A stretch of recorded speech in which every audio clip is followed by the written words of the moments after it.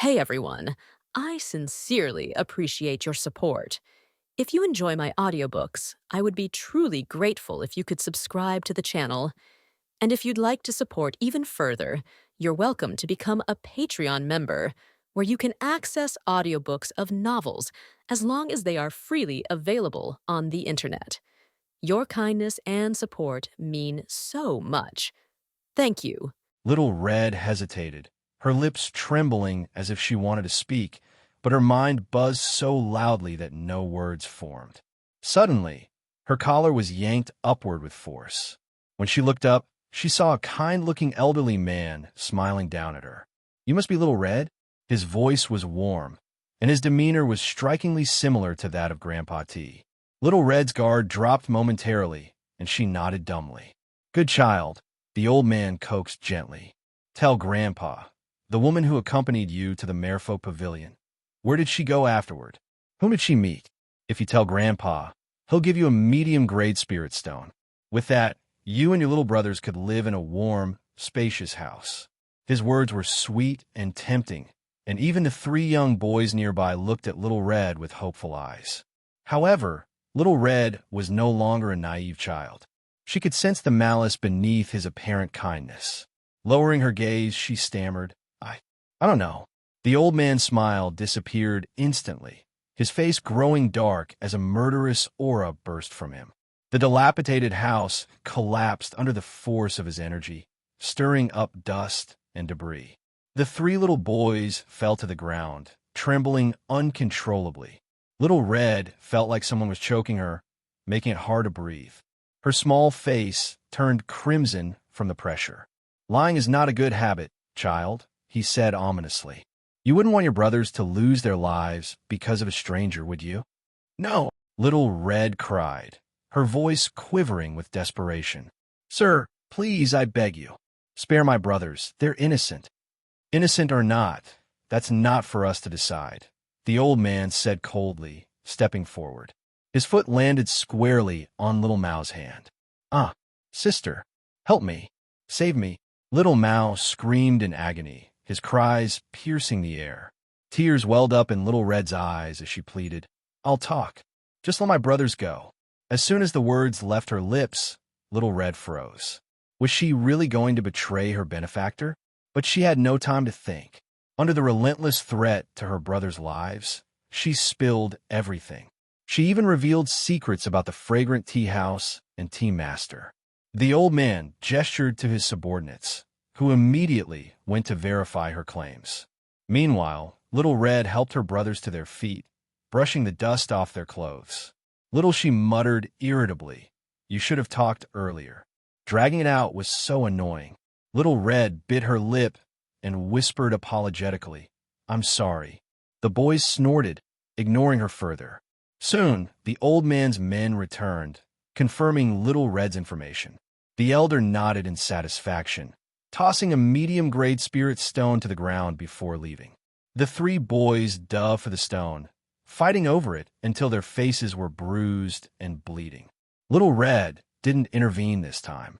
She stood stiffly, as though her soul had left her body, haunted by the image of a blood-stained hymn from the messenger she betrayed. Had she made a terrible mistake?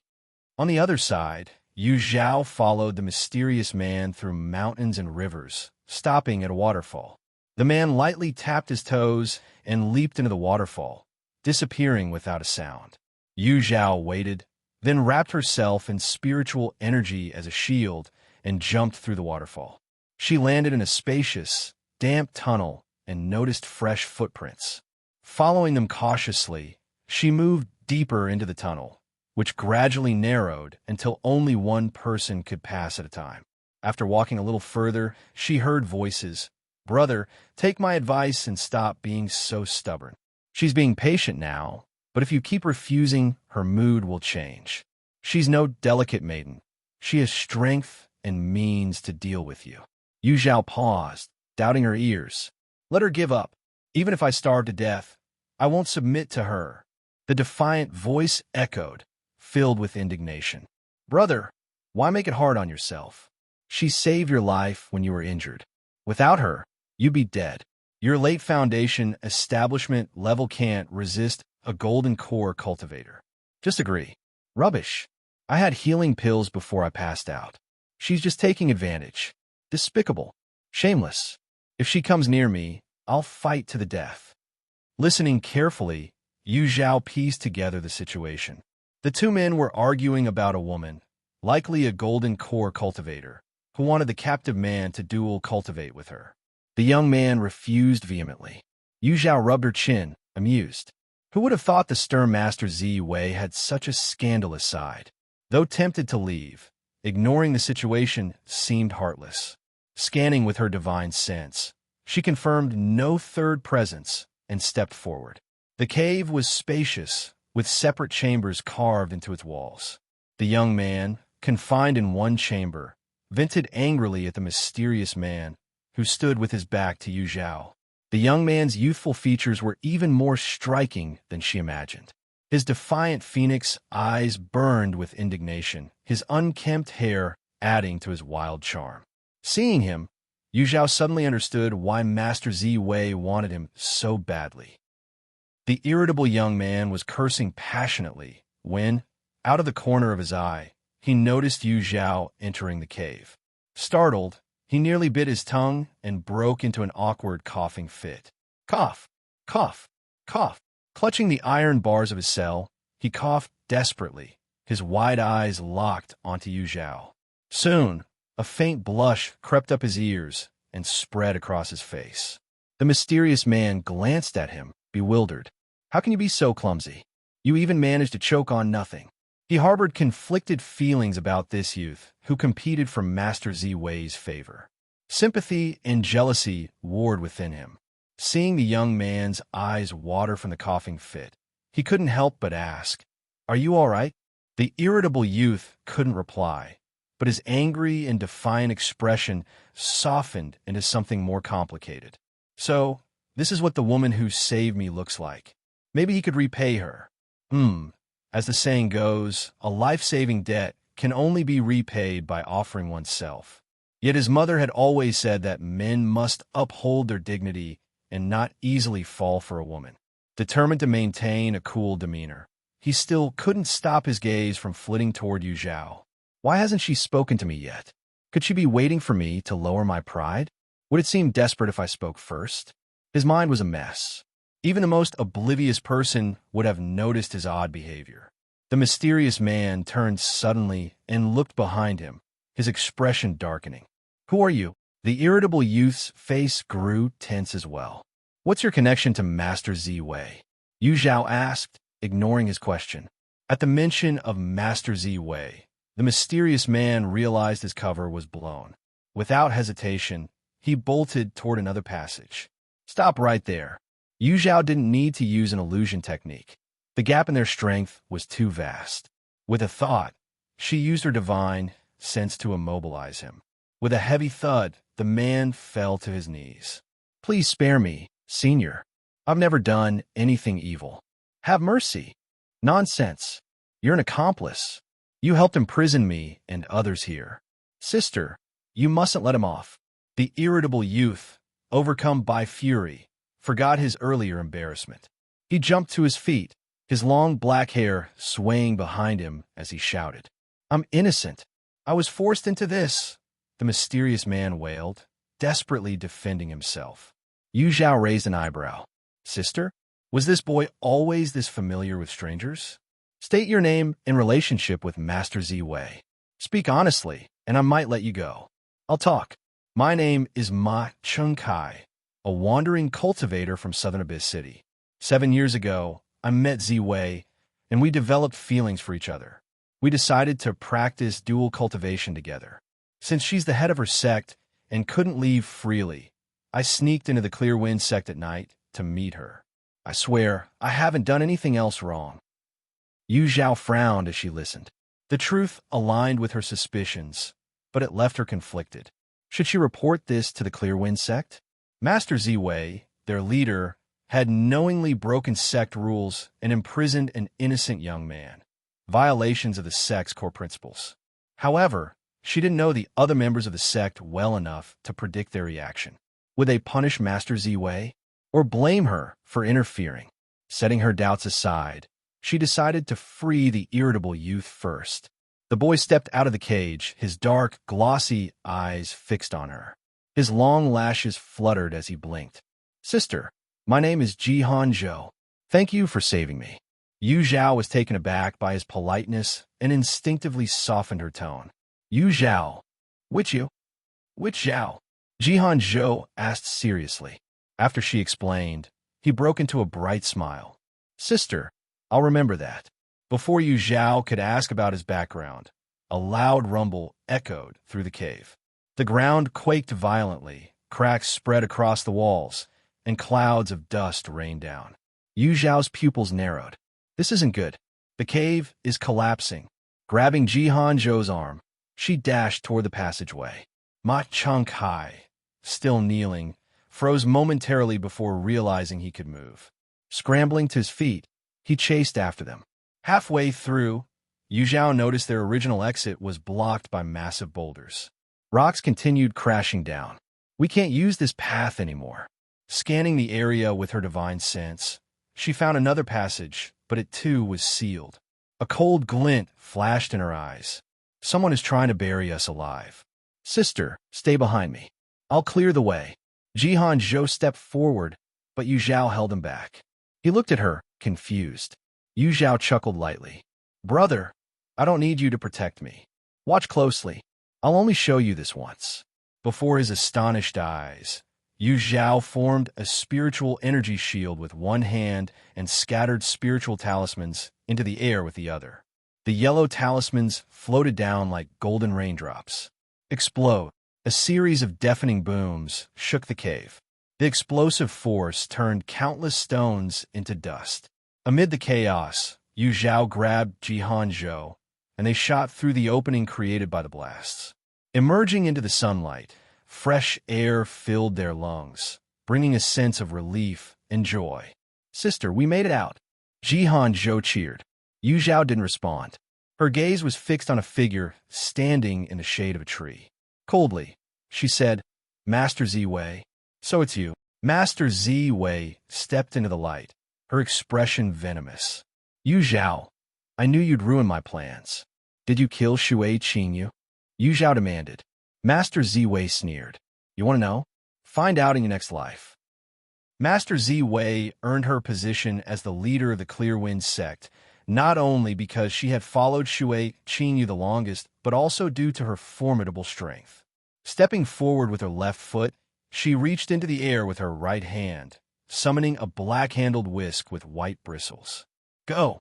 With a swift motion, she swung the whisk, sending several white beams of light toward Yu Zhao like a sudden downpour. Yu Zhao pushed Jihan Zhou aside, erecting a protective spiritual shield with one hand while rapidly forming a seal with the other. Flower substitution technique. Thud, thud, thud. The white beams struck a large boulder, leaving it riddled with holes. Meanwhile, Yu Zhao reappeared 100 feet away. Master Ziwei's expression darkened, and she let out a cold laugh. "Let's see how many times you can escape." Her spiritual energy surged, and the white bristles of the black whisk extended rapidly, swarming toward Yu Zhao's position. Jihan Zhou watched nervously from the sidelines. Though he wanted to help, his limited strength rendered him powerless. Clenching his fists, he silently cheered for Yu Zhao. Even if it meant his death, he vowed never to yield to this vile woman. Unbeknownst to Yu Zhao, even at this critical moment, Jihan Zhou was still fixated on protecting his own dignity. Retreating swiftly, Yu Zhao shouted, "Master Ziwei, Ma Chengkai is still waiting for you in the cave. How can you bear to harm him too?" A flicker of hesitation crossed Master Ziwei's eyes, but hatred soon overwhelmed her. Though Ma Chengkai's strength was lacking, he was obedient and had never defied her. She had been relatively satisfied with him. Otherwise, she wouldn't have assigned him to guard Jihan Zhou. Had Yu Zhao not barged into her secret hideout, she wouldn't have been forced into this desperate situation. Ma Chengkai, if you want to blame someone, blame Yu Zhao for meddling. She's the real culprit behind your demise. Ziwei, Ziwei, save me. Ziwei. Suddenly, A familiar voice echoed in her ears. Master Zi Wei's pupils contracted in disbelief as she looked toward the cave. Could it be that Ma Changkai was still alive? How is this possible? Ziwei, I'm in so much pain. Please help me. Ma Changkai's cries grew weaker, yet his tone remained heartfelt, each word a plea for her compassion. For a moment, Master Ziwei's foot hesitated, but she quickly hardened her resolve. Her priority was to eliminate Yu Zhao. If Ma Changkai could be saved after Yu Zhao was dealt with, she might consider giving him another chance. As for now, no matter how sorrowful the cries from the cave became, she remained unmoved. Yu Zhao silently marveled at Master Zi Wei's resilience. As expected, she wasn't someone easily swayed by illusions.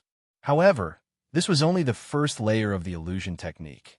Yu Zhao was curious to see how far Master Zi Wei's willpower could carry her through the subsequent layers. Yu Zhao, I told you long ago, you shouldn't have come. In Master Zi Wei's vision, Yu Zhao hadn't escaped for long before the whisk's bristles ensnared her, trapping her in a cage with no way out. The battle was decided. Master Zi Wei felt both triumphant and exhilarated. Years ago, she had been unable to surpass Shui Qinyu, enduring mockery from her followers. Now, Shui Qinyu's closest blood relative was about to die by her hand. It was the ultimate revenge for the humiliation she had suffered. Your life is mine. Master Zi Wei clasped her palms together, and the cage formed by the whisk's bristles tightened, leaving no room for escape. Yet the expected screams and blood never materialized. Master Zi Wei froze momentarily before realizing something was wrong. Retracting her whisk, she found its white bristles spotless. No blood, not even dust. Her expression shifted to one of shock and dread. The figure in the cage wasn't Yu Zhao. Where was Yu Zhao? Outside Southern Abyss City, a shadowy figure, clad in black, strolled effortlessly through the skies, seemingly unbothered. His pace was unhurried, yet with every step he took, his figure reappeared 1,000 miles away, leaving behind a faint afterimage that lingered in the air. To the distant observer, it appeared as though two identical figures were leaping forward in a relay. From Southern Abyss City to the Clear Wind Sect, Yu Zhao had spent 2 arduous days traveling. However, this black-clad man needed no more than the time it takes an incense stick to burn to appear above the Clear Wind Sect. This place has a new sect. The man raised an eyebrow, his tone a mix of surprise and disdain. Without hesitation, he unleashed his divine sense, a wave of oppressive power that swept across the entire area. His goal was clear, to find the woman who dared leave her mark on the merfolk. He would flay her alive to soothe his rage. At this moment, the Clear Wind Sect was a picture of peace. Elders and disciples were diligently attending to their respective tasks. But this tranquility shattered in an instant when a massive pressure descended from above. The tiles of the sect's grounds cracked and splintered under the force. Many weaker disciples collapsed unconscious, unaware of what had struck them. Those who remained conscious fell to their knees, spitting blood, their faces twisted with terror. The elders who had survived the catastrophe 2 decades prior paled in despair. They've returned, one elder whispered hoarsely. The Clear Wind Sect was doomed. The black-clad man furrowed his brows. None of the women here carried the presence he loathed. She's not here, he muttered, his expression darkening. No, wait, there it was. A faint trace of that despicable aura, indicating that she had left not long ago. His divine sense extended outward. Moments later, his lips curled into a sinister smile. Found you. Before the words fully left his mouth, his figure disappeared. The Clear Wind Sect, oblivious to their reprieve, remained gripped by panic. Meanwhile, Yu Zhao, far away, sensed her impending doom. The aura of a nascent soul cultivator was overwhelming and unrestrained, its suffocating presence making her heart pound and blood boil in sheer dread. A chill ran down her spine, and cold sweat drenched her back. Run! There was no time to spare. Ignoring her clash with Master Zi Wei, she turned into a streak of light, fleeing at full speed. "Wait for me, sister," called Zhao, who had no grasp of the danger. Oblivious yet determined, he chased after Yu Zhao, his actions guided by pure instinct. Yu Zhao nearly exploded with frustration. If she ran alone, the nascent soul cultivator would focus solely on her, giving Zhao a chance to escape. But with him trailing her like this, even a fool could tell they were allies. The cultivator wouldn't spare him either. Grinding her teeth, Yu Zhao racked her brain for a plan. If she kept running blindly, it wouldn't be long before she was caught. She needed a way to buy some time. Abruptly, she stopped midair and pulled out a purple gold pot from her storage space. Her fingers lingered on it reluctantly, caressing its surface as if saying goodbye. Then, with resolve, she flung into the distance. Turning, she grabbed Zhao by his collar, hauling him like a stray pup as she resumed her desperate escape. The fierce winds lashed against her face, but her eyes remained cold and unyielding. She had done her part. If Zhao's luck ran out and he perished during the chase, she would no longer feel responsible. However, Zhao's misfortune paled in comparison to Master Ziwei's. Trapped in the illusion Yu Zhao had cast, she had no idea that Yu Zhao and Zhao were already long gone. The realization struck her only when the terrifying aura of the nascent soul cultivator drew nearer, blanketing her in oppressive force. She snapped awake, her body trembling under the pressure. Looking up, her blood froze in her veins. It's him. Even after 20 years, Master Ziwei had never forgotten that face, seen only once. It was like a nightmare etched deeply into her mind. She had thought she would never encounter him again, but here he was. Master Ziwei was both shocked and terrified, her throat feeling as though it were stuffed with something, forcing her to retch. "You've seen me? Then I can't let you live." The man in black cast her a cold glance and flicked his finger, sending out a streak of spiritual light. "No." Master Ziwei could only utter a single syllable before her entire being turned to ash, vanishing into the heavens and earth. The man in black lifted his gaze, looking in the direction where Yu Zhao had fled. A playful smile curled at his lips. He enjoyed watching people struggle before death, especially when he first gave them hope, only to slowly crush it. Their despair and twisted expressions were the most delightful feast for him. He lingered deliberately for a moment before leisurely continuing the pursuit. "Those who block me will die." A forceful aura suddenly filled the heavens and earth, as if a war god had descended. The man in black paused, his figure stiffening as he stared warily at the woman in red standing ahead. His brows furrowed deeply. Her imposing presence surpassed even his own. Was she at the late nascent soul stage? He had never seen this woman before. Was her appearance here a coincidence? Or had she been waiting for him deliberately? The man in black hesitated, wavering in his thoughts. The higher his cultivation, the more he feared death. For this reason, he coerced the merfolk tribe to implant heart demon marks in influential cultivators, constantly searching for secrets to prolong his life. Now, confronted by a nascent soul cultivator blocking his way, his first thought wasn't to fight, but to seek a peaceful resolution. "Fellow Taoist, may I ask why you are obstructing me?" The man in black cupped his fists in inquiry.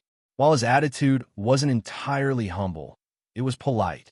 He believed he had shown sufficient respect, but the woman in red merely sneered, her gaze brimming with disdain. A flicker of anger passed through the man's eyes, but he suppressed it and continued in a cold voice. "Fellow Taoist, I have no intention of opposing you. Please step aside and do not interfere with my business." Her response was unyielding. "Those who block me will die." Her overwhelming aura shook his soul. For the first time, the man in black felt a surge of hesitation. He silently gave himself an excuse. There was no need to risk a conflict with a nascent soul master over a mere merfolk. Yet leaving without a fight would be humiliating. His eyes gleamed with calculation as he feigned retreat, only to suddenly spin and strike. A palm aimed at the woman in red. This strike contained nearly 50% of his spiritual power. As his attack surged forth, The air rippled, distorting the very space around them. The man in black had no intention of truly harming her. In his mind, the blow would miss, and he could take the opportunity to retreat gracefully without offending her further. But what happened next was utterly unexpected. The woman in red didn't dodge. Instead, his palm landed squarely on her chest. His hand passed through her body, striking the mountain behind her. The mountain shuddered with a thunderous crash. Half of its midsection disintegrated instantly, sending massive boulders tumbling and a cloud of dust into the air. Dumbfounded, the man in black turned his head back. He watched as the figure of the woman in red slowly faded and finally dissolved into smoke. A fake? An illusion? Realizing the truth, a surge of shame and fury rushed to his head. Such humiliation, such disgrace. He had been duped by a mere illusion. The man in black, who once dismissed Yu Zhao as a reckless miner, now harbored a hatred so intense it seemed to seep into his bones. A mere golden core cultivator dared to toy with a nascent soul master? Such insolence demanded punishment. Enraged, he abandoned his playful pursuit. With 3 swift strides, his figure blurred like a meteor, instantly closing the gap. After his 3rd step, the fleeing silhouettes of Yu Zhao and Ye Cong Xin appeared within his line of sight. Ah, so the desperate pair are nothing more than runaway lovers. His voice was soft, yet it thundered in their ears like a clap of lightning. Ye Cong Xin faltered, blood spilling uncontrollably from his eyes, ears, nose, and mouth. Even Yu Zhao felt her insides churn as the metallic taste of blood filled her mouth. Suppressing a groan, her heart sank. Clearly, the purple gold pot had bought them only a fleeting reprieve. To deceive ordinary cultivators might have been plausible, but to elude the keen senses of a nascent soul master was a Herculean task. Knowing she was out of time, Yu Zhao resolved to unleash her ultimate weapon.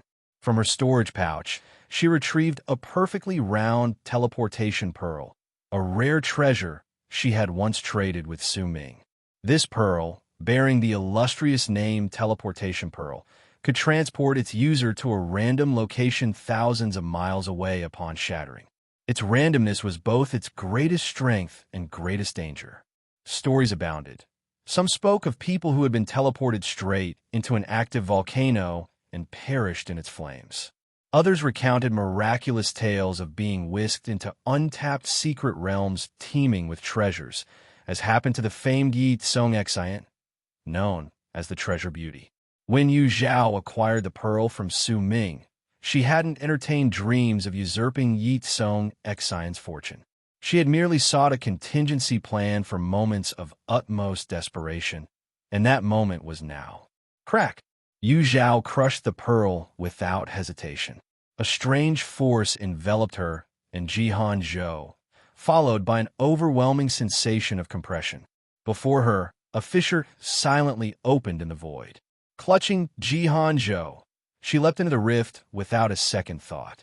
The man in black arrived just in time to see the fissure seal shut before his eyes. His bloodshot gaze darkened further as an unrestrained roar of fury erupted from him. Damn it! Damn it all! He howled, shaking the heavens. She had a teleportation pearl. Who was this woman? How could she possess such a trove of rare and peculiar treasures? Yet his anger soon gave way to a twisted glee.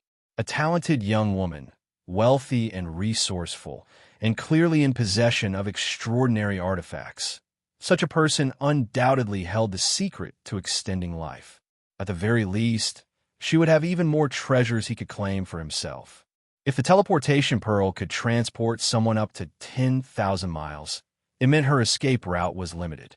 As long as he searched every inch of land within that radius, she would have no place to hide, unless she had another teleportation pearl, which was exceedingly unlikely.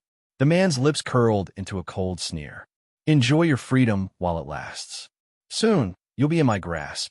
Releasing his divine sense, he meticulously scanned his surroundings. No movement, not even that of a fly, would escape his notice. Darkness, complete and utter darkness. From the waist down, Yu Zhao felt as though she was submerged in some kind of thick, sticky semi-liquid. The air reeked of decay. Frowning, she muttered to herself, "Have I been teleported into a pit of rotting corpses or a trash dump? This stench is unbearable." Suppressing her sense of smell, she glanced at Jihan Zhou, who was teetering on the edge of unconsciousness. Without hesitation, she stuffed a pill into his mouth. Her divine sense expanded into the pitch-black surroundings, probing her environment. Yu Zhao's expression grew peculiar. It was well known that teleportation pearls transported people to random locations. But this was beyond random. It had flung her and Jihan Zhou right into the stomach of a sea beast. Based on the faint energy fluctuations, she surmised that they were somewhere in the southern abyss. The ocean around them teemed with strange and fantastical undersea, demonic creatures. Their auras varied in strength, but coexisted surprisingly harmoniously. Yu Zhao initially planned to slash her way out of the sea beast's stomach. However, she soon detected a faint but terrifying aura lurking somewhere in the depths of the ocean. Abandoning her reckless idea, she decided to wait and observe. The southern abyss was notorious for being both a treasure trove and a death trap. Cultivators flocked there every year to hunt sea beasts, but many never returned. Even nascent soul masters had to tread carefully. The unknown terrors lurking beneath the waves made survival a gamble. Concerned for her own life, Yu Zhao resolved to remain hidden inside the sea beast's stomach until she found a better opportunity to escape. The creature was enormous, its massive belly grotesquely disproportionate to its narrow tail, resembling a heavily pregnant woman. Due to its size, it fed voraciously, pausing only briefly between meals. Its feeding method was peculiar. The creature would locate an area densely populated with smaller sea beasts, then open its maw to create a whirlpool-like suction. Everything in its vicinity was dragged into its stomach.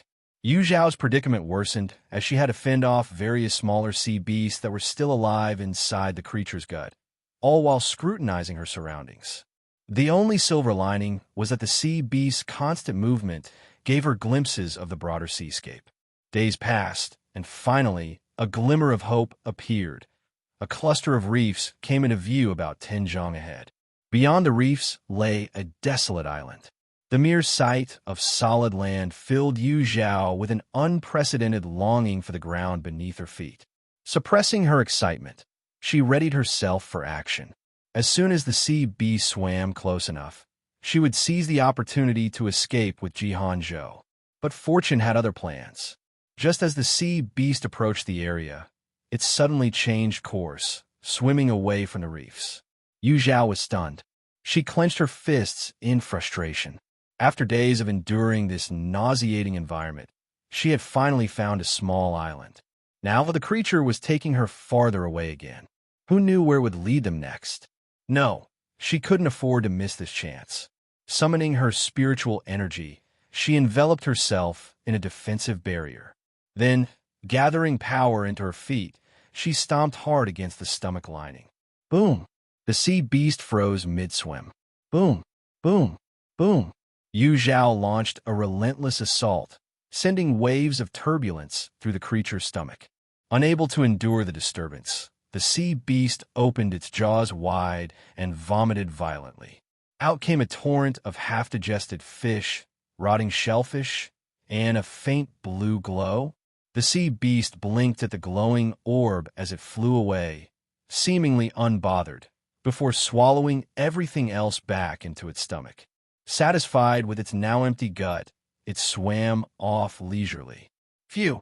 Yu Zhao broke through the water's surface, gasping in horror at the sight of the sea beast's feasting. The grotesque scene almost made her vomit. Shaking her head, she forced herself to forget and dragged Jihan Zhou onto a nearby beach. The golden sands glittered under the sunlight, lifting her spirits. After laying Jihan Zhou flat on a patch of grass, she sat down beside him, letting out a long sigh.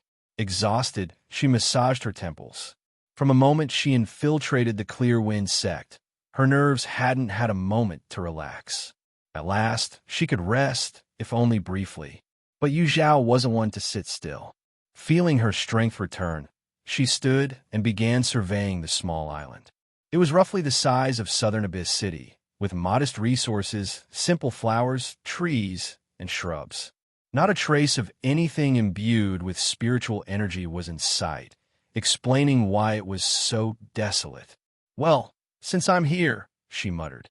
Remembering the nascent soul cultivator still hunting her down, she decided staying hidden on this island wasn't such a bad idea. After checking Jihan Zhou's injuries and confirming he was stable, she perched cross-legged on a reef, gazing at the ebb and flow of the waves. The tranquility of the scene carried a rare sense of timeless peace. Half an incense stick later, Yu Zhao stood up. This method of relaxation wasn't for her.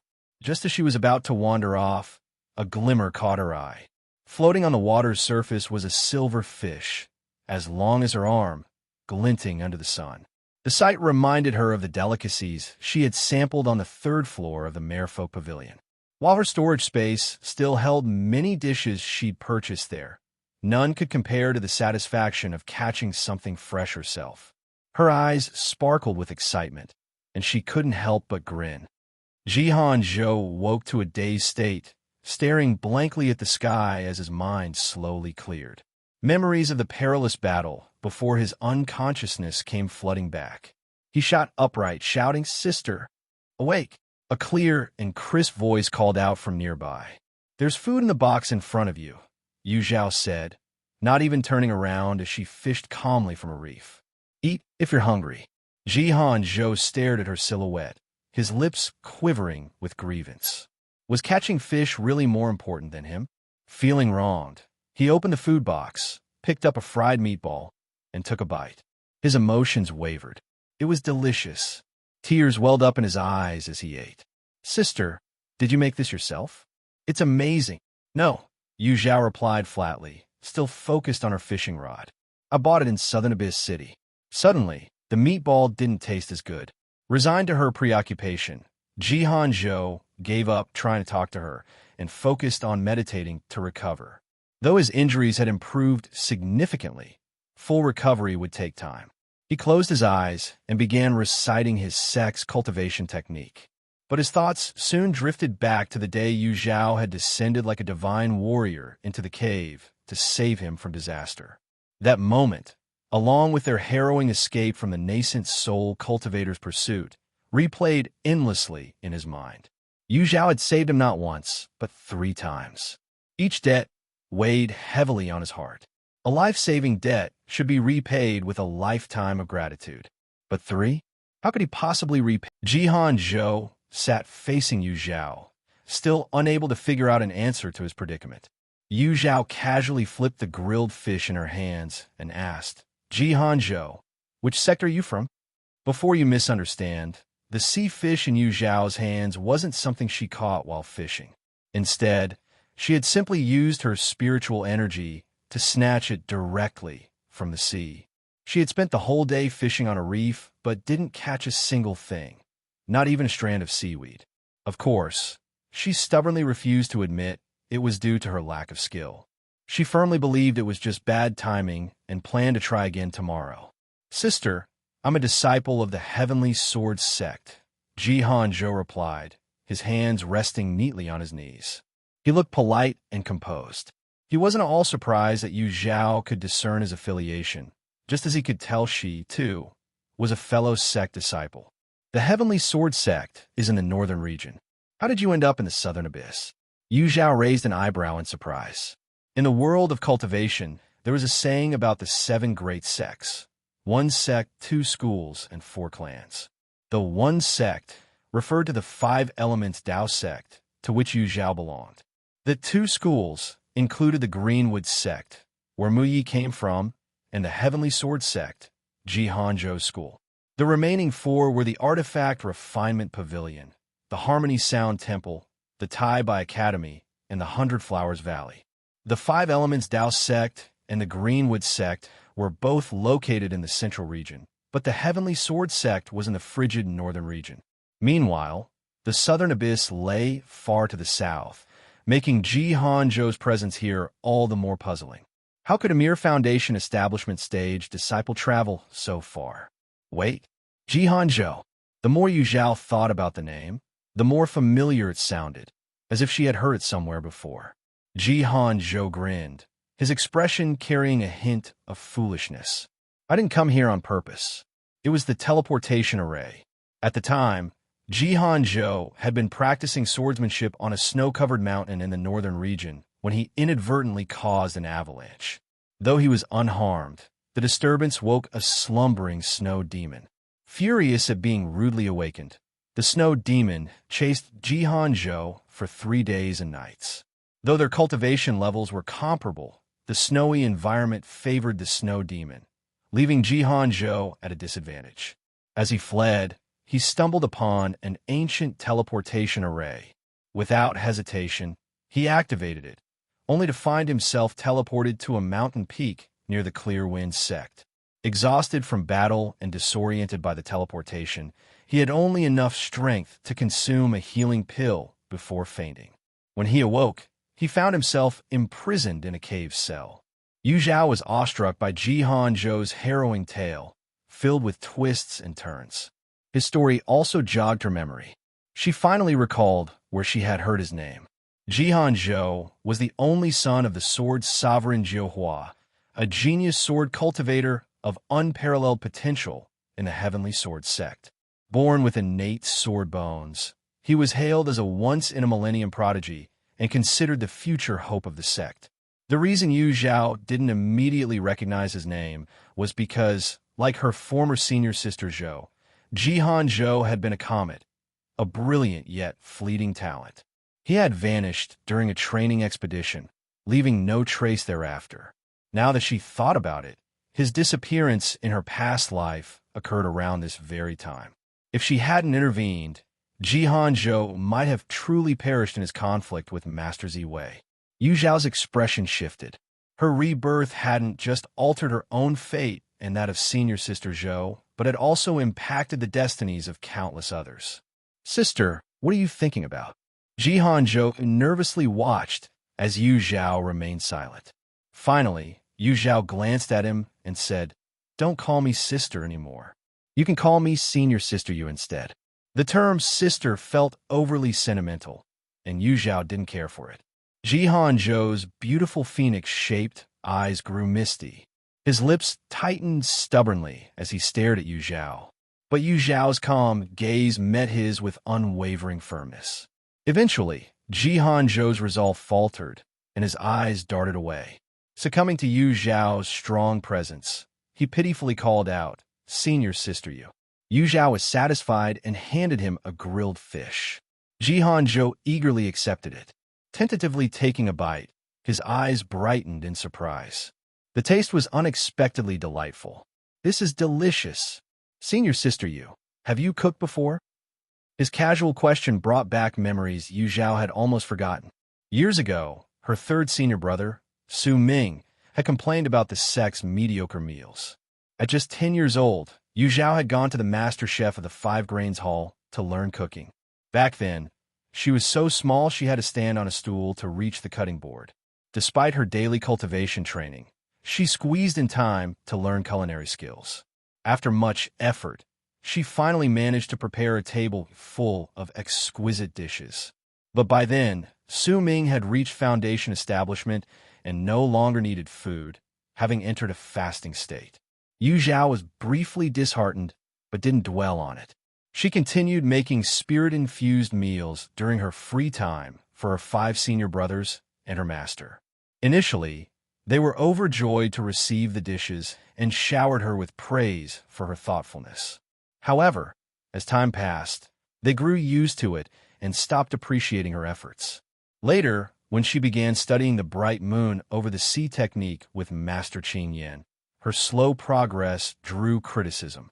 Fang Chenglang accused her of being distracted by trivialities and ordered her to stop cooking and focus entirely on cultivation. Feeling ashamed, Yu Zhao eventually gave up cooking altogether. Now, recalling the hardships she endured while learning, a deep sense of regret filled her. She had wasted her time and energy on thankless tasks. The spirit food she painstakingly prepared wasn't even tasted by her, yet she was blamed for being frivolous.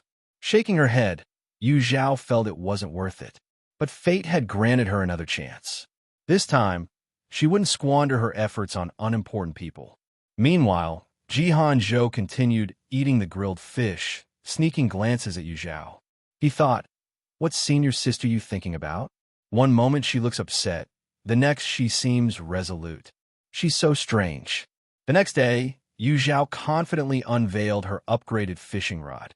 With a smooth motion, she cast the line into the sea, ready to catch fish. Jihan Zhou, intrigued by her activity, decided to craft a makeshift fishing rod and joined her. The two sat side by side, waiting for a bite. From sunset to sunrise, the fishing lines didn't so much as twitch. Disheartened, Jihan Zhou asked, "Senior sister Yu, should we keep waiting?" Yu Zhao's face darkened as she put away her rod. "The wind's not right today. Okay," Jihan Zhou replied. On the third day, Yu Zhao declared, "It must be the bait. Tomorrow, we'll try different bait." "Okay." On the fourth day, she speculated, "The problem must be the hook. Tomorrow, we'll change the hook." "Okay."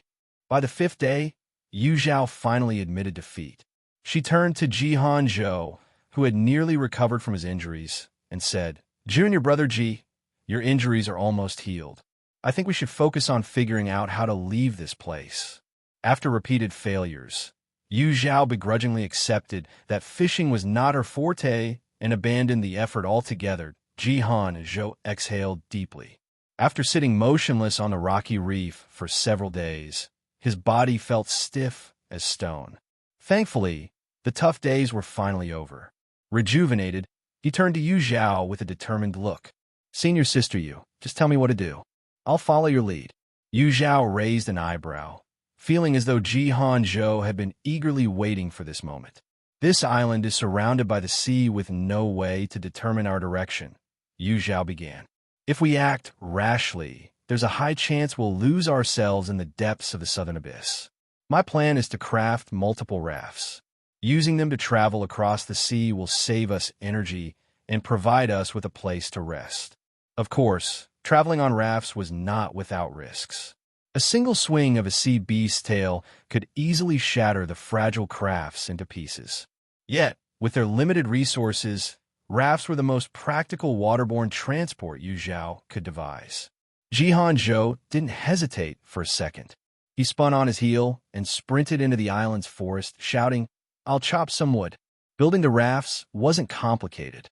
With their combined effort, the two managed to construct dozens of them in less than an hour. "Let's set off." The rafts were launched, and Yu Zhao and Jihan Zhou leapt aboard. Powered by spiritual energy, the rafts swayed gently as they drifted away from the island into the unknown. Standing atop the bamboo rafts, Yu Zhao and Jihan Zhou gazed out at the endless expanse of sea. Though they faced uncertainty, their expressions showed neither hesitation nor fear, only unwavering determination and hope. Cultivation was, after all, a path that defied the natural order. Those who hesitated or feared could never aspire to immortality. Eastern's southern abyss city. In a modest courtyard, Little Red was up before dawn. She chopped firewood and boiled water. After lighting the firewood, she grabbed a bucket and headed to the well at the end of the street to fetch water. Once the water jar was filled to the brim, she rushed to the front street to buy breakfast for her three younger brothers, without taking a moment's rest.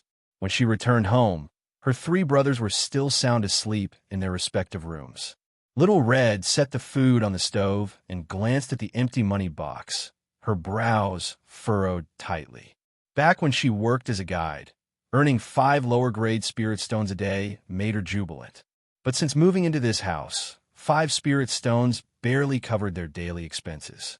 The nearby children came from wealthy families, so her brothers always demanded the best of everything to avoid being bullied. As a result, her spirit stones disappeared like water through a sieve. She was broke now. However, Little Red wasn't too anxious yet. She still had 6 upper-grade spirit stones left with Grandpa Cha. The problem was, she had let slip about Grandpa Cha last time, so she hadn't dared visit him since. Now, with no other option, she had to go to Fragrant Tea House. Tiptoeing, she carefully closed the door behind her. On the way, she kept rehearsing what to say to Grandpa Cha to avoid making him angry. She hadn't followed his advice and had returned home without permission. Surely, Grandpa Cha would be disappointed, but she couldn't abandon her brothers. If she sincerely apologized, perhaps he would forgive her. Lost in thought, she soon arrived at the Fragrant Tea House. Raising her head, she froze.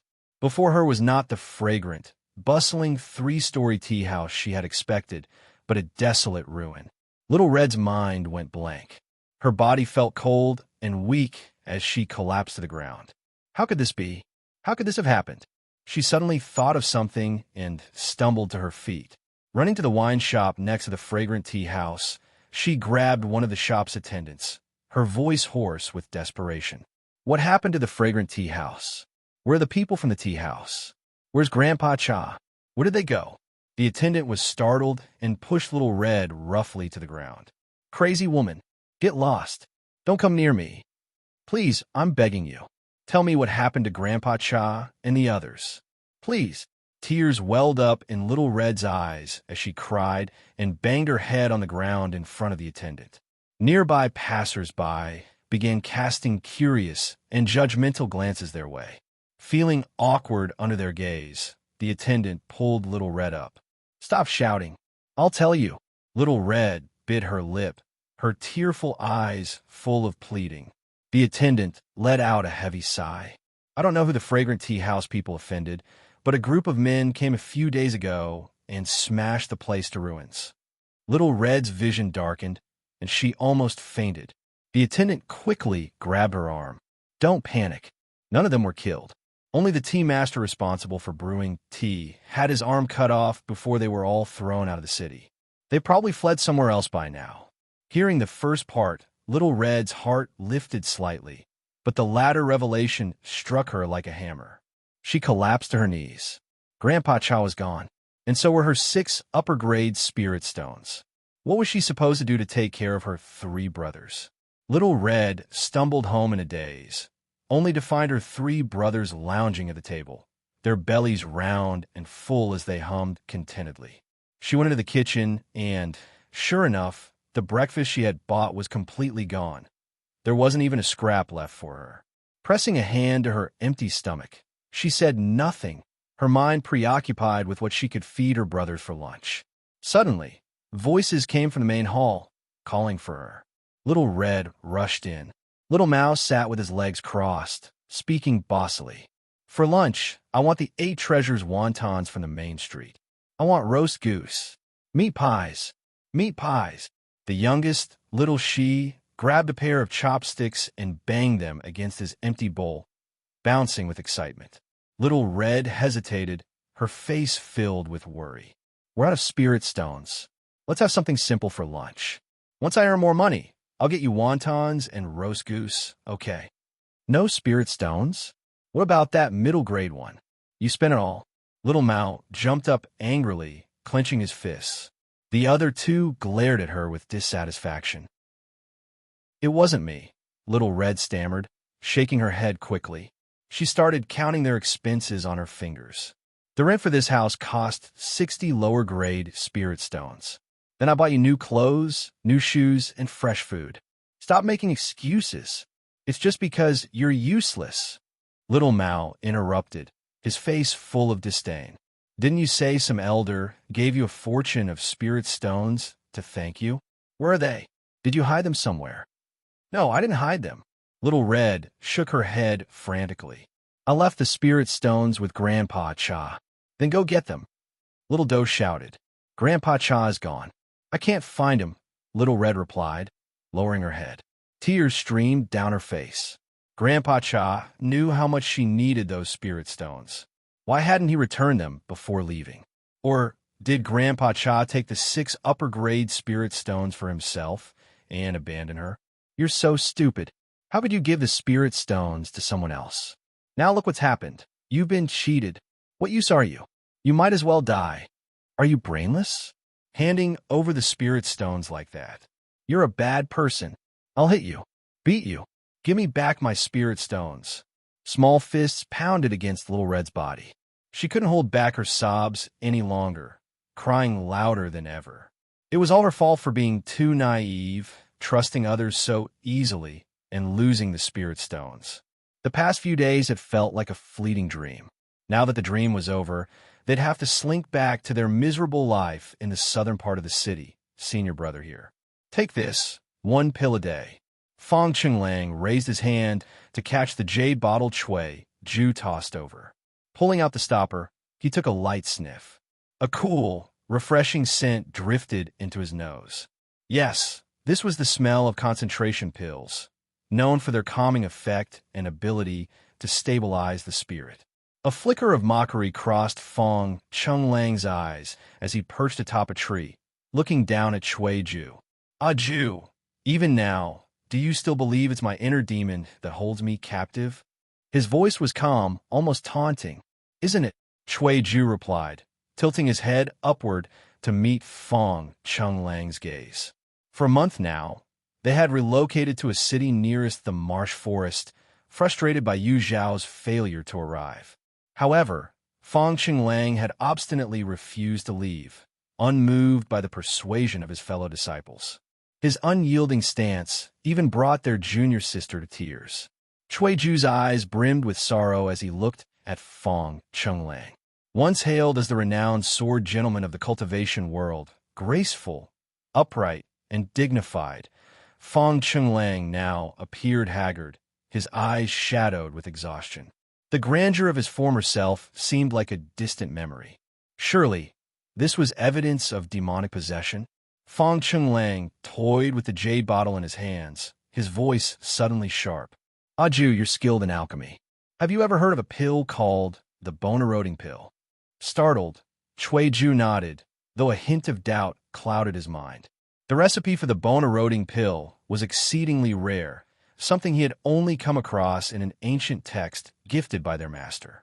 How had Fong Chenglang come to know of it? Have you ever made one? Fong Chenglang asked, his tone deliberate. Never, Chui Ju replied curtly.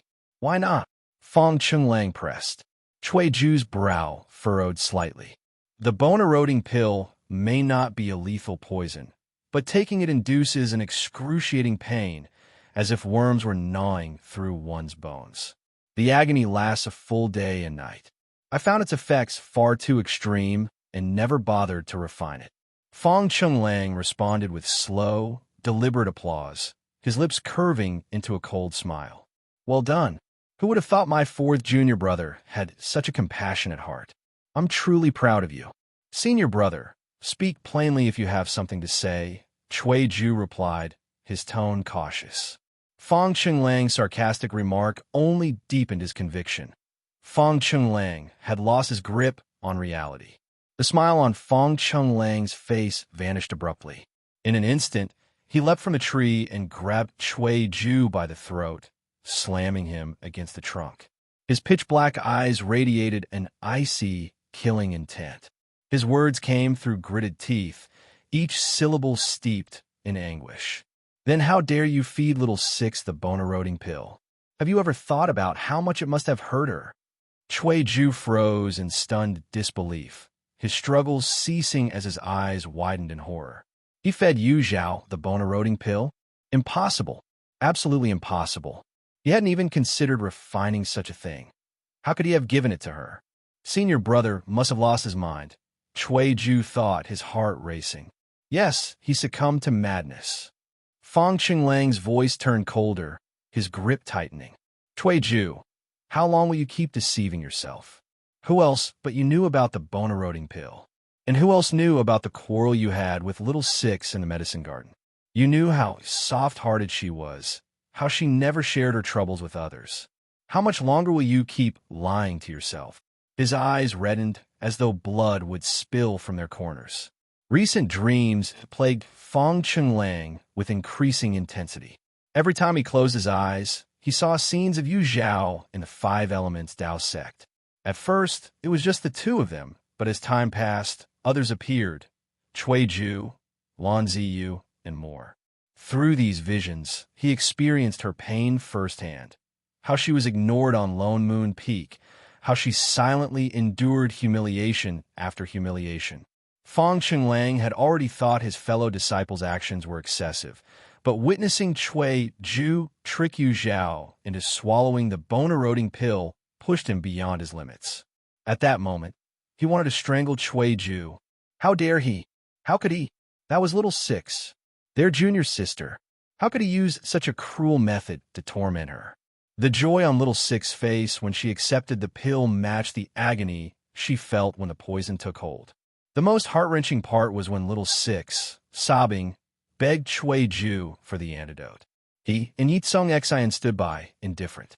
Fong Chenglang watched helplessly as the light faded from Yu Zhao's eyes.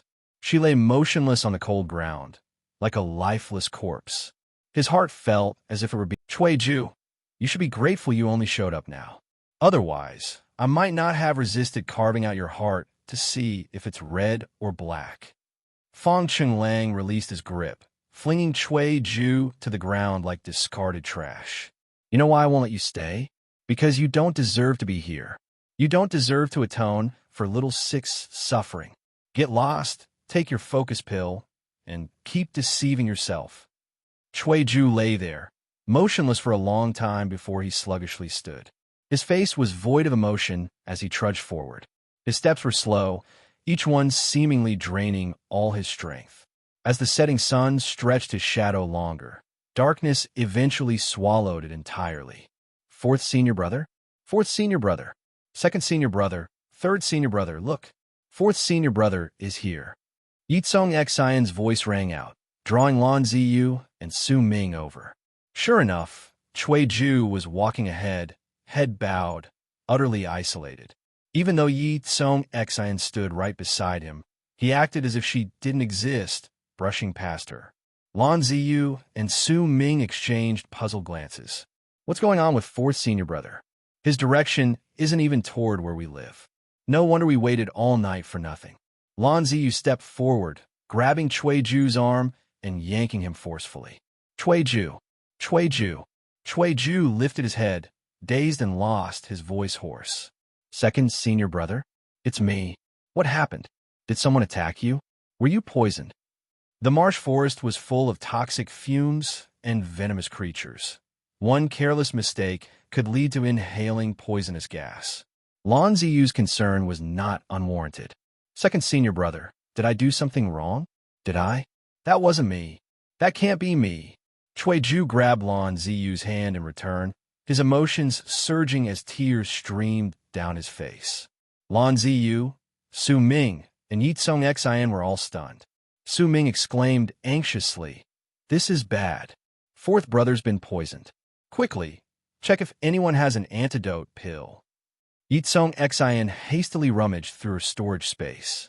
Cui Zhu was her best chance at winning favor. She couldn't let anything happen to him. Cui Zhu wasn't listening to any of them. His thoughts remained trapped in the harsh questions Fong Chenglang had hurled at him. He didn't want to believe those accusations, but Fong Chenglang's expressions were too genuine, his tone too resolute, and even the details he described were too vivid. Could a heart demon fabricate something so realistic? Cui Zhu couldn't be sure. The thought of ever concocting a batch of poisonous pills and tricking Yu Zhao into consuming them made his hands tremble uncontrollably. If such a future were possible, he would rather never touch a pill refining furnace again. Ye Cong Xin, always indulged and never short of pills, soon found an antidote. She was ready to administer it to Cui Zhu herself when his gaze fell on her. His expression shifted abruptly, and he slapped her hand away with disgust. "Don't touch me." Ye Cong Xion stood there, stunned. "What are you doing, fourth brother?" Su Ming rushed forward, shoving Cui Zhu aside and shielding Ye Cong Xion behind him. Ye Cong Xion felt a stinging sensation on the back of her hand. Her first reaction wasn't anger, but fear. She keenly sensed that something uncontrollable was happening again. Lan Ziyu also looked at Cui Zhu with evident disapproval. Cui Zhu hadn't returned all night, worrying their little junior sister sick. At daybreak, she had insisted on leaving the sect to search for him. And yet, Not only was he ungrateful, but he also had the audacity to strike her. Apologize. The pitiful and fragile junior sister, the impulsive and irritable third brother, and the second brother, forcing him to apologize. Cui Ju gazed at the trio, united in their indignation, his expression dazed. Once he had been one of them, and yet, standing in opposition to them now, he saw the one he thought he had been protecting, Yu Zhao. It was as if thunder had split the fog, clouding his mind. Suddenly, Cui Ju understood. It had always been his own delusion. Yu Zhao had never received special treatment at Lone Moon Peak. On the contrary, her life had been full of grievances due to their misunderstanding and inaction. You know, little Six is soft-hearted and never shares her troubles with others. How long will you keep lying to yourself? The words of the eldest brother rang like a sharp slap across his face. Cui Ju managed a bitter smile. Xiao Zhao, I was wrong. I'm sorry. Cui Ju raised his head, his voice steady and devoid of emotion. Unable to hold back her tears any longer, Ye Cong Xin ran off, sobbing. Su Ming shot Cui Ju a fierce glare and quickly chased after her. Lan Ziyu's face turned cold, his eyes brimming with frost. Cui Ju, you've gone too far. Cui Ju turned to look at him. Second brother, I already apologized to little junior sister as you requested. What more do you want? To have me imprisoned in the black prison when we return to the sect? Or perhaps wait until fifth brother finishes his seclusion and let him beat me to vent her anger? Lan Ziyu's brows furrowed more deeply. At first, he didn't understand Cui Ju's words. But upon hearing black prison, he realized Cui Ju was speaking up for Yu Zhao. He felt perplexed. Did eldest brother talk to you about this again? It wasn't his order to send Yu Zhao to the black prison. And besides, how long had it been since that incident?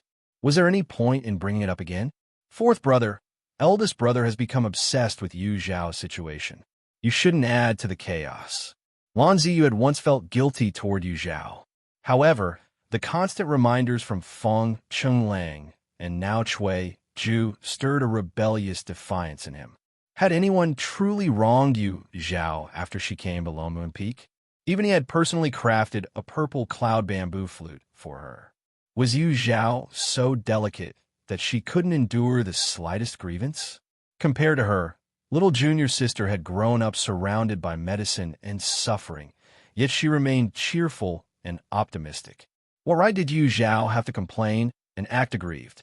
In his view, Yu Zhao was overly sensitive, fussing over trivial matters and dragging everyone else into her drama. Seeing the growing impatience on Lan Ziyu's face, Cui Ju opened his mouth to speak, but ultimately let out a long sigh instead. There's no such thing as true empathy. Words were futile. One day, second brother would understand what he meant. Second brother, go back. I'll stay here. Cui Ju turned toward the direction of the marsh forest. It was time for him to atone for his sins.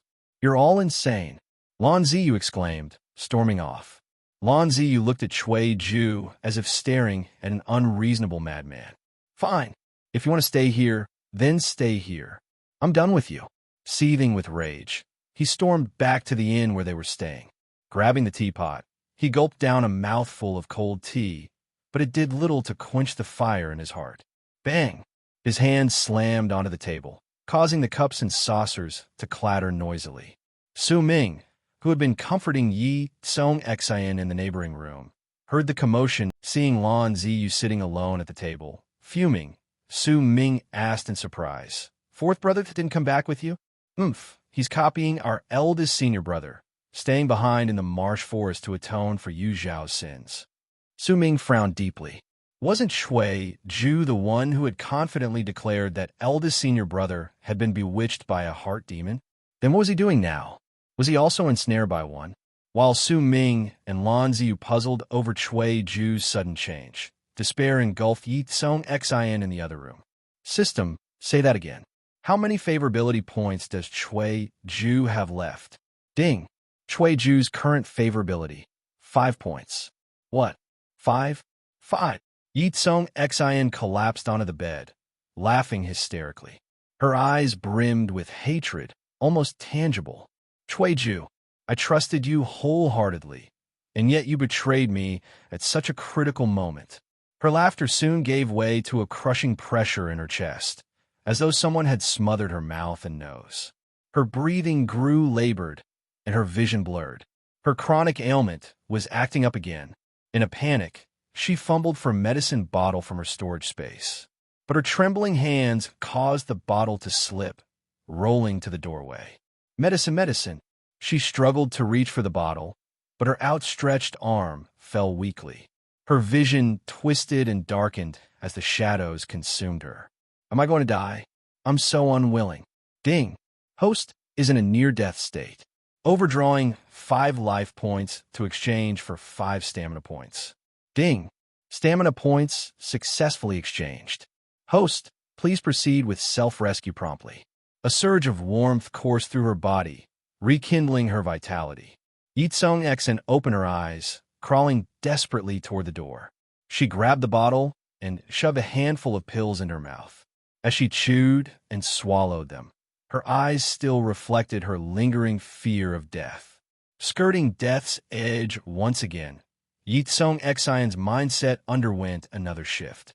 She had once believed that winning a man's favor was a simple task, a goal best achieved subtly and naturally. But Cui Ju's abrupt betrayal brought an unprecedented sense of urgency. She now understood clearly. Unless favorability reached 90 points, all her previous efforts could easily crumble to dust. She could no longer be hesitant. Her pool of target individuals had to expand. While others might yield less luck value, every bit added up. Moreover, her cultivation had stagnated for far too long.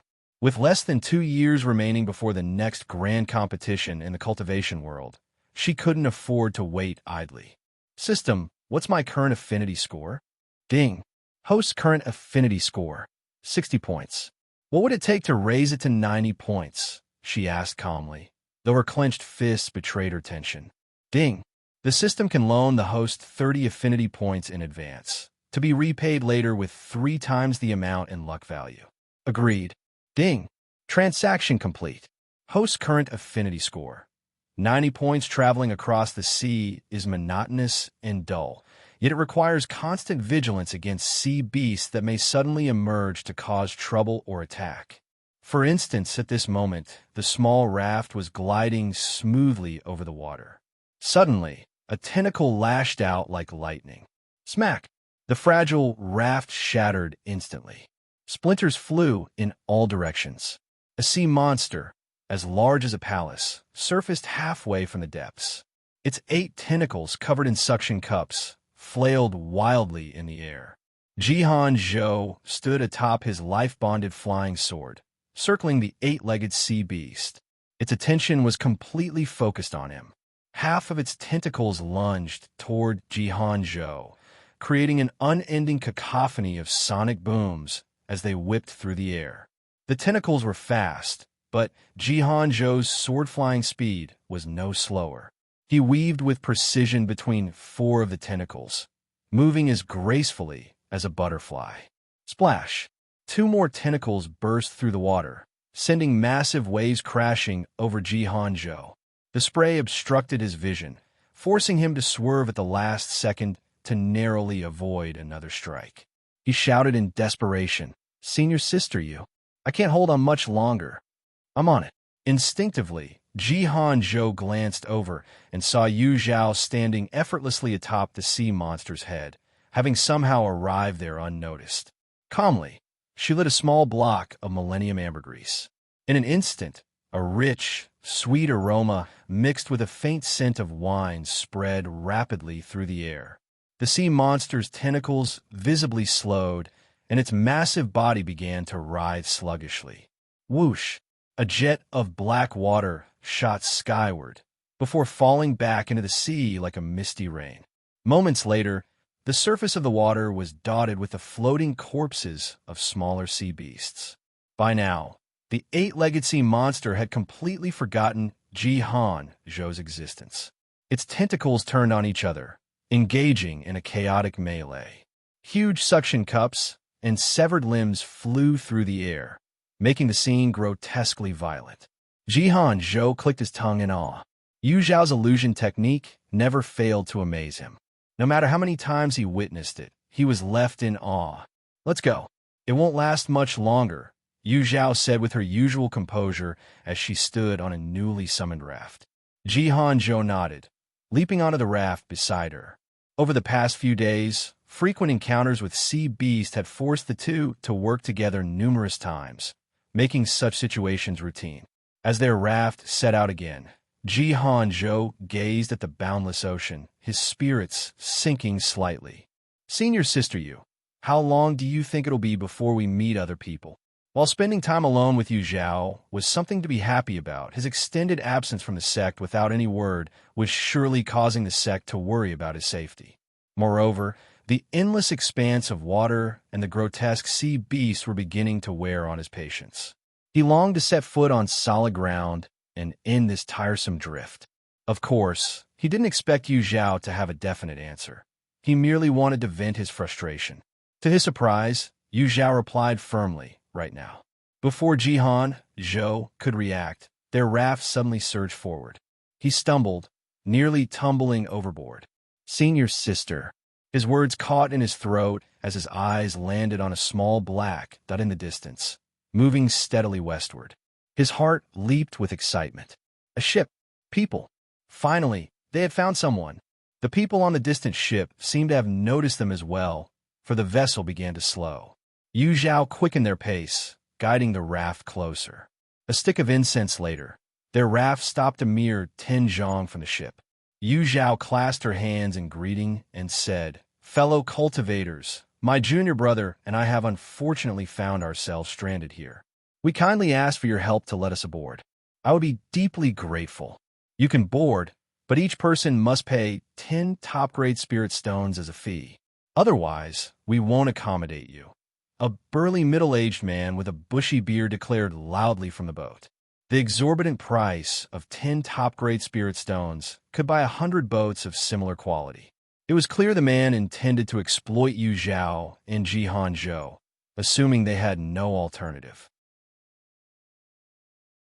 Though 10 top-grade spirit stones weren't much to Yu Zhao and Zhao, caution was necessary while traveling. Feigning reluctance, Yu Zhao haggled with the man for a long time. Only when he pretended to leave did she grudgingly hand over the fare. Boarding first, she discreetly surveyed the boat.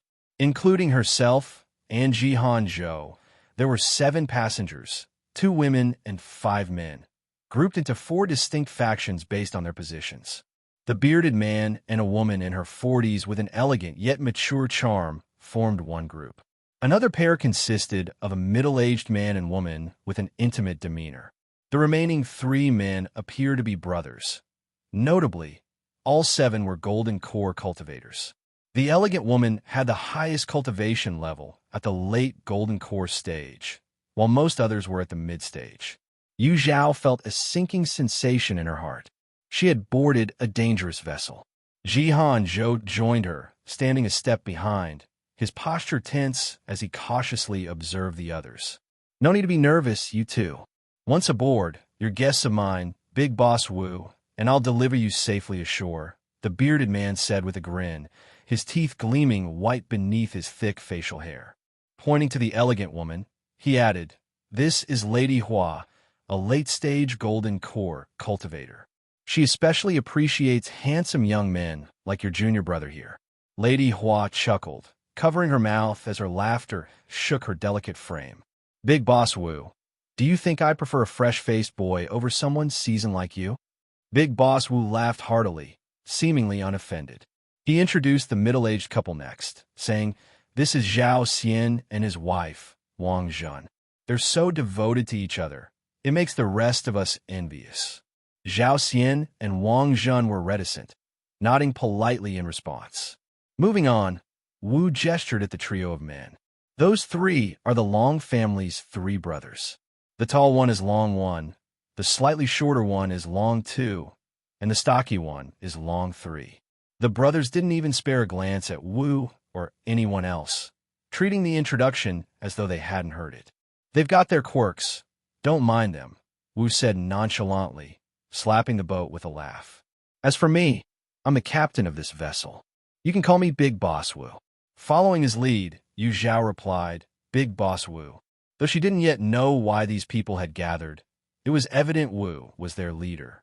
Yu Zhao saw no harm in humoring him for now, hoping to glean useful information. Pleased by her tact, Wu beamed, his bushy beard unable to hide his broad smile. I'm Yu Zhao, she said, playing along. This is my junior brother, Ye Cong Xin. We were stranded by misfortune and are grateful for your help, Big Boss Wu. No need for formalities. Travelers are friends. We're all here to help. Wu replied with an open-handed gesture, his tone jovial and carefree. If not for his earlier exploitative demand, Yu Zhao might have mistaken him for a genuine, broad-minded man. His duplicity was a warning. She needed to stay vigilant. Big Boss Wu, if it's convenient, may I ask where your ship will head next? Yu Zhao's question immediately drew several sharp and hostile gazes toward her. She smirked internally, confirming her suspicion that they harbored secrets among themselves. Big Boss Wu's expression didn't betray any emotion. He chuckled heartily and said, There's nothing to hide. This ship is actually chartered by Lady Hua and her group. My priority is to deliver them to their destination before returning. You and your senior sister can rest easy with me. I'm a man of integrity. Having accepted your payment, I'll absolutely ensure your safe disembarkation. Yu Zhao smiled faintly. Hearing that from Big Boss Wu puts me at ease. As Yu Zhao and Big Boss Wu conversed, Lady Hua swayed her hips and approached Ye Cong Xin. Her voice was sugary sweet. Young man, where are you from? Such a long journey. Wouldn't you like some company from your elder sister? She followed her words with a flirtatious wink, but Ye Cong Xin shuddered with disgust. Recalling his previous unpleasant encounter, he responded curtly, with a trace of disdain in his tone, Stay away from me. Lady Hua's smile froze. Over her many years navigating the cultivation world, no man had ever dared to reject her advances. Initially, she intended only to tease the young man to pass the time. But upon closer inspection, she realized his strikingly handsome features surpassed all her previous companions, causing her heart to flutter. Young man, I mean no harm. Wouldn't you like to make friends with your elder sister? She asked again, her voice softening. No. Ye Cong Xin's reply was once again swift and firm. Being rejected twice in a row made Lady Hua's face falter. You, Lady Hua, my junior brother has been introverted since childhood. I hope you won't hold it against him. Yu Zhao interjected with a polite yet firm demeanor, stepping in front of Ye Cong Xin. Lady Hua glanced at Ye Cong Xin, then at Yu Zhao, and suddenly chuckled. Ah, so the young man acts so cold and distant because he already has someone in his heart. I, Lady Hua, always abide by the rule of mutual consent. Since he's spoken, I won't persist. Ye Cong Xin was dumbfounded by this sudden exposure of his supposed feelings, left speechless and flustered. To Yu Zhao, his reaction only confirmed her assumption that he was being unjustly accused and unable to defend himself. Internally, she sighed. Junior brother Ji, to preserve your reputation, you'll just have to bear this misunderstanding for now. Thank you, Lady Hua, Yu Zhao replied, aiming to placate her. She decided to wait until they disembarked to sort things out. Lady Hua eventually left. Yu Zhao felt relieved. Ye Cong Xin not so much. He was nearly beside himself with embarrassment. His ears turned a deep shade of red, and his heart pounded erratically. Did senior sister Yu believe what Lady Hua said? Why didn't she react at all? Why hasn't she confronted me? If she asks, should I tell the truth? Lost in a spiral of conflicting emotions, Ye Cong Xin found himself caught in endless turmoil. The ship lapsed into silence, with no one speaking. The atmosphere was tranquil, yet tension simmered beneath the surface. Another day and night passed. The three Long brothers started to grow restless. Long 3 approached the bow, scanning the horizon before confronting Big Boss Wu. His tone carried dissatisfaction. Big Boss Wu, didn't you say we'd reach the destination in 10 days? It's been 15 days now. Why aren't we there yet? Brother Long, there are too many uncertainties in sea travel. Delays are inevitable. Besides, There are other passengers aboard. Patience, please, Big Boss replied smoothly. Yu Zhao, who had been resting with her eyes closed, opened them upon hearing this exchange. Her gaze met Long Three's, who glared at her with a sinister look. She curved her lips into a polite smile. Long Three snorted heavily, turning away to sit back with his family. His expression was still sour, but his earlier impatience seemed to have subsided. Yu Zhao appeared thoughtful. This group seemed like a hastily assembled team, unfamiliar with each other. Since Yu Zhao boarded the ship, they hadn't spoken or even exchanged glances. Of course, it was possible they were putting on an act in front of her, but Yu Zhao thought this was unlikely. Based on their apparent strength, they had no reason to fear her and Jihan Zhou. This left only one other possibility. They were plotting something monumental and couldn't risk even a whisper of it leaking. The more mysterious they acted, the more Yu Zhao's curiosity grew. It was said that the Southern Abyss was a land where danger and opportunity coexisted. Until now, she had encountered only peril at sea and had yet to gain any treasures. Perhaps this time, with their help, she might catch a glimpse of the wonders hidden in the Southern Abyss. Time flew, and 3 days passed since Long Three's questioning. Not only were the three Long brothers restless, but even the seemingly composed Zhao Xian and his wife were frequently standing up to survey the surroundings. By Yu Zhao's calculations, they had been at sea for nearly 20 days, double the time Big Boss Wu had initially estimated. No wonder everyone was growing edgy. Big Boss Wu was no exception. When Yu Zhao and Jihan Zhou had first boarded the ship, he still had the energy to chat and joke. Now his face was devoid of even a hint of a smile, his expression as grave as still water. Big Boss Wu, it's been 20 days. Don't you think you owe us an explanation? The three Long brothers stood up, their imposing presence spreading like a storm. Zhao Xian and his wife also turned their gaze to Big Boss Wu, their invisible pressure bearing down. Lady Hua, arms folded, stood to one side, staying neutral and clearly enjoying the spectacle. Long brothers and esteemed Zhao Xian and Madame Zhao. Big Boss Wu began. You must have some idea of who I am. I'm not someone who would make a joke about this kind of matter. My miscalculation in timing is my fault, and for that, I apologize. But I swear on my life, the information is absolutely genuine. Realizing he was stirring up collective anger, Big Boss Wu knew he had to act quickly or risk making enemies. He apologized sincerely and swore an oath to prove the authenticity of his claims. After a brief discussion, the Long brothers and the Zhao couple decided to trust him one more time. After all, they had already been at sea for 20 days. To return empty-handed now would feel like an even greater defeat. It was better to gamble once more. If they won, all would be well. If they lost, they could always vent their frustration on Big Boss Wu. Thus, the brewing storm dissipated as if it had never existed. Yu Zhao and Jihan Zhou remained silent throughout, but they carefully observed and committed every word and action to memory. Finally, on the 25th day of their voyage, Big Boss Wu and his crew spotted an island that matched their destination's description. Big brother, look, we've arrived. We've finally arrived. The rumors are true. The rumors are true. Ha ha ha. Ajun, these past days have been hard on you.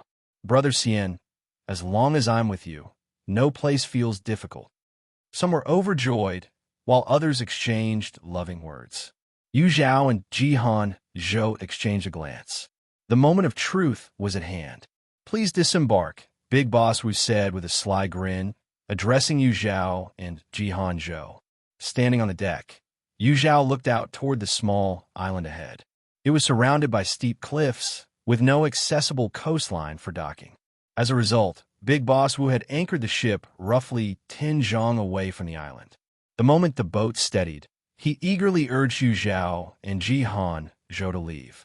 Wang Zhun frowned slightly, hesitation flickering in her eyes. Zhao Xian gently patted the back of her hand, shaking his head at her. She lowered her gaze, remaining silent. Yu Zhao, calm as ever, replied, Big Boss Wu, this island is Lady Hua and her group's destination. My junior brother and I might not find it appropriate to intrude." "We don't mind," Long Tu interjected, one of the three Long family brothers. His eyes were cold and fixed on Yu Zhao like a serpent sizing up its prey, exuding a sinister chill. "Exactly. The more, the merrier," Long Three added enthusiastically. "I doubt Lady Hua or Zhao Xian would object, right?" Lady Hua giggled coyly, offering no other response. Zhao Xian merely said, "Feel free. With such warm invitations, my junior brother and I will take the lead," Yu Zhao said with a faint smile, signaling to Ji Hanzhou with her eyes. Ji Hanzhou, looking serious, nodded and stepped lightly onto the air, flying toward the island. Yu Zhao followed, closely behind. The 7 people remaining on the ship watched as the duo landed safely on the island without incident, their faces lighting up with joy. Swoosh! Swoosh! Swoosh! Several figures raced toward the island, eager to land. Big Boss Wu stayed back to handle the boat, arriving last. Yu Zhao began surveying the island. It was about the same size as the one she and Ji Hanzhou had briefly rested on earlier.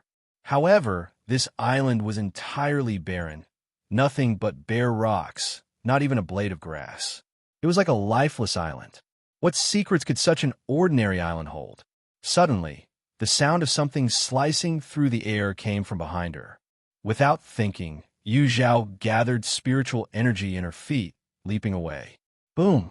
The spot where she had been standing was blasted, leaving a deep pit 3 feet wide. Yu Zhao reappeared on another rock, her expression icy. Long Three burst into laughter. "Boss, you missed. Want me and second brother to help?" Long One's face was dark as he barked. "Stop wasting time. Get rid of them quickly. The longer we wait, the more risks we face." "Relax. They won't escape," Long Three said dismissively. To him, dealing with a golden core beginner woman and her delicate junior brother was trivial.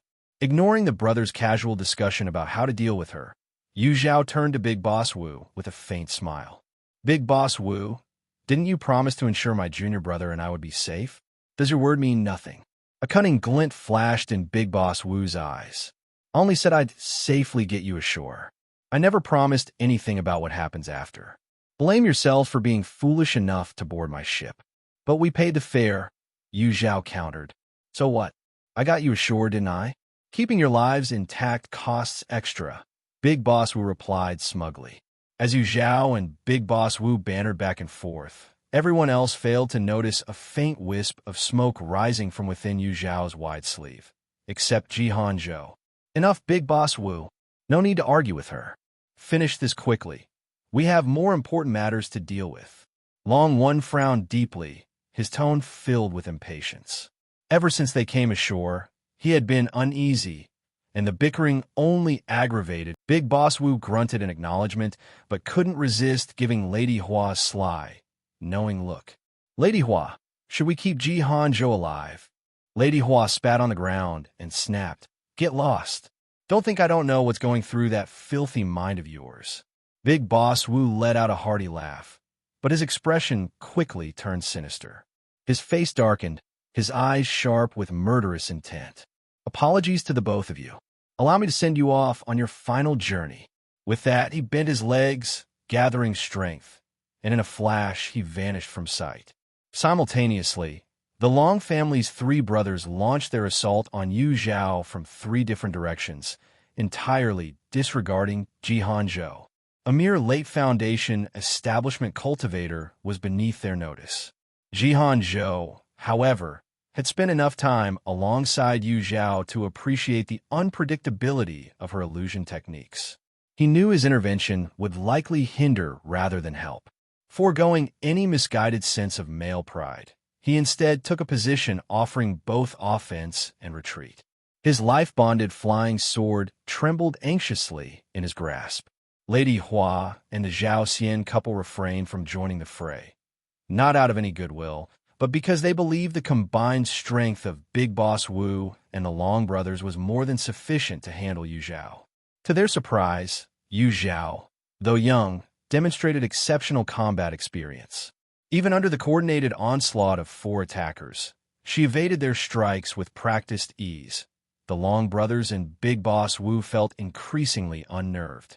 They aimed each attack squarely at Yu Zhao, yet she dodged with uncanny precision, making it seem as though they were deliberately pulling their punches. "Hold it," Long One called out abruptly, halting the fight.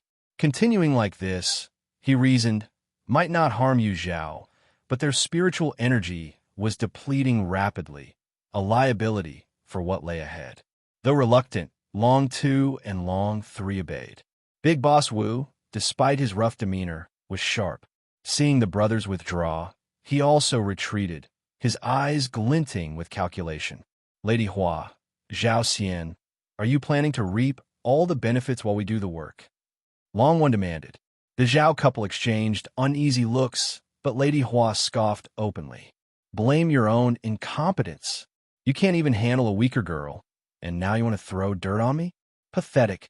"Watch it, Lady Hua," Long Three roared, his temper flaring. "Don't think we won't hit you just because you're a woman." "Bring it on," Lady Hua jeered. "Back when I was thrashing 3 men like you were still hiding in your mother's skirts. How dare you insult my mother?" Enough."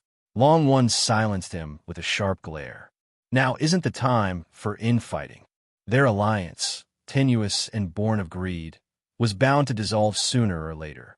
But for now, killing this troublesome woman took priority. Long Three reluctantly bit back his rage, but his vicious, narrow eyes fixed on Lady Hua, and he made a threatening, throat-slitting gesture. Lady Hua responded with a disdainful snort. High above, Yu Zhao surveyed the group's interactions, a faint, knowing smile tugging at her lips. A fortress often collapses from within. The real drama was about to begin. With Big Boss Wu mediating and a common enemy to unite against, the conflict between Long Three and Lady Hua was temporarily set aside. The 7 began planning how to eliminate Yu Zhao. Finally, Jihan Zhou, who had been overlooked for a long time, found himself acknowledged. "We 6 will join forces against Yu Zhao, while Long Three will capture Jihan Zhou," Long One suggested. Lady Hua sneered. "That little girl is nothing. I can handle her by myself. The rest of you deal with the other one." "Lady Hua, Yu Zhao isn't as simple as you think," Big Boss Wu warned. "Oomph." Lady Hua scoffed dismissively. "I like to see how complicated she could possibly be." Among the 7, Lady Hua was the strongest. Seeing her insist, the others could not argue further. Thus, they decided to split into 2 groups. Lady Hua would deal with Yu Zhao, while the others would capture Jihan Zhou. Once they had Jihan Zhou, they intended to use him to threaten Yu Zhao. If Yu Zhao didn't yield, they would kill Jihan Zhou first and then attack her together. No matter how powerful she was, she wouldn't escape alive.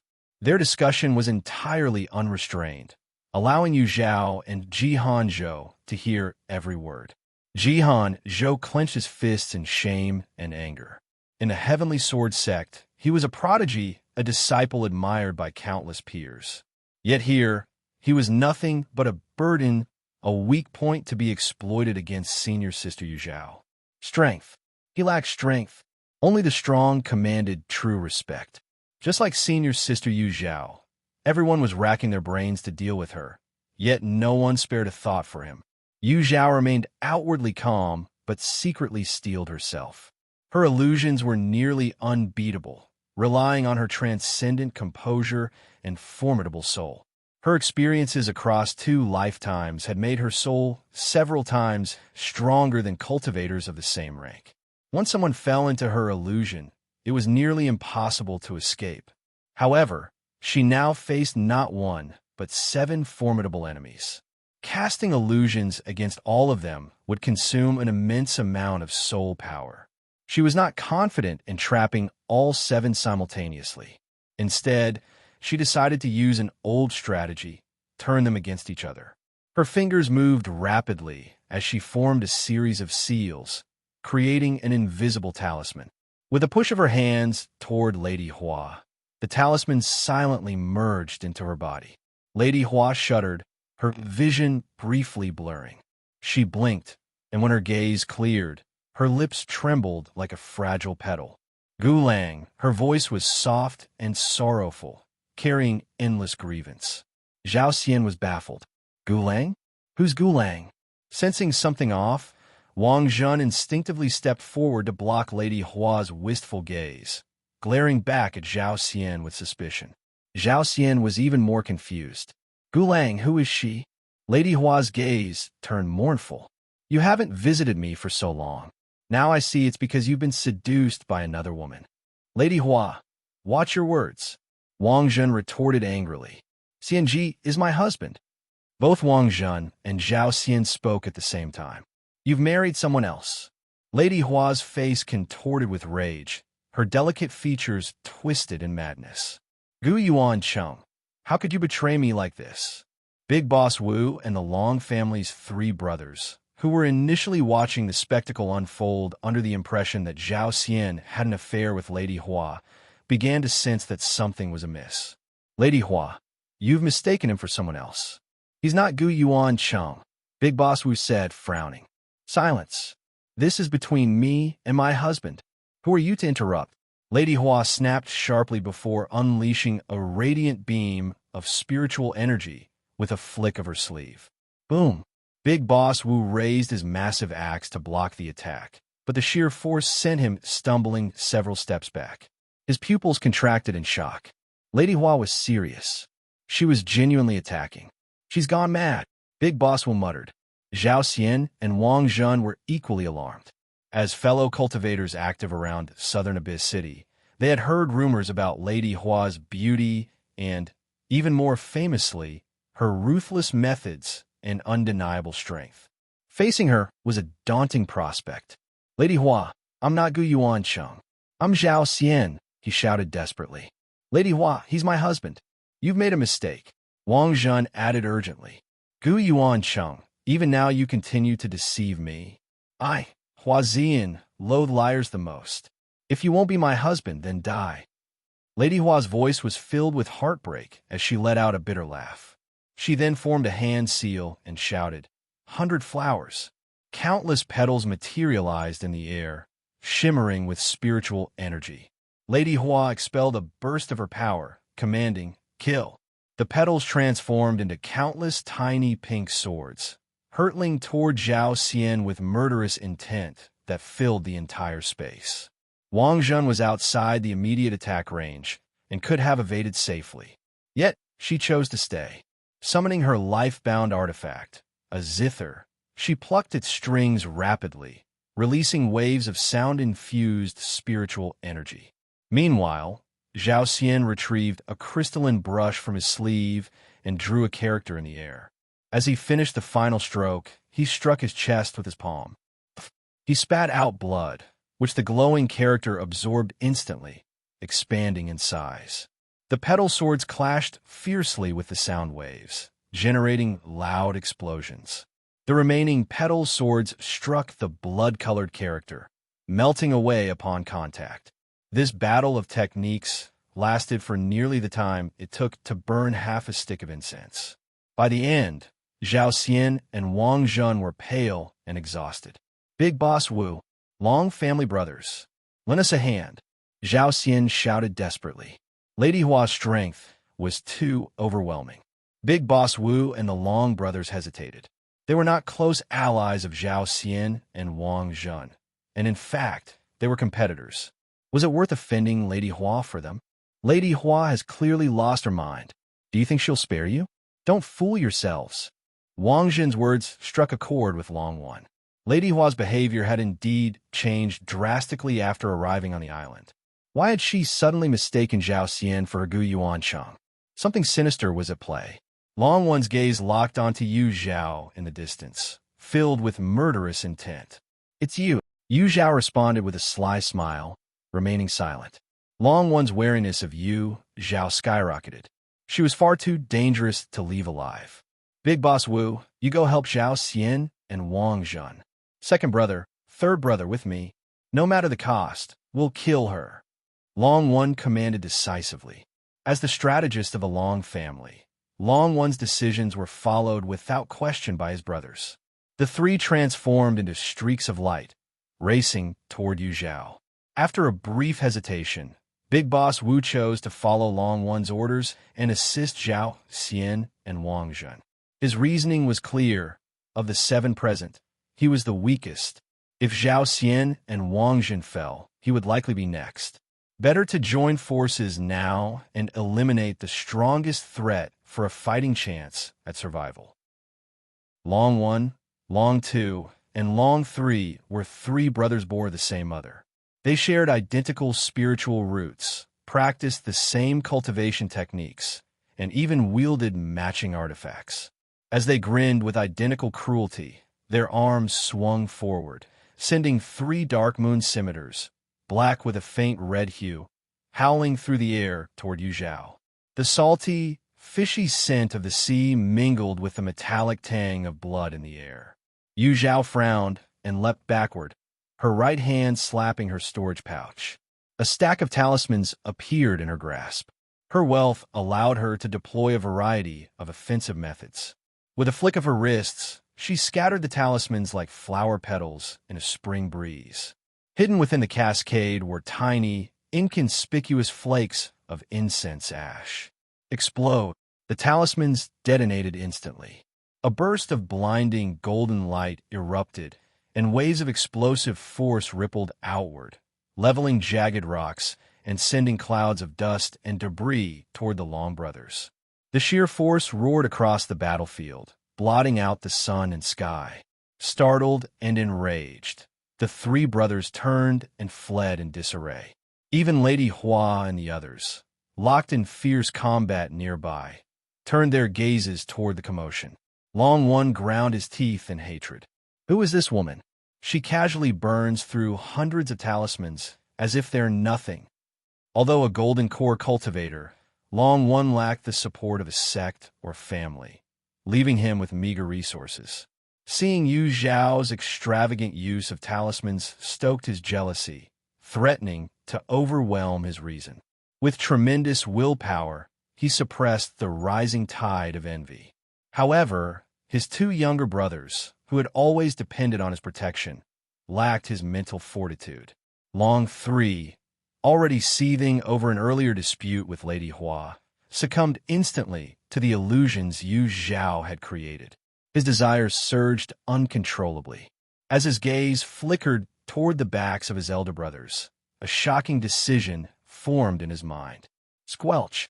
The sound of a blade piercing flesh was almost inaudible. Long 1 noticed nothing until he heard Long 2's cry of anguish. He turned his head, his eyes wide with disbelief. Long 2 looked down at the blade protruding from his chest, then up at Long 1. He opened his mouth to speak, but only blood gushed forth. His eyes dimmed, and his fingers slackened as his life ebbed away. Long 3 withdrew his scimitar, shoving Long 2's body aside with an indifferent expression. Long 1's voice cracked with grief and rage. Long 3, what are you doing? He's your brother. Long 3 remained calm. Elder brother, I've had enough of sharing meager resources between the 3 of us. Long 2's talent lagged behind ours. He should have stepped aside long ago. I did this for the sake of our future. Long 1's entire body turned cold. Long 3's behavior was abnormal, but his words struck a chord deep within Long 1's heart.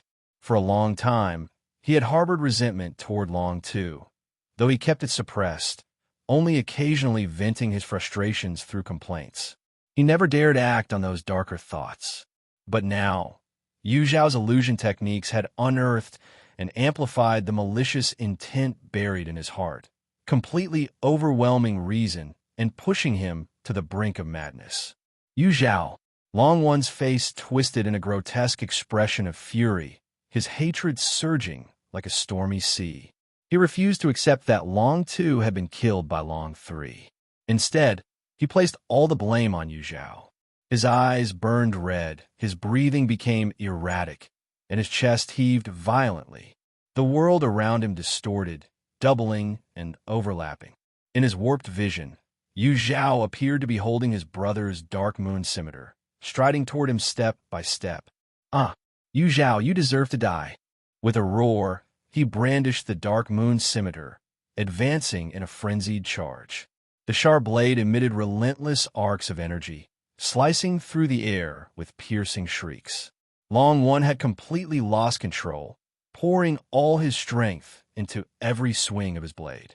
Yu Zhao, meanwhile, feigned panic, retreating rapidly, seemingly unable to fight back. Strike when your opponent is at their weakest. Seizing the perceived opportunity, Long One lunged again, his scimitar casting shadowy afterimages as countless arcs of energy burst forth. Blood splattered across Long One's face.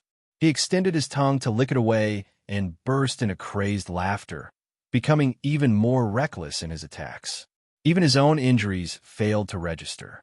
Nearby, Zhao Xian and his wife, along with Big Boss Wu, were still reeling from the shock of Long 3 killing Long 2.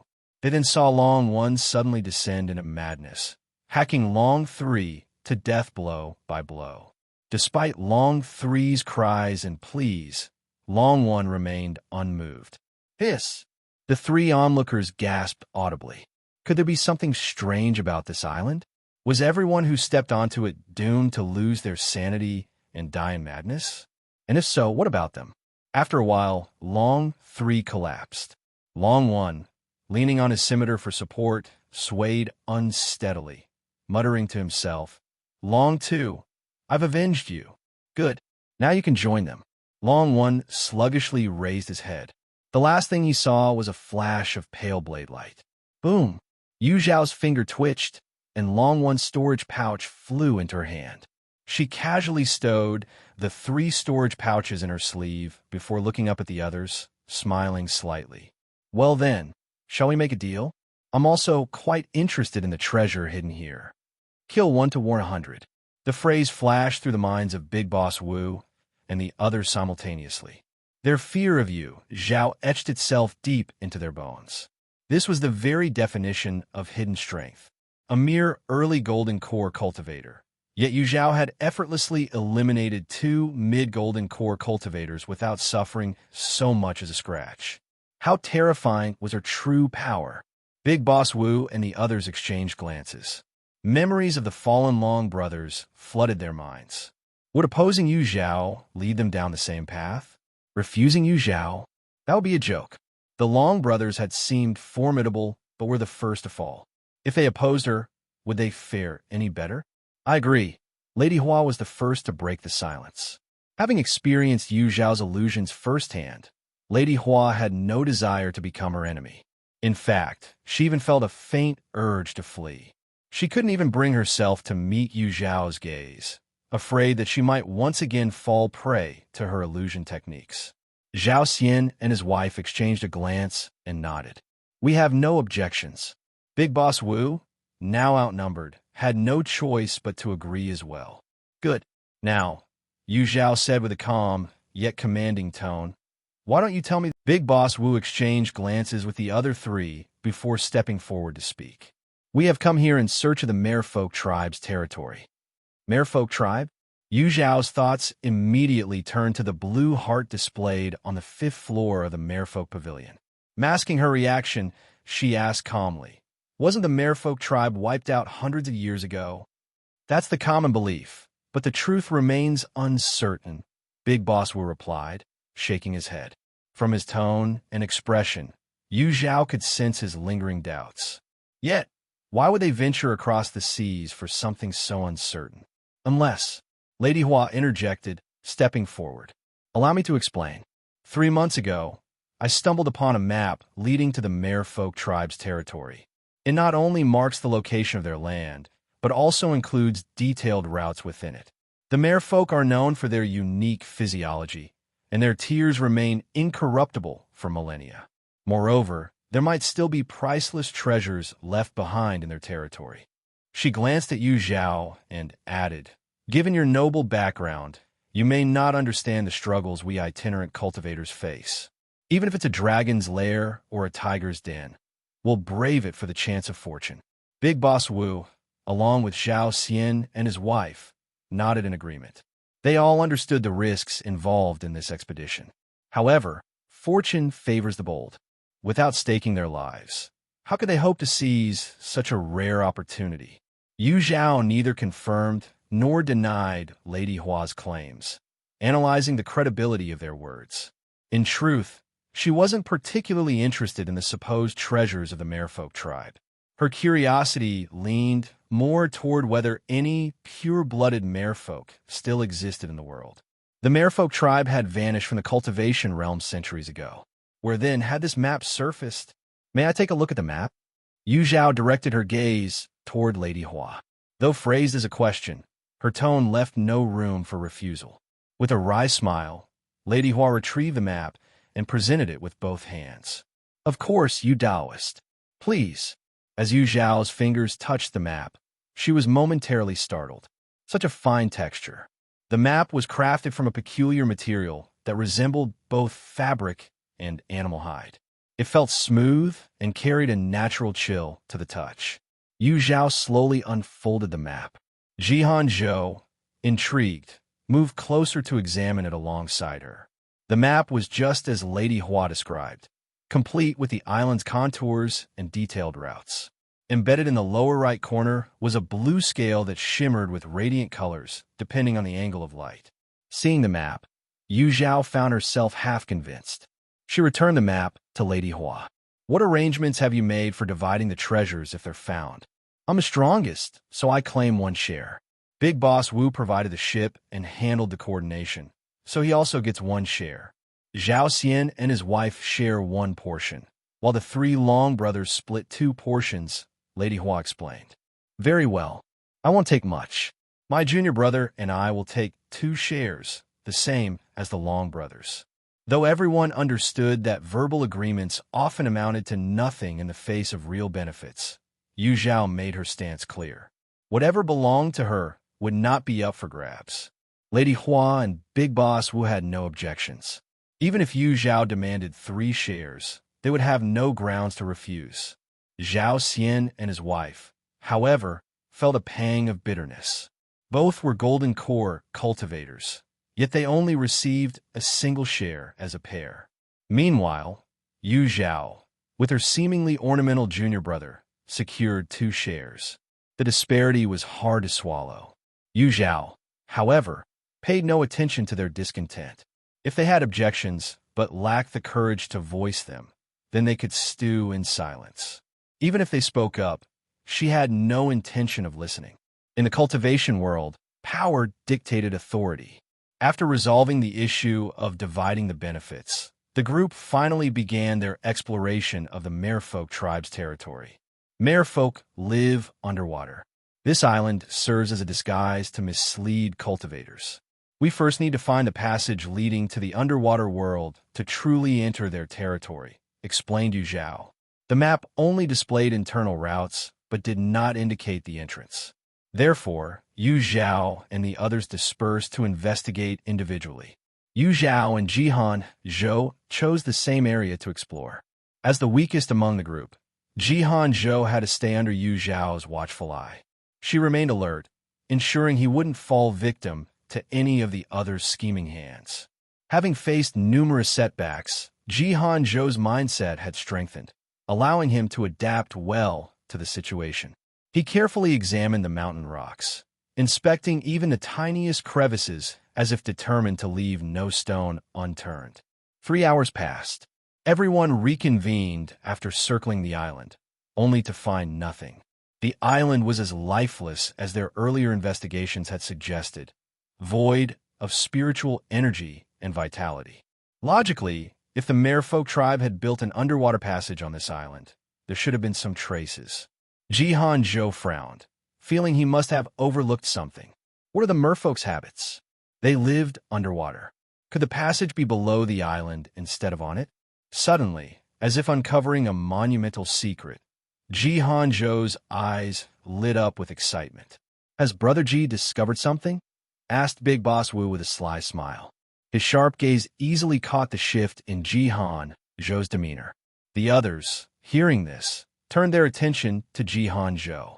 Realizing his mistake, Jihan Zhou quickly concealed his excitement, but his earlier reaction had already been noted. Brother Ji, we are allies now. If you have clues, there's no need to keep them to yourself. Share them with us so we can analyze them together and locate the merfolk tribe's territory sooner. Isn't that right, you Taoist? Lady Hua remarked with a sweet smile. Yu Zhao responded with a laugh. Lady Hua is absolutely right. Junior Brother Ji, let me tell you something. Your biggest flaw is being overly modest. You probably feel awkward revealing a clue you found that even these senior experts missed. Yu Zhao's tone turned teasing, but her words were sharp. That's just wrong. All the seniors here are magnanimous individuals. They won't mind in the slightest. Speak up confidently and let them know exactly where they failed compared to you.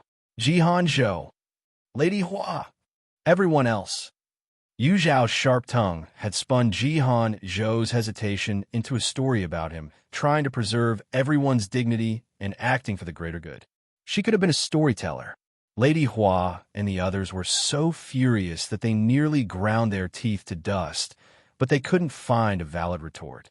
Suppressing a laugh, Jihan Zhou explained his earlier realization. As he finished, the group's expressions shifted to understanding. Of course, they had approached the matter with conventional thinking, assuming the passage would be on the island. However, considering the merfolk's habits, the area below the island seemed more appropriate. Excitement flared briefly before the group's expressions turned serious. On the island, they could respond to emergencies quickly.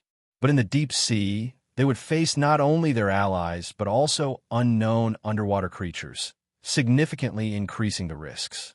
Still, as the saying goes, fortune favors the bold. They had come this far and would never return empty-handed. If they were to die, it would be on the path to treasure. Splash! Splash! Several crystalline waves flickered briefly on the ocean surface. Beneath the sea, Yu Zhao and her group pressed forward, their spiritual energy shields warding off the crushing water as they descended along the mountain structure of the island. Their plunge created ripples that shook the water, sending waves crashing above. As they continued their descent, the underwater scenery transformed. Fewer sea beasts and clusters of seaweed could be seen. The water darkened with depth, and the oppressive force of the deep sea pressed harder against them. An unspoken anxiety took hold of the group. They had already descended hundreds of feet, but still hadn't reached the seabed. The looming uncertainty fueled a silent fear that gnawed at their hearts. Amid this tension, a faint fluctuation of spiritual energy rippled through their senses. Whoosh! Zhao Xian and his wife reacted instantly. Like lightning, they darted forward, their speed leaving concentric ripples in their wake.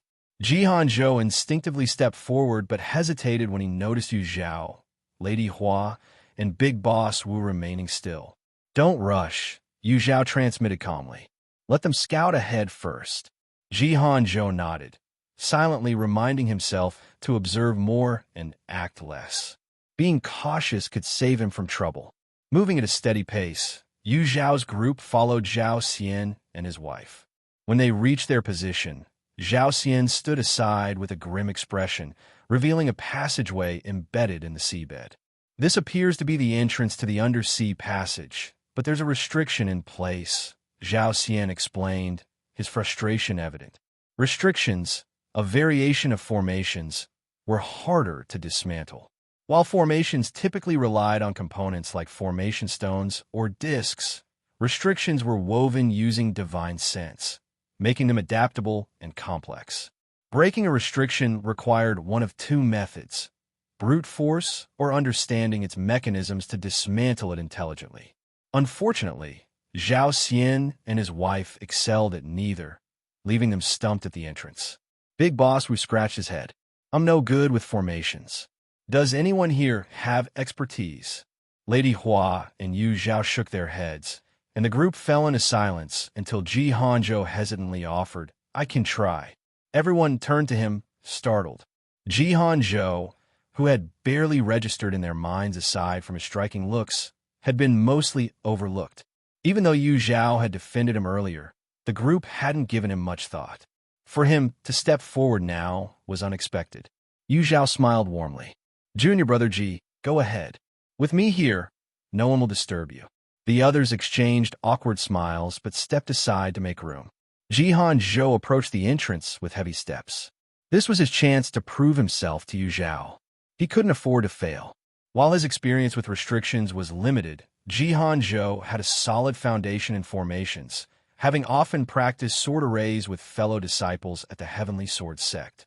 He understood that formations and restrictions shared underlying principles.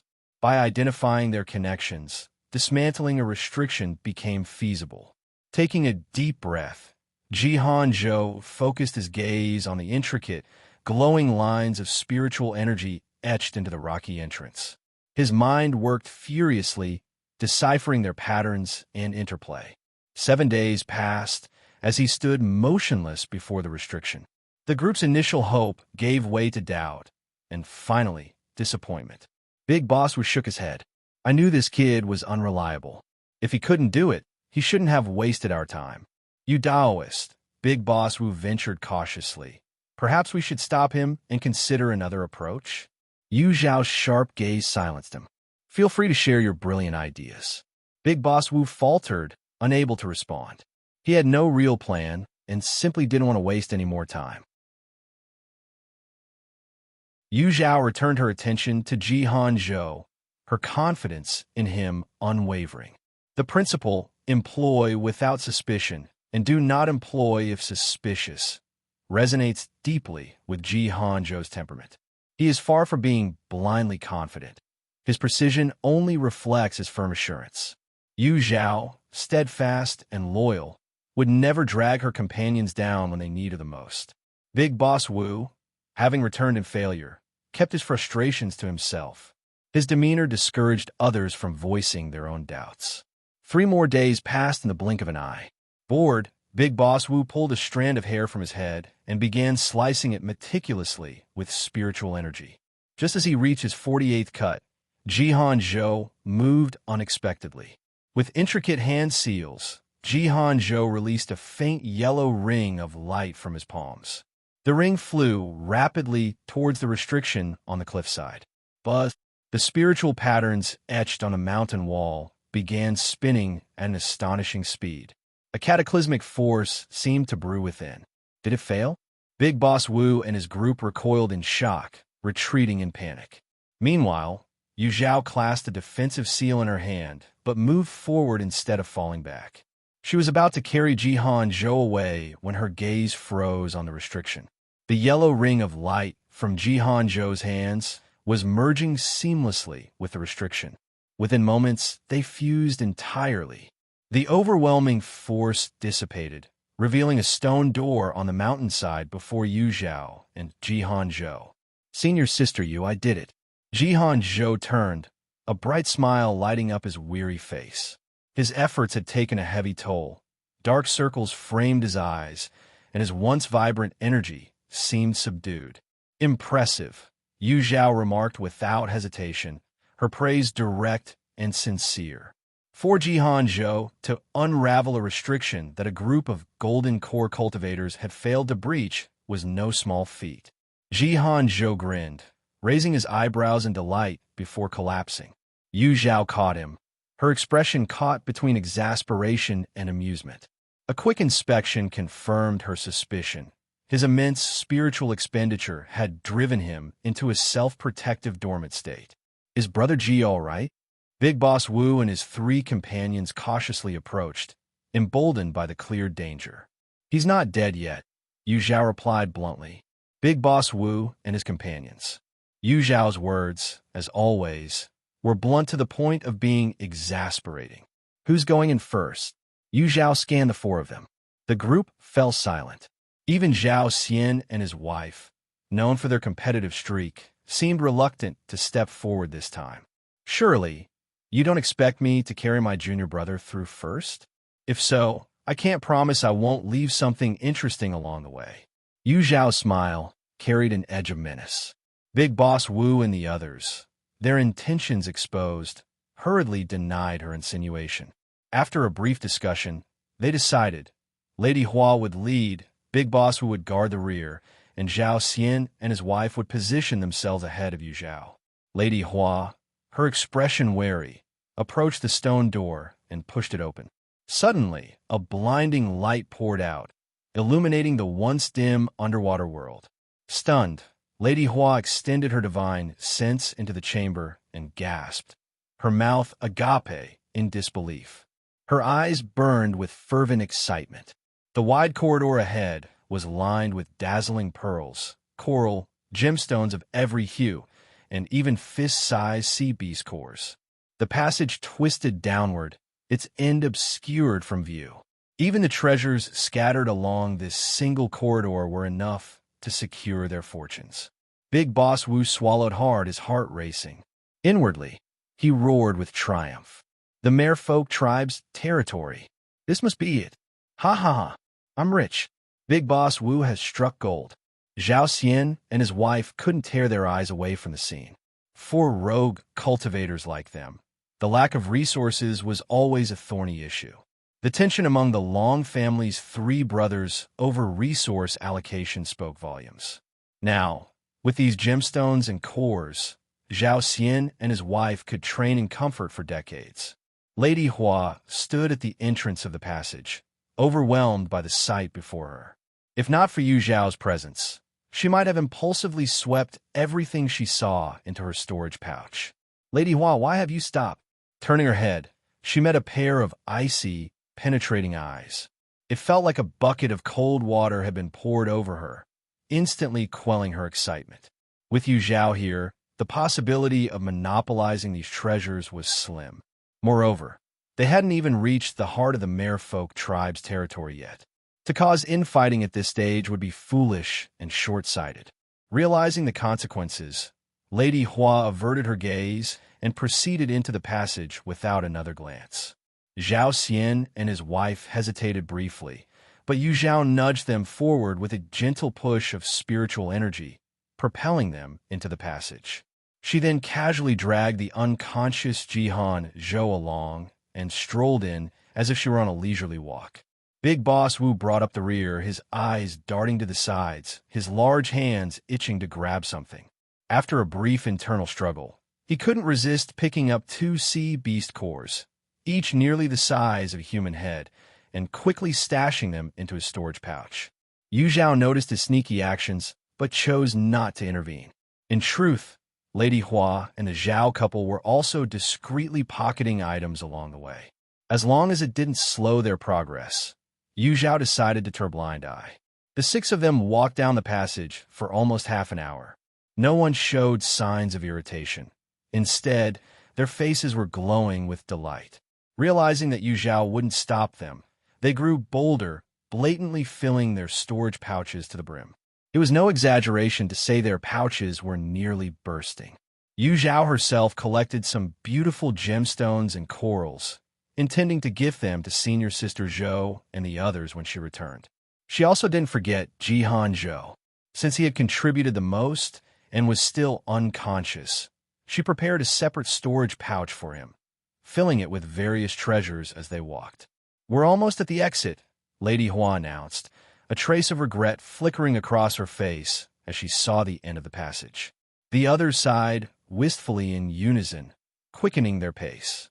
If the passage held such a wealth of treasures, the Merfolk tribe's territory itself must be brimming with unimaginable riches. At the end of the passage was a light screen as thin as a cicada's wing, impenetrable to divine sense. Ordinarily, Lady Hua would have hesitated, weighing her options before stepping through. But after the dazzling bounty of the passage, she leaped in without a second thought. The Zhao couple hesitated for a moment before gritting their teeth and following. Yu Zhao, however, paused. This journey had gone so smoothly that it felt unnaturally deliberate. "Friend Yu, we've come this far. Whether it's fortune or calamity, we must see it for ourselves," Big Boss Wu said, noticing her hesitation. His carefree tone seemed to dispel her doubts. "You're right, Big Boss Wu. I'm overthinking it," Yu Zhao replied with a smile. Without further delay, she stepped into the light screen. Big Boss Wu let out a hearty laugh and strode forward boldly. A flash of white light blinded him, and he instinctively closed his eyes. When he opened them again, he found himself in a resplendent palace. This Big Boss Wu gazed at the 8 massive pillars forged from spirit stones, their crystalline surfaces gleaming with brilliance. He stood there, dumbfounded. This is millennial submerged gold. A piece this large, its value is beyond comprehension. Zhao Xian exclaimed as he caressed a desk, his fingers running greedily across its surface, his eyes filled with avarice. Nearby, Wang Zhun discovered a bracelet. The bracelet was crafted from the rare pearls of the southern abyssal sea, radiating unparalleled beauty under the room's resplendent light. Wang Zhun held up her bracelet-adorned hand, admiring it with delight. Yet, Lady Hua and Yu Zhao stood apart from the joyful crowd. Their faces bore identical, solemn expressions, as if something ominous was on the horizon. A piercing, soul-penetrating song abruptly broke the air. Yu Zhao's pupils shrank in an instant. This is the Merfolk tribe's song. The realization struck her like lightning. Before she could react, the magnificent palace dissolved into a scene of corpses and rivers of blood. In the midst of the carnage, a lone figure stood defiant. She held a purple cloud bamboo flute in her left hand, and her right clutched a blood-stained pouch. The embroidered patterns on the pouch were blurred, yet the outlines of beasts and birds remained discernible. Yu Zhao trembled. That figure was undeniably her. She looked again, and the bodies in the sea of blood were all too familiar. Her senior brothers, her master, and those who had once humiliated her with words or deeds. The figure across from her slowly raised her head, revealing a bloodthirsty face. She sneered chillingly. I killed them for you. Are you happy now? Yu Zhao stayed silent. Why won't you smile? They're your enemies. They wronged you. They deserve to die. The figure's voice grew wild, her emotions spiraling out of control as she screamed accusations of their misdeeds at Yu Zhao. In her daze, Yu Zhao saw a reflection of her past self, the one consumed by self-pity, unable to move on or break free. Yes, I am you, and you are me. We are one. The figure chuckled softly before launching herself at Yu Zhao with thunderous force. Yu Zhao tried to evade, but her body felt paralyzed. Helpless, she watched as the other self merged into her being. At that moment, an overwhelming tide of negative emotions surged through her. Scenes of her past flashed vividly before her eyes. The helpless fear during her imprisonment in the Black Prison. The shame and sorrow when rebuked by her eldest senior brother. The pain and grievance when her second senior brother made things difficult for her. The past, which she had once let go of, now returned with a vengeance, tearing through her resolve. Yu Zhao bit her lip hard. She kept repeating to herself, this is just a heart demon. She reminded herself that she no longer feared loneliness or craved familial love. What once hurt her could no longer bind her. But the voice echoed persistently in her mind. Yu Zhao, don't be afraid. I'll protect you from now on. I'll kill anyone who dares harm you. You don't need friends. I am your only friend, and I'll always be with you. Yu Zhao, open your sea of consciousness and accept me. Together, we can storm the 5 elements Dao sect and annihilate everyone who mocked you. Yu Zhao's brows furrowed deeply, and her clenched fists trembled. She seemed trapped in an endless internal struggle. Sensing her hesitation, the voice grew more fervent, its tempo increasing with urgency. Crack! A shattering sound echoed from within Yu Zhao. She exhaled deeply and opened her eyes, which now gleamed with unwavering determination. Thank you for helping me break through. Her Dao heart had grown even more unshakable.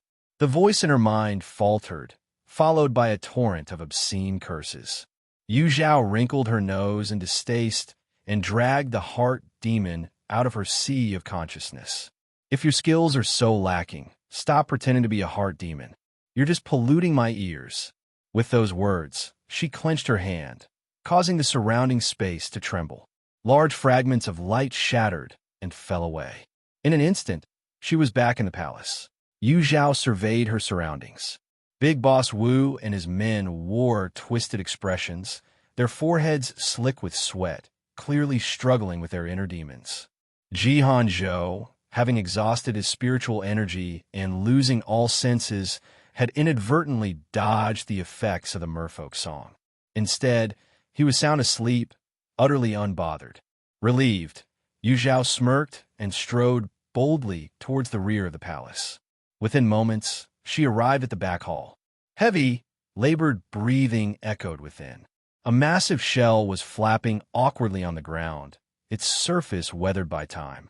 Perched on top was a gaunt, white-haired elder, clearly an aged merfolk. His nearly 10-foot-long tail swayed unsteadily in rhythm with the shell's futile movements, his expression a mix of frustration and urgency. Zhao leaned casually against a pillar, arms crossed, watching this pitiful duo with evident amusement. Finally, after exhausting himself to no avail, the elder merfolk gave up. He patted the shell beneath him and raised his head, his voice ringing with righteous indignation. "You despicable humans! You slaughtered my kin and now seek to rob us of our treasures. Retribution will come for you." Feigning shock, Zhao replied, "Elder, weren't you the one who used the map to lure us to this undersea palace? How is this our fault?" The elder's gaze flickered uncomfortably. "I don't know what you're talking about." Clicking her tongue, Zhao teased, "Elder, next time don't use scales from your own body to make a map. It's far too obvious." The elder glanced down and, sure enough, saw a missing patch of scales near the end of his tail. Under the palace's bright lighting, the gap was glaringly noticeable. Flushing with embarrassment, he tried to maintain his composure. "Yes, I made the map, but it was forcibly taken by you humans." Zhao considered exposing his lie, but decided it wasn't worth the effort. She shifted her tone. "Fine, let's say we did take it. Since we've found the palace, everything here should belong to us. Don't you agree?" Her words infuriated the elder merfolk. What he had envisioned as trapping prey in a net had turned into inviting a wolf into his den. This cunning human wasn't even affected by the illusions and had uncovered their secrets so quickly. Could this truly be the heavens abandoning the merfolk? Tears welled in the elder's eyes as his expression twisted in grief and indignation. "Are you crying? They say merfolk tears are a miraculous healing elixir. I've never seen one before, so why not grant me the honor of witnessing it?" Zhao remarked with a hint of mischief. The elder shuddered and immediately forced his tears back. Even if he were to die, he wouldn't let this wretched human benefit from him. "Elder, are you the only merfolk left in this palace?" Zhao asked, her eyes scanning the area curiously. She felt as though there might be others present, hidden perhaps, but unseen to her. "Yes." The elder's eyes blazed with fury. "My kin were slaughtered by your kind centuries ago. I'm the only one left in this world." His glare was fierce, but his frailty betrayed him. With loose, sagging skin and a hunched frame, he resembled a candle nearing its end, flickering on its final trace of wax. Zhao felt a pang of sorrow. Her playful demeanor faded, and she spoke earnestly. "Elder, I harbor no ill will toward you or your kin. In fact, I've met one of your kind before. From them, I learned a great deal about your people's history." The old merfolk turned his head and snorted disdainfully. The scattered members of the merfolk tribe returned to the embrace of the southern abyss long ago. It's impossible for any to have survived. Humans are so cunning, trying to soften me up with such tricks. Keep dreaming. This old man won't fall for it. Zhao's voice remained calm. "I cannot describe his appearance to you, but I can tell you this. He is unique. He is a merfolk who cannot cry." At first, the old merfolk sneered, but upon hearing the latter part, his body tensed abruptly, and the sluggish swaying of his fish-tail quickened. Zhao continued, "His blood is blue, like yours. He can sing the merfolk song, but his singing is far inferior to yours." "Where is he now?" The old merfolk's composure cracked. His gaze, filled with a mixture of urgency, supplication, and hope, fixed firmly on Zhao. "I can only say that he is still alive, but his situation is dire," Zhao replied honestly.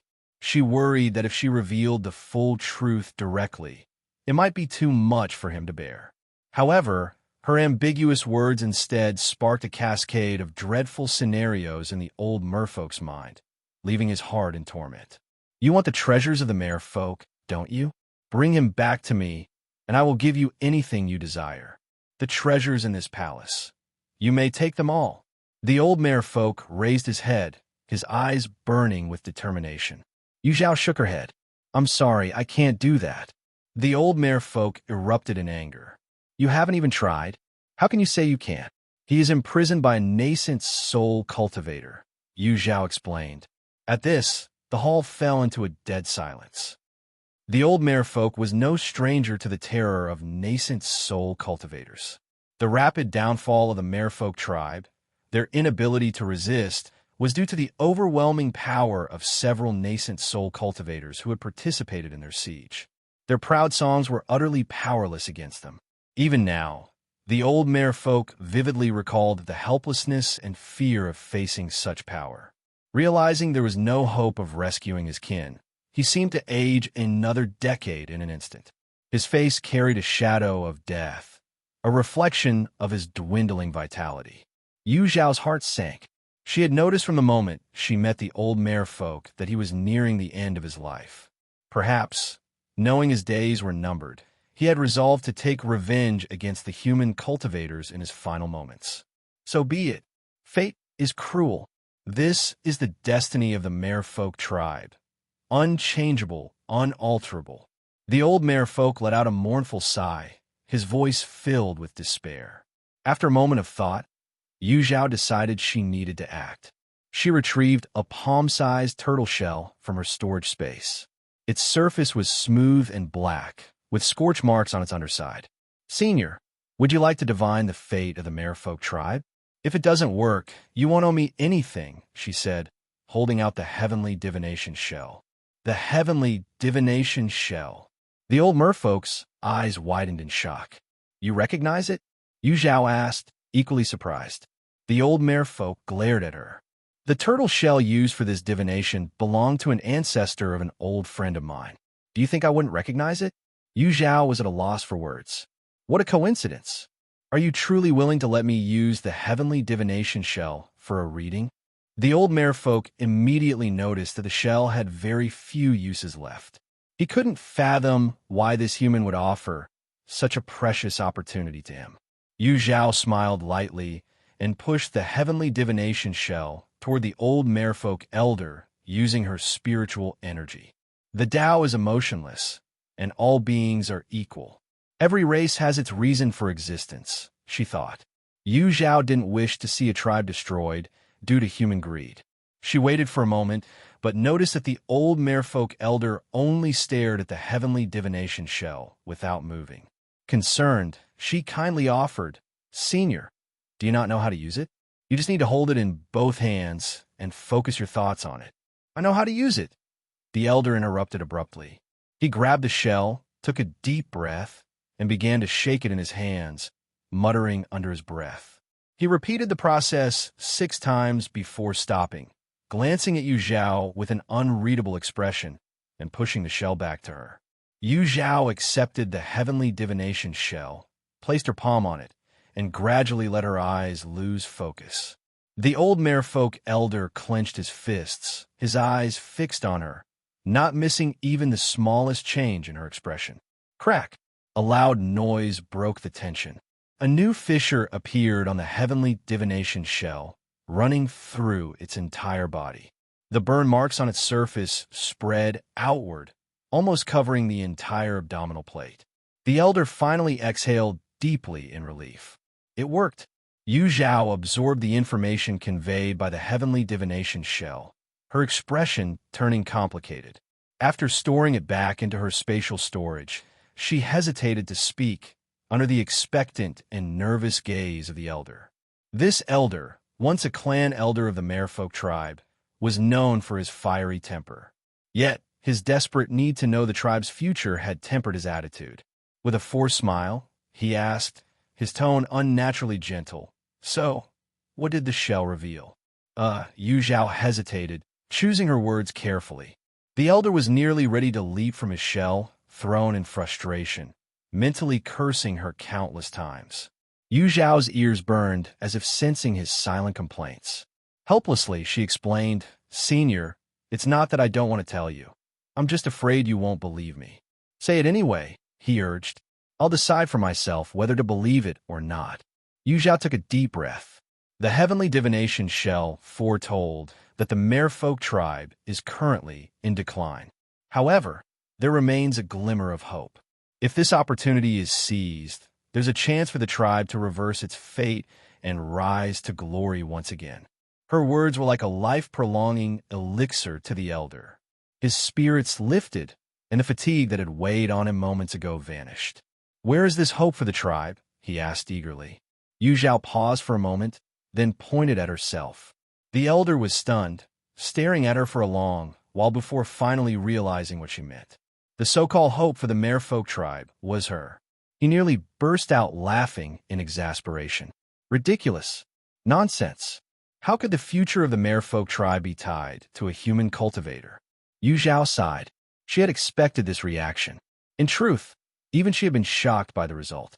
The weight of responsibility was immense, pressing heavily on her shoulders with an invisible burden. "Senior, I allowed you to use the heavenly divination shell. Why would I deceive you? As for why I'm the key to your tribe's survival, I don't know either," she admitted, feeling the elder's piercing gaze. The two stared at each other in silence for a long time. Finally, the elder broke the quiet. "What is your name?" "Yu Zhao," she replied calmly. "Can I trust you?" "Senior, I won't claim to be a saint, but I'm not a wicked person either. Whether you choose to trust me is for you to decide." Yu Zhao rarely made promises unless she was certain she could fulfill them. Yet, regarding the future of the merfolk tribe, she was utterly clueless about what to do or why she was connected to them. In fact, once she left the Undersea Palace, she had no intention of returning to the Southern Abyss for a long time. How, then, could she possibly help the merfolk tribe prosper? "I don't dare to trust you," the elder finally admitted. "But I trust the heavenly divination shell." After pondering for a while, the merfolk elder finally spoke. His words revealed his willingness to trust Yu Zhao. "Come with me." The elder and his shell mount led the way at their usual slow pace. Yu Zhao followed patiently, occasionally admiring the luxurious decor of the Undersea Palace. After the time it took for an incense stick to burn, they stopped in front of a room. The elder dismounted and swam to the door. With a flick of his tail, the door opened automatically, revealing a dazzling brilliance. Inside was a trove of treasures passed down through generations of the merfolk tribe. "You may take anything you like, even empty the entire room, and I won't object. But before you enter, you must promise me one thing," the elder said. Standing at the doorway, Yu Zhao could already feel the room's vibrant spiritual energy. She smiled bitterly. "Elder, my abilities are limited. Please don't make things too hard for me. I won't ask you to rescue our imprisoned kin or remain in the palace. All I ask is that if you encounter a merfolk in distress in the future, you save them. Please." The elder's earnest gaze made it clear he had placed all his hopes on Yu Zhao. She hesitated briefly before nodding. "I promise." Relieved, the elder stepped aside. "Go ahead." The moment Yu Zhao stepped into the room, she was overwhelmed by the sheer brilliance of the treasures. Blood-red coral jade, giant sea, Lingji mushrooms, Beast King core jewels. It was a dazzling array of riches. She spent nearly half an hour inside before reluctantly emerging empty-handed. The elder looked at her in shock. "Why are you leaving with nothing?" "Because I'm noble and selfless?" Yu Zhao replied hesitantly. The elder was speechless, then became anxious. "Are you planning to go back on your word?" "No, I'm not. I just don't need anything from in there. I've already taken my reward," Yu Zhao explained, referring to the gems and cores she had collected earlier from the hallway. "Those trinkets are nothing," the elder exclaimed, pushing her back into the room. He grabbed a thumb-sized mystic magnetite from a shell container and placed it in her hands. "Take this."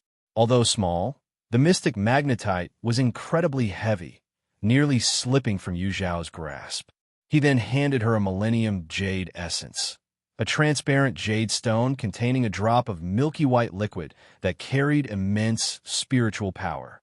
Before she could thank him, another item, a severed piece of dragonwood, taller than she was, appeared in her arms.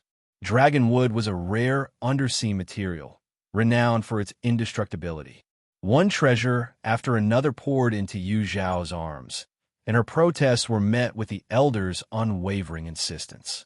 By the time they left the treasury, Yu Zhao was smiling, while the elder looked on the verge of tears. "What madness possessed me to give away my tribe's heirlooms like this?" he muttered, clutching his chest in regret. "Oh, my poor heart. Senior, you're too generous." "I'm feeling a bit embarrassed," Yu Zhao said with a bashful smile. The old merfolk sighed inwardly, muttering to himself, "If you're embarrassed, return what you took." These cunning humans. To this day, he still couldn't figure out how he'd been persuaded into this situation. "Senior, rest assured. Since I accepted your gifts, I'll do my best to fulfill your request," Yu Zhao continued. "Not just your best, you're obligated to do it," the old merfolk emphasized furiously. "Yes, yes," Yu Zhao replied smoothly. Seeing her agree so readily, the old merfolk grew even more uneasy. He couldn't shake the feeling that he had boarded a pirate ship. "Senior, if there's nothing else, I should be on my way." Originally, Yu Zhao had come to the southern abyss to gather information about Shui Qingyu, but unexpected events had caused her to linger for a month. With the grand cultivation competition approaching, she still needed to visit the marsh forest and the Greenwood sect, leaving her uncertain whether time would allow it. The old merfolk's expression darkened as he realized Yu Zhao intended to leave. Despite his apparent disdain for her, he secretly admired her abilities. However, he also understood that their paths were inherently different. Even if he persuaded her to stay, it would only delay the inevitable. "Fine, I'll escort you part way," he said solemnly. "Oh, there's no need for that," Yu Zhao protested, glancing discreetly at his peculiar mount. Ignoring her objection, the old merfolk patted the shell beneath him. Together, the merfolk and his massive shell began crawling sluggishly through the palace. Watching their slow progress, Yu Zhao sighed in exasperation. With a subtle motion of her finger, a gentle force lifted the shell, speeding up their journey significantly. Before they reached the palace hall, Yu Zhao detected a faint, metallic scent in the air. The smell of blood. As they entered, the scene before her confirmed her suspicions. Zhao Xian and Wang Zhun lay embracing each other, short blades buried in their chests. Zhao Xian's face was twisted in agony, his eyes wide open, refusing to close even in death. In contrast, Wang Zhun leaned peacefully against him, her lips curved in a serene smile. If not for her cold body and lifeless aura, she could have been mistaken for sleeping. Nearby, Big Boss Wu was also dead, a gaping hole in his chest where his heart had been torn out. The bloody organ lay discarded at a distance. Lady Huan knelt on one knee, clutching her bleeding abdomen. Blood streamed relentlessly between her fingers, pooling at her feet. Big Boss Wu's iron axe rested beside her. She raised her head, ignoring the old merfolk, and fixed her gaze on Yu Zhao. Her lips curled into a mocking smile. "When did you figure it out?" she asked. "From the very beginning," Yu Zhao replied calmly. "But why?" Big Boss Wu and I never communicated directly, Lady Hua demanded. "It was precisely because you two kept your distance that it was suspicious," Yu Zhao explained, gesturing toward Big Boss Wu's body. "When we first boarded the ship, he introduced you. From your interaction, it was obvious you were familiar with each other. Quite close, in fact. So why pretend otherwise afterward?" Yu Zhao continued. "And when you tried to provoke Jihan Zhou, did you notice the way Big Boss Wu looked at him? In that moment, he had already decided to kill him. From the start, Yu Zhao had sensed something odd about the ship's crew. The power levels among them were inconsistent. Some were exceptionally strong, while others were inexplicably weak. The strong ones included the three Long brothers, while the weakest was clearly Big Boss Wu, who traveled alone. Once Yu Zhao learned that the crew had been assembled by Big Boss Wu, it was obvious he had a hidden ally on board. Considering the circumstances, the only person... Lady Hua let out a cold laugh. "I thought our disguise was flawless, but it seems you saw through it from the start." The treasure hunt at the Merfolk tribe's territory was actually a carefully devised plan by Lady Hua and Big Boss Wu. After obtaining the Merfolk tribe's map, Lady Hua realized that undertaking the expedition with just the two of them was too risky. So, she brought in the Long family's 3 brothers and the Zhao Xian couple to share the risks. If the expedition yielded nothing, the Zhao Xian couple and the Long brothers would become their next targets. As for Yu Zhao and Jihan Zhou, they were unexpected additions. Since they were prey anyway, having a couple more wasn't a problem. Lady Hua never imagined that her long-planned scheme would ultimately fail at the hands of Yu Zhao. Nor did she foresee that Big Boss Wu, who acted as though he was deeply in love with her, had always intended to use her. When his heart demon tribulation struck, his first thought was to kill her and take the treasure. It turned out she had placed her trust in the wrong people her entire life. Yu Zhao. Lady Hua suddenly laughed loudly, her voice filled with despair. Losing to you is not unjust. Remember this.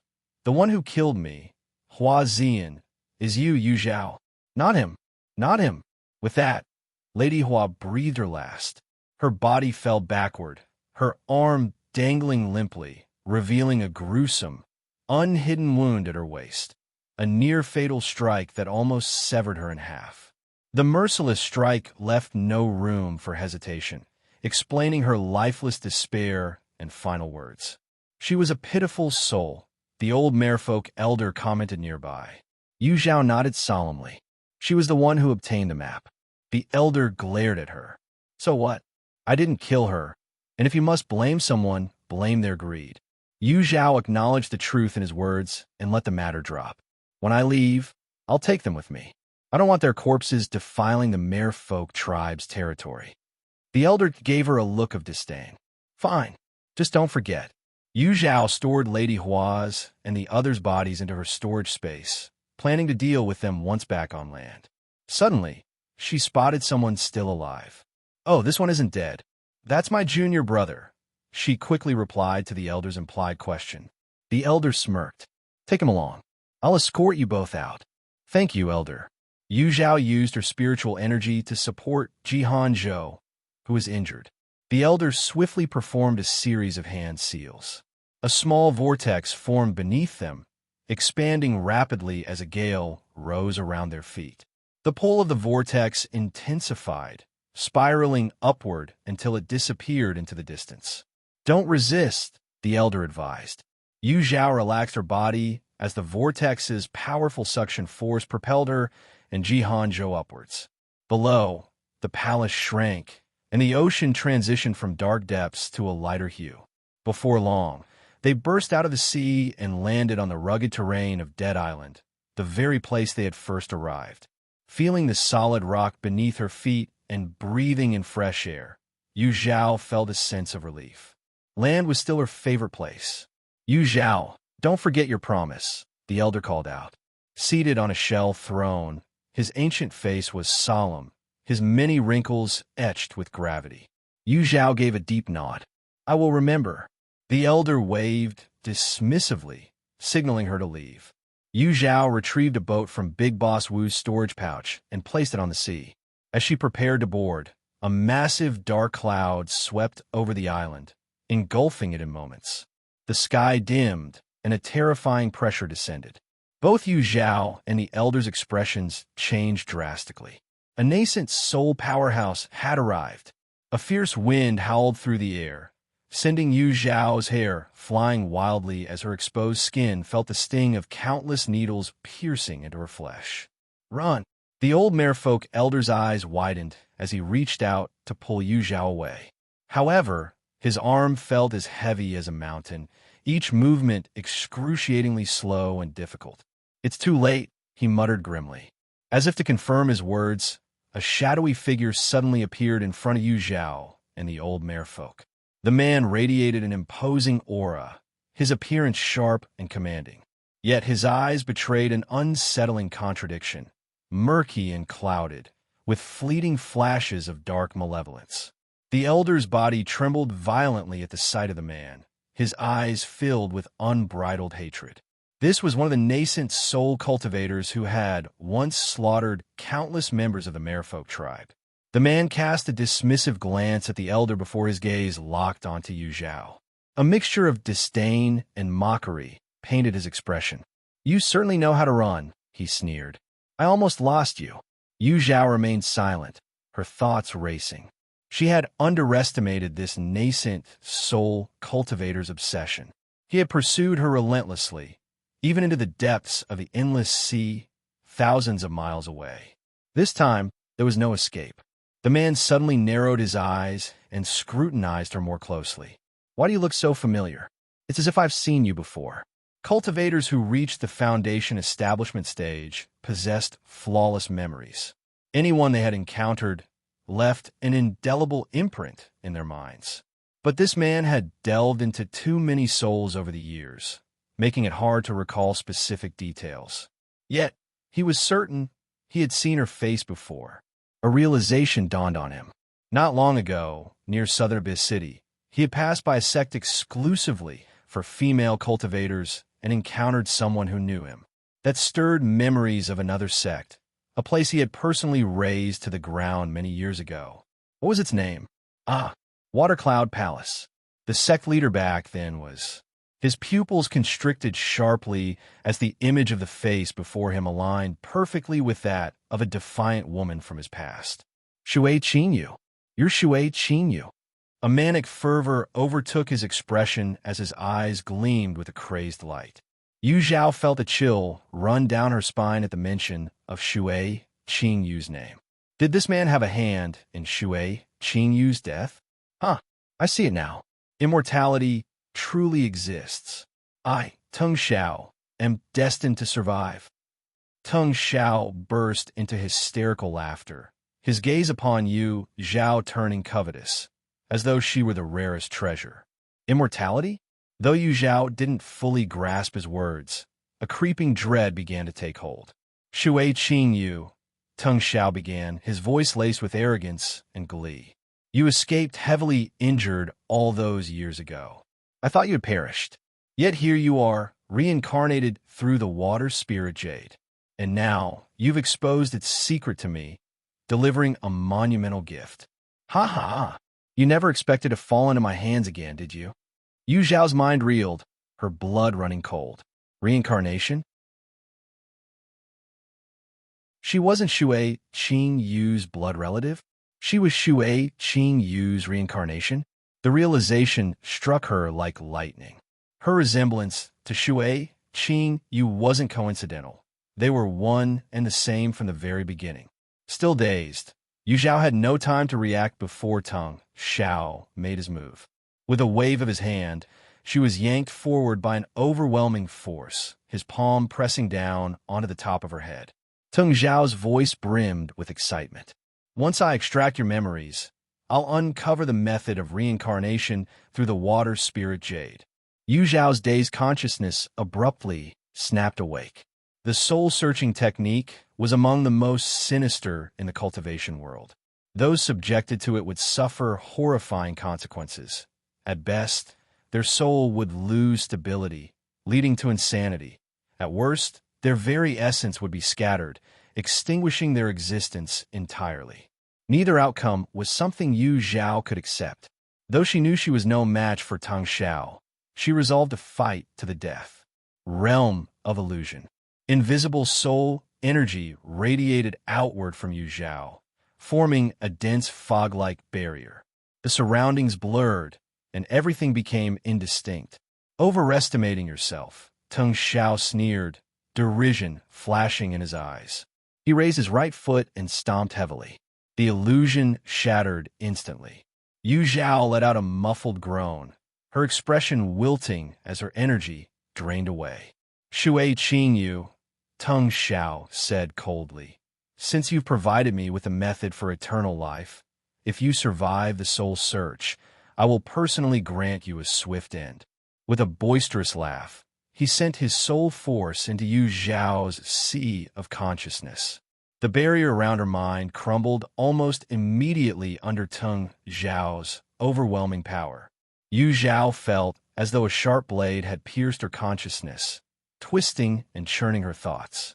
The searing pain was unbearable. She bit down hard on her lip, but whimpers of agony escaped despite her effort.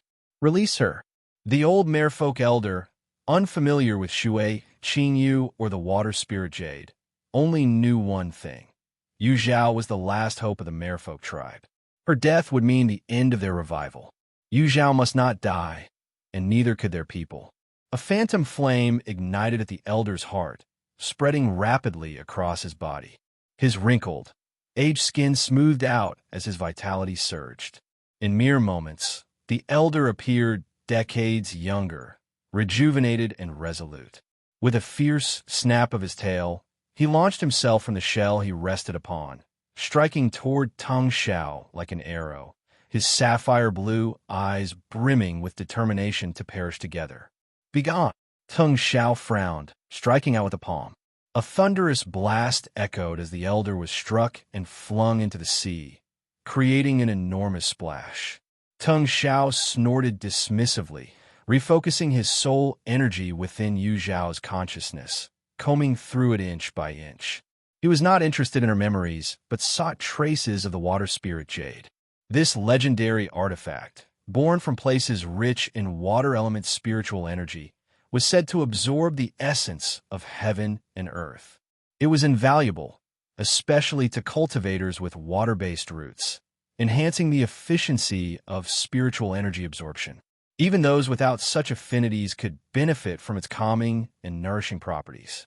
The rarity of the water spirit Jade made it a treasure even the merfolk tribe, residing in the southern abyss for millennia, had never encountered. Years ago, the revelation that Ye Cong Xin possessed such a jade led Tong Xiao to lead a raid on the Water Cloud Palace. Despite the disparity in power favoring him, the jade unexpectedly tore through space, taking a severely injured Ye Cong Xin with it. Tong Xiao had lamented that loss for years. Now, learning that the jade could even enable reincarnation, he vowed not to repeat his past mistake. He had to secure the jade, no matter what. Yet, despite thoroughly scouring Yu Zhao's consciousness, Tong Xiao found no sign of the jade. What he did discover was shocking. Yu Zhao's soul strength rivaled that of a golden core late-stage cultivator. With more years of cultivation, her potential could grow boundless. The more extraordinary her talent appeared, the more intense Tong Xiao's desire burned. In this life, he had stagnated at the nascent soul middle stage. With another life, wouldn't he ascend to become the cultivation world's supreme power, surpassing even Master Qin Yan? Tong Xiao, in his relentless pursuit to extend his lifespan, would stop at nothing. With a cold snort, his soul force surged again. Yu Zhao's face twisted in agony, veins bulging on her forehead as her sea of consciousness began to collapse under the immense power. "Ah!" she screamed as silent streams of blood tears flowed down her face. Just when Yu Zhao thought she would perish from the destruction of her sea of consciousness, a blue spiritual light suddenly emerged within it. The light expanded swiftly, wrapping her sea of consciousness completely. Her fragile consciousness stabilized instantly, forcing Tong Xiao's soul out. Instead of anger, Tong Xiao's face lit with delight. "So, the water spirit Jade truly resides within you," he exclaimed. He prepared to launch another soul attack, but a flash of white light suddenly intercepted. Bang! Tong Xiao staggered back several steps, while Yu Zhao, seizing the opportunity, fell to her knees, breaking free from his grasp. Although her consciousness was foggy from the earlier assault, her faint awareness kept her from passing out. However, she was no longer capable of fighting. Before Tong Xiao, a colossal shell, now cracked, stood defiantly. A smirk curled his lips. "It might block me temporarily, but do you think it can hold me forever? Those who defy me shall perish." He opened his palm, summoning a black flame. Instantly, the surrounding temperature spiked, waves of heat rippling outward. With a flick of his hand, the flame took the shape of a fire phoenix, screeching as it swooped toward the shell. Sensing the imminent danger, the shell charged at Tong Xiao with a speed that belied its size, swift as lightning. Courting death. Tung Xiao roared, his anger flaring. Previously distracted by the water spirit Jade, he had been caught off guard. But now he was ready. Channeling immense spiritual energy, he unleashed a crushing force. 10 feet away from him, the shell froze mid-charge, unable to move closer. Above them, the fire phoenix descended, its searing heat enveloping the battlefield. Pop! At the critical moment, the shell burst open. A figure shot out like a blade, slicing through Tung Zhao's protective barrier. Tung Xiao froze in shock. When did that old merfolk hide inside the shell? He muttered, confusion flashing across his face. Yet he wasted no time, vanishing in a blur. The elder merfolk, with a flick of his tail, shifted directions effortlessly, gaining speed with every move.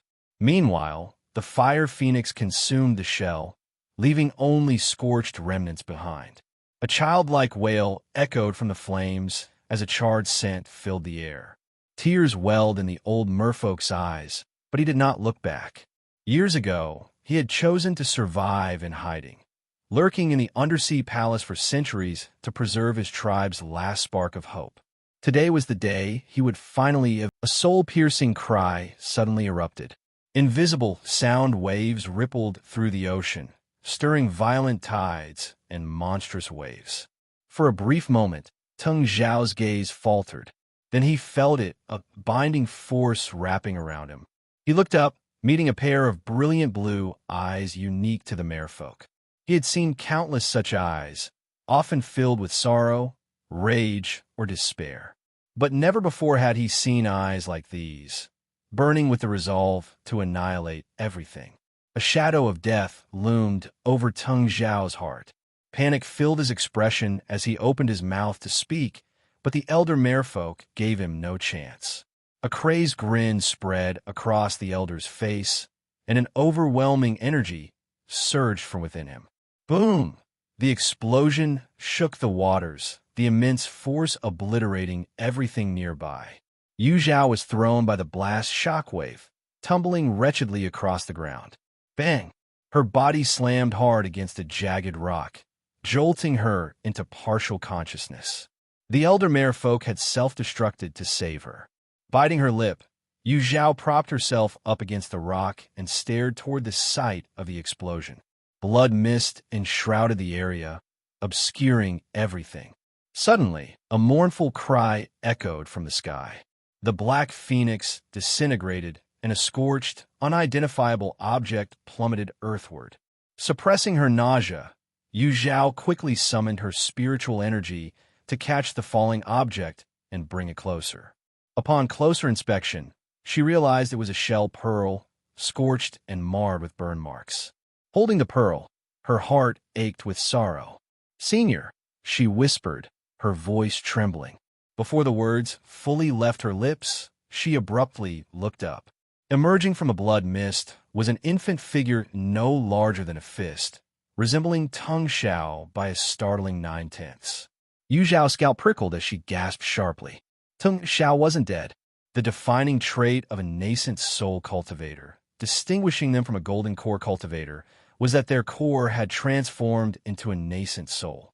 As long as the nascent soul remained intact, even if their body was obliterated, they wouldn't die. Tung Xiao was precisely in this state. While his physical form had been reduced to pulp by the elder merfolk's self-destruction, his nascent soul was untouched. Given the chance to seize a suitable body, Tung Xiao could soon rise again as a fearsome nascent soul expert. Yu Zhao's eyes flickered, her mind racing. A moment later, she shook her head. She had briefly considered whether it was possible to keep Tung Xiao confined to the deep sea forever, but quickly realized how slim her chances were. Even as a nascent soul, Tung Xiao could teleport away at will. She had no way to stop him. Once Tung Xiao recovered, he would undoubtedly return for vengeance. And when that time came, there would be no second elder willing to self-destruct for her survival. Yu Zhao's mood turned heavy, but Tung Zhao's was far worse. Once again, despite holding the upper hand, he had ended up injured and at a disadvantage. The hatred burned fiercely within him. But the current situation didn't allow for lingering on unfinished business. A nascent soul was far too fragile to remain exposed for long. His venomous gaze pierced through space, landing squarely on Yu Zhao. He swore a vicious oath. "Shui Qingyu, as long as I live, I will not rest until one of us is dead." Yu Zhao felt the intensity of his hatred and her heart sank. As long as Teng Xiao lived, she would never know peace. Teng Xiao cast one final glance at Yu Zhao before attempting to leave.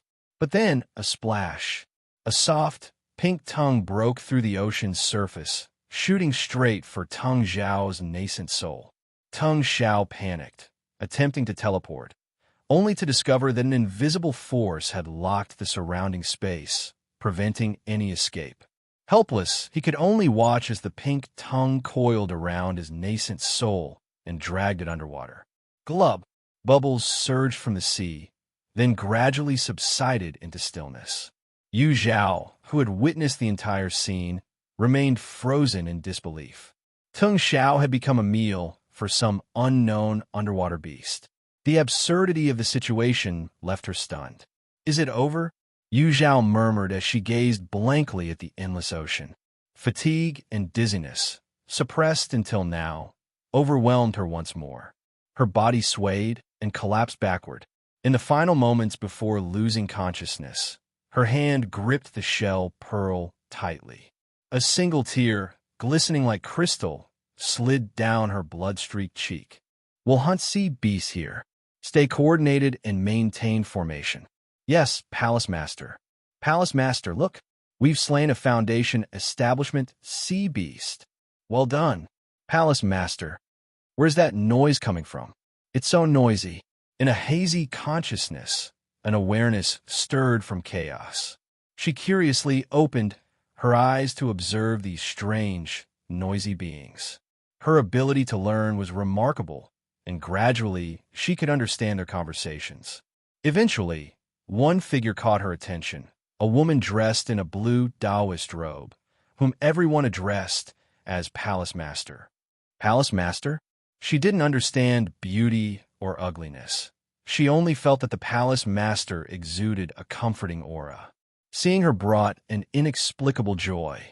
When the group prepared to leave, she made a bold decision. She wanted to follow the Palace Master.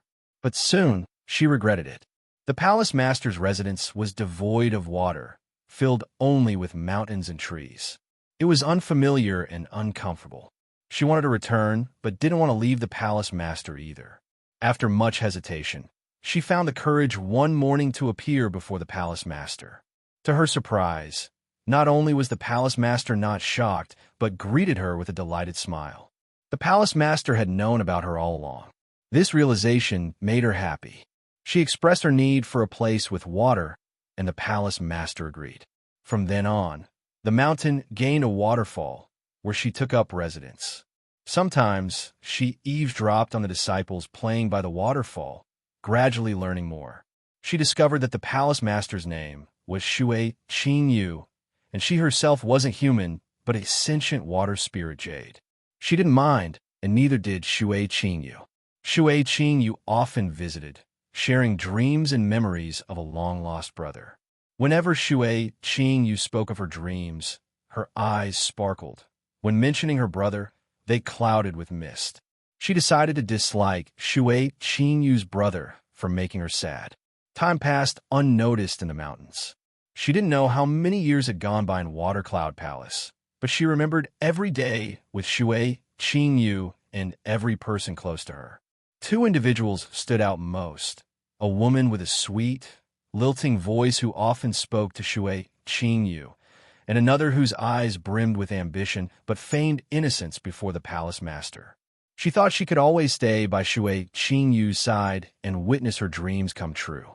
But danger struck without warning. Her existence was discovered, attracting enemies. That day, the waterfall of Water Cloud Palace was stained with blood. Shui Qingyu's sword became dull and battered. Shui Qingyu cried. She sacrificed her life to exchange her companion's safety with the enemy. She was heartbroken. It was her fault Water Cloud Palace suffered. But as a mere piece of jade, she couldn't save them. Until she saw Ye Cong Xin about to fall under a man's sword. At that moment, a surge of power she never knew she had awakened. She carried Ye Cong Xin and fled. They escaped to a small mortal town. Good news, there were no cultivators here. Bad news, there was no spiritual energy either. Ye Cong Xin's injuries worsened, and her own vitality weakened. She had overexerted her power, and her consciousness began to fade. She was heartbroken. She wasn't grieving for herself, but for never seeing Ye Cong Xin again. Before her disappearance, she wanted to do one last thing for Ye Cong Xin. She prepared to pour her remaining spiritual energy into Ye Cong Xin to heal her injuries. But she failed. Ye Cong Xin was too clever and realized her intention. She refused to take her spiritual energy. Frustrated and helpless, she could no longer see Ye Cong Xin's figure clearly due to her weakening state. However, it didn't matter. She still remembered her. Unexpectedly, while she couldn't save Ye Cong Xin, Ye Cong Xin sacrificed herself to save her. Ling Yu, thank you for being with me. We will always be the best of friends. Please live on, carry my part of life as well. Ye Cong Xin transferred all her vitality into Ling Yu's body. Slowly, Ling Yu, who was once a piece of jade, began to take human form. First her hands, then her legs, and finally, her youthful and delicate features emerged. Ye Cong Xin was gone. In her place was a baby identical to Ye Cong Xin. This child had no memories and lived among mortals like a real child. One day, a kind old woman handed her a steamed bun, her voice filled with compassion. Poor child, what is your name? The little girl's eyes flickered with confusion. It seemed she didn't have a name. No, that wasn't right.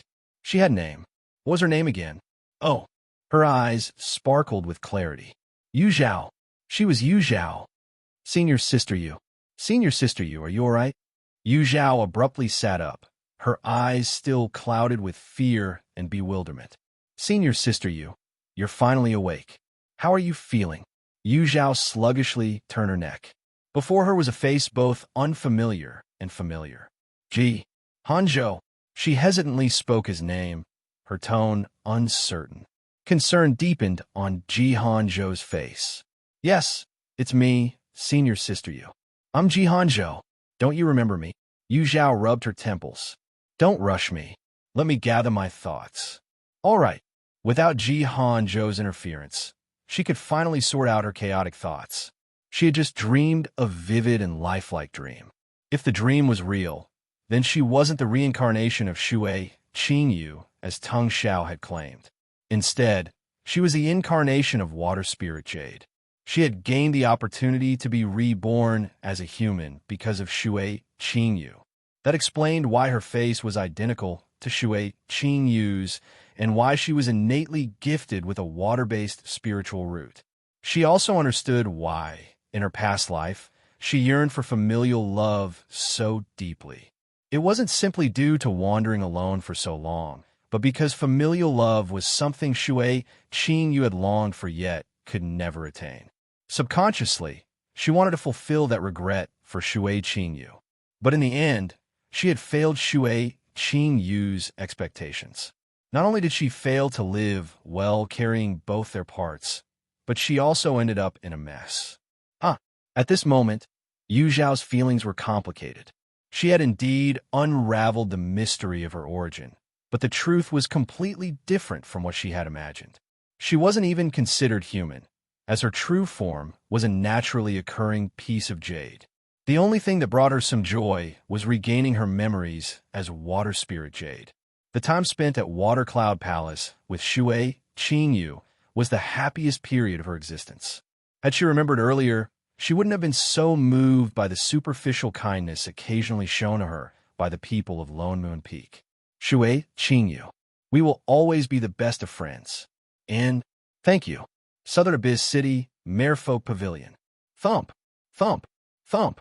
The sound of a heartbeat, as loud as a drum, echoed through the sealed fifth floor.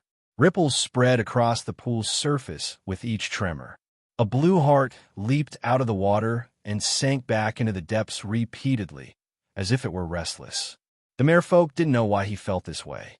For the past 10 days, an unshakable sense of unease had gripped him, and it hadn't subsided. Suddenly, a thought struck him. Years ago, the merfolk tribe was hunted down by countless cultivators.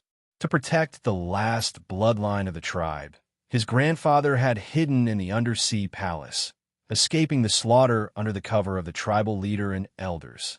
Could something have happened to his grandfather? The merfolk panicked. The next generation of the merfolk tribe hadn't hatched yet. If his grandfather fell, their entire tribe would face extinction. Fear and helplessness churned within him. Splash! Splash! The water's turbulence grew, sending droplets flying. Click! The sound of the stone door moving echoed. Annoyance flared in the merfolk's thoughts. Another fool has come to seek death. Ia, it's you, humming a tune. His voice faltered as he rose from the water in surprise. You're still alive? Did Teng Xiao not find you? The merfolk couldn't believe Yu Zhao had survived Teng Xiao's pursuit. The only explanation was sheer luck. Teng Xiao must have missed her. A note of urgency crept into his voice. Teng Xiao is surely searching for you. Leave Southern Abyss City immediately and never return. Teng Xiao is dead, Yu Zhao said, stepping closer to the pool. Her tone was steady. Impossible. The merfolk's denial was immediate. Teng Xiao was known for his cowardice, terrified of the slightest danger. As a nascent soul cultivator, there was no way he could have perished. I saw it with my own eyes. A sea beast dragged his nascent soul into the deep sea. The merfolk scrutinized Yu Zhao's expression. Her serious demeanor suggested no hint of jest. Though he felt it was absurd, a spark of joy ignited within him. If Teng Xiao was dead, the merfolk pavilion could no longer imprison him. Was he free? Before he could savor the thought, Yu Zhao spoke again. I've come to take you back to the undersea palace. The merfolk was alarmed. How do you know about the undersea palace? What did you do to my grandfather? His anger caused the blood coursing through his heart to darken to a deep blue hue. So that elder was your grandfather. Yu Zhao's eyes filled with guilt. She took a deep breath and recounted everything that had transpired. The merfolk was silent for a long time. He wanted to hate Yu Zhao. His grandfather had died to save her. Yet, his grandfather had chosen to self-detonate to save her. Yu Zhao hadn't forced him. It was his decision for the tribe's future. I don't know what I can do for the merfolk tribe, but I, Yu Zhao, owe your tribe my life. I will repay this debt with all my strength. The merfolk fell into a long silence. Finally, he said, let's leave this place. He didn't want to stay another moment in the prison that had confined him for centuries. All right. Yu Zhao took out a large glass vessel, filling it with water from the pool. The merfolk leaped in on his own. She cast an illusion over the glass vessel to conceal it and carried it out of the pavilion. At the 5th floor exit, the merfolk suddenly spoke. Wait! Yu Zhao turned to him. The merfolk let out a cold laugh. The merfolk pavilion was built on the bones of my kind. It should never have existed. Lend me your hand. Yu Zhao extended her hand and instantly felt a scorching energy coursing through her palm. Instinctively, she opened her hand, and a blaze of ice-blue flames burst forth, quickly splitting into small tongues of fire that scattered across the merfolk pavilion. It wasn't long before panicked shouts echoed from downstairs. Taking advantage of the ensuing chaos, Yu Zhao led the merfolk safely out of the pavilion. Outside the merfolk pavilion, a crowd of curious cultivators had gathered, some drawn by the commotion, others having just fled the building. They discussed the cause of the fire with great curiosity, paying no attention to Yu Zhao as she blended into the crowd. Standing among them, Yu Zhao and the merfolk watched as the ice-blue flames consumed the pavilion bit by bit. Let's go, the merfolk said coldly.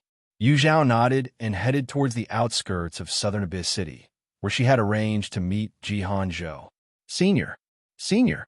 Just as Yu Zhao was about to leave the city, a delighted voice called out from behind her. She turned, her brows furrowing slightly. Senior, it really is you. I thought my eyes were playing tricks on me. Little Red looked up at Yu Zhao with wide, dark eyes, nervously twisting the hem of her clothes. In just 2 months, her once plump, lively face had grown gaunt, and her ill-fitting clothes hung loosely on her, robbing her of her usual charm. Little Red, Yu Zhao was genuinely surprised. She remembered leaving 6 top-grade spirit stones with Little Red when she left. That should have significantly improved her living standards. How had things gotten worse? Senior, it's me, Little Red. Are you doing well? Little Red stammered out a greeting, her unease written all over her face. Little Red, do you have something you want to tell me? Yu Zhao asked gently. Despite Little Red's young age, her every thought was plain as day. Little Red's face flushed red as she hesitated, struggling to speak. She definitely wants to borrow spirit stones from you, the merfolk beside Yu Zhao declared bluntly. Yu Zhao neither confirmed nor denied the statement. Truthfully, she had already guessed that Little Red might be seeking her help. But would Little Red really ask for something so significant from someone she'd only met once? Senior, the spirit stones you gave me, I accidentally lost them. I have 3 younger brothers to take care of, so I've been working 3 jobs every day. Can you lend me some spirit stones? I promise I'll pay you back once I'm older and can earn more, Little Red finally blurted out after much internal struggle. She explained that she and her brothers had moved back to their old home. The main house had been damaged during the last incident, so the 4 siblings were now crammed into a small side room. While she could endure it, seeing her little brothers suffer broke her heart. She worked tirelessly to give them a better life, but her earnings were never enough. Running into Yu Zhao today felt like a stroke of luck, a sign from the heavens to help her recover the lost spirit stones. Surely, a kind and wealthy person like Yu Zhao wouldn't refuse. No, Yu Zhao replied without hesitation. Thank you, Senior. Thank you. Little Red's voice caught her throat. She stared at Yu Zhao in shock, unable to comprehend such a straightforward refusal. Yu Zhao didn't offer any explanation. She simply turned and continued toward the city gates. Stunned for a moment, anger quickly bubbled up within Little Red. Clenching her fists, she rushed forward, spreading her arms to block Yu Zhao's path. Her voice trembled with indignation as she shouted, "Why won't you help me? You clearly have plenty of spirit stones." Southern Abyss City, also known as the first city of the southern region, bustled with cultivators coming and going every day. Little Red's shrill voice pierced the air, her words about spirit stones instantly drawing the attention of passers-by. Oblivious to the stares, she continued glaring at Yu Zhao with indignation.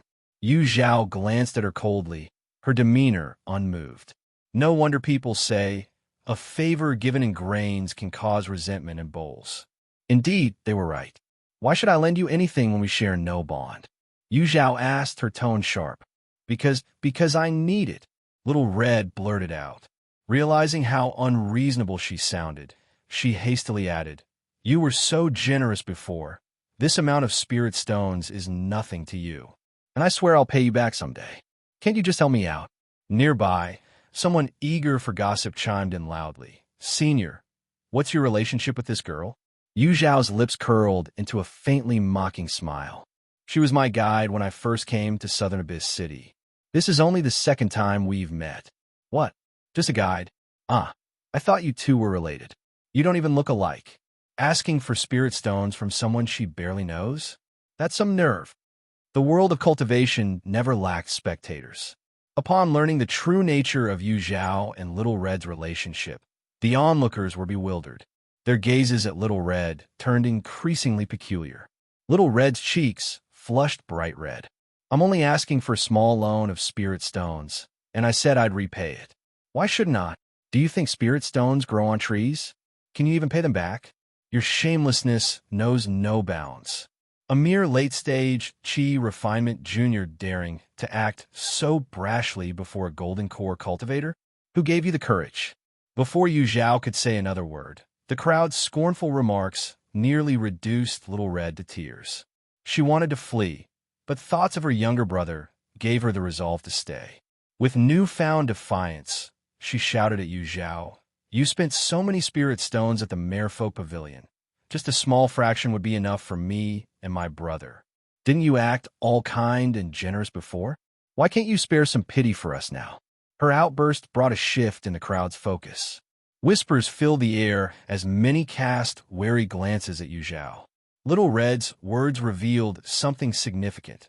Yu Zhao was very wealthy. In fact, obscenely wealthy. Yu Zhao's expression turned icy. Regardless of whether Little Red's words were intentional or accidental, they had placed Yu Zhao in a precarious position. Her stupidity wasn't just frustrating, it was dangerous. A month ago, I gave you 6 top-grade spirit stones. Are you saying that wasn't enough for you and your brother? The crowd gasped audibly. Yu Zhao's revelation redirected their attention to Little Red. 6 top-grade spirit stones, a sum that could sustain their cultivation for over a decade. Gone in less than 2 months? Only a fool would believe such a story. I lost the spirit stones. I don't have any left. Little Red stammered, panic flickering in her eyes. She hadn't expected Yu Zhao to air her past generosity so publicly and scrambled to explain herself. Her evasive gaze and jittery demeanor made her seem even guiltier in the eyes of the crowd. Now, the unkind stares turned sharply toward Little Red. She was on the verge of tears, fully aware that trouble was brewing. Having grown up in the chaotic underbelly of Southern Abyss City, she was keenly attuned to malice. She knew she had just landed herself in serious danger. Senior, Yu Zhao walked straight toward the city gates without sparing Little Red a glance, ignoring her entirely. Little Red bit her lip, determination flashing in her eyes, and suddenly knelt down with a heavy thud. Bowing her head to the ground, she pleaded earnestly, "Senior, I beg you, have mercy, please save me." Yu Zhao's face remained expressionless, her pace unwavering. Her demeanor radiated an air of unapproachability, making others too intimidated to block her path, clearing away in silent deference. Under Little Red's despairing gaze, Yu Zhao left without hesitation, her figure fading into the distance, a resolute, unyielding silhouette. Bravo! I can't stand those people who think being weak gives them the right to demand things. Honestly, you shouldn't have given her those 6 top-grade spirit stones in the first place. The merfolk became more talkative after leaving the merfolk pavilion, chattering incessantly in Yu Zhao's ear, his disdain for Little Red evident. Those 6 spirit stones weren't meant for her, Yu Zhao replied calmly. 5 of the 6 top-grade spirit stones had been payment for the tea doctor, but he had refused to accept them. Instead, they fell into Little Red's hands. Rather than being grateful, Little Red became greedier, coveting even the spirit stones in Yu Zhao's storage space. Oomph. Her greed brought her downfall. She deserves it. The merfolk snorted, clearly satisfied with Yu Zhao's approach. His wariness toward her seemed to lessen unconsciously. After leaving the city, Yu Zhao noticed that Zhao had yet to arrive. She took the opportunity to climb a nearby desolate mountain, where she buried the remains of Lady Hua and her companions. Returning to wait outside the city, she dealt with several golden core cultivators who tried to ambush her. Eventually, Zhao hurried over. "Did you send the message?" Yu Zhao asked. Zhao smiled, nodding. "Yes, the people from the 10,000 Treasures Pavilion said it should reach the sect within a month." A flicker of hesitation crossed Yu Zhao's face. "Junior brother Ji, now that this matter is resolved, you don't have to stay in the Southern Abyss with me. It will be better for you to return home and reunite with your family and fellow disciples." Even the fastest round trip to the merfolk's undersea palace would take nearly a month, and Yu Zhao felt it unnecessary for Zhao to accompany her. "Senior sister Yu, I still want to learn more from you. Besides, last time we went to the undersea palace, I didn't even see what it looked like. People would laugh at me if they found out." Zhao protested, his tone laced with playful grievance. The timing of his fainting spell during their last visit had been truly unfortunate. He missed everything. Determined, he insisted on visiting the palace again. Yu Zhao had no objections, but worried the merfolk might not be pleased. Thankfully, he made no complaint. The 3 of them set sail and spent nearly half a month returning to the Dead Island. With the merfolk's guidance, Zhao didn't have to expend energy breaking the restrictions. They passed through the undersea passage with ease, entering the undersea palace. From a moment they disembarked and entered the sea, the merfolk fell silent. Once inside the palace, his suppressed emotions erupted. He let out sorrowful wails, filled with years of anguish and despair, venting every ounce of pain he had endured. Yu Zhao and Jihan Zhou, moved by sorrow, couldn't help but feel their eyes sting with unshed tears. Knowing the merfolk tribe's tragic history, and having been saved by the old merfolk sacrifice, Yu Zhao felt the weight of his grief even more profoundly. Suddenly, there was a soft, nearly imperceptible click. Yu Zhao's sharp hearing picked up the sound, and her gaze turned in its direction. A tiny bead, no larger than a grain of rice, rolled to her feet. She bent down, picking it up for a closer look. Her eyes flickered with a hint of contemplation. Yu Zhao turned her hand, retrieving another white bead from her storage space. Comparing the two, she noticed that aside from their size, their color and sheen were nearly identical. She gazed in surprise at the spot where the smaller bead had appeared seemingly out of nowhere. Could this mean a new merfolk has been born? However, whether due to the unique nature of the merfolk's physiology or an unseen barrier between them, Yu Zhao felt the presence of someone watching her but couldn't locate them. It was reminiscent of her first visit to the undersea palace, where she could sense the merfolk's aura but couldn't pinpoint their exact position. Only a fellow merfolk seemed capable of locating another. With this in mind, Yu Zhao handed the tiny bead, resembling a grain of rice, to the merfolk before her. The merfolk froze, their entire being trembling with emotion. "Where did you find this?" they asked, their voice quivering. Yu Zhao pointed silently to a spot nearby. Like a whirlwind, the merfolk dashed to the indicated spot, calling out loudly. Their voice carried the unique cadence of their race's language, incomprehensible to both Yu Zhao and Jihan Zhou, but the spatial vibrations accompanying the words were palpable. Finally, several spatial fissures tore open. From within, fist-sized, water-blue, round eggs floated out one by one. Through their transparent shells, tiny, curled-up merfolk embryos could be seen. Yu Zhao and Jihan Zhou widened their eyes, holding their breaths, worried that even the slightest noise might disturb the unborn merfolk. The merfolk themselves seemed equally cautious, their voice softening noticeably. When the 48th merfolk egg drifted out of the fissures, a long pause followed. No more eggs appeared, and the fissures began to close. Yu Zhao and the merfolk's expressions grew increasingly grim. The small bead Yu Zhao had found earlier was clearly from a successfully hatched merfolk.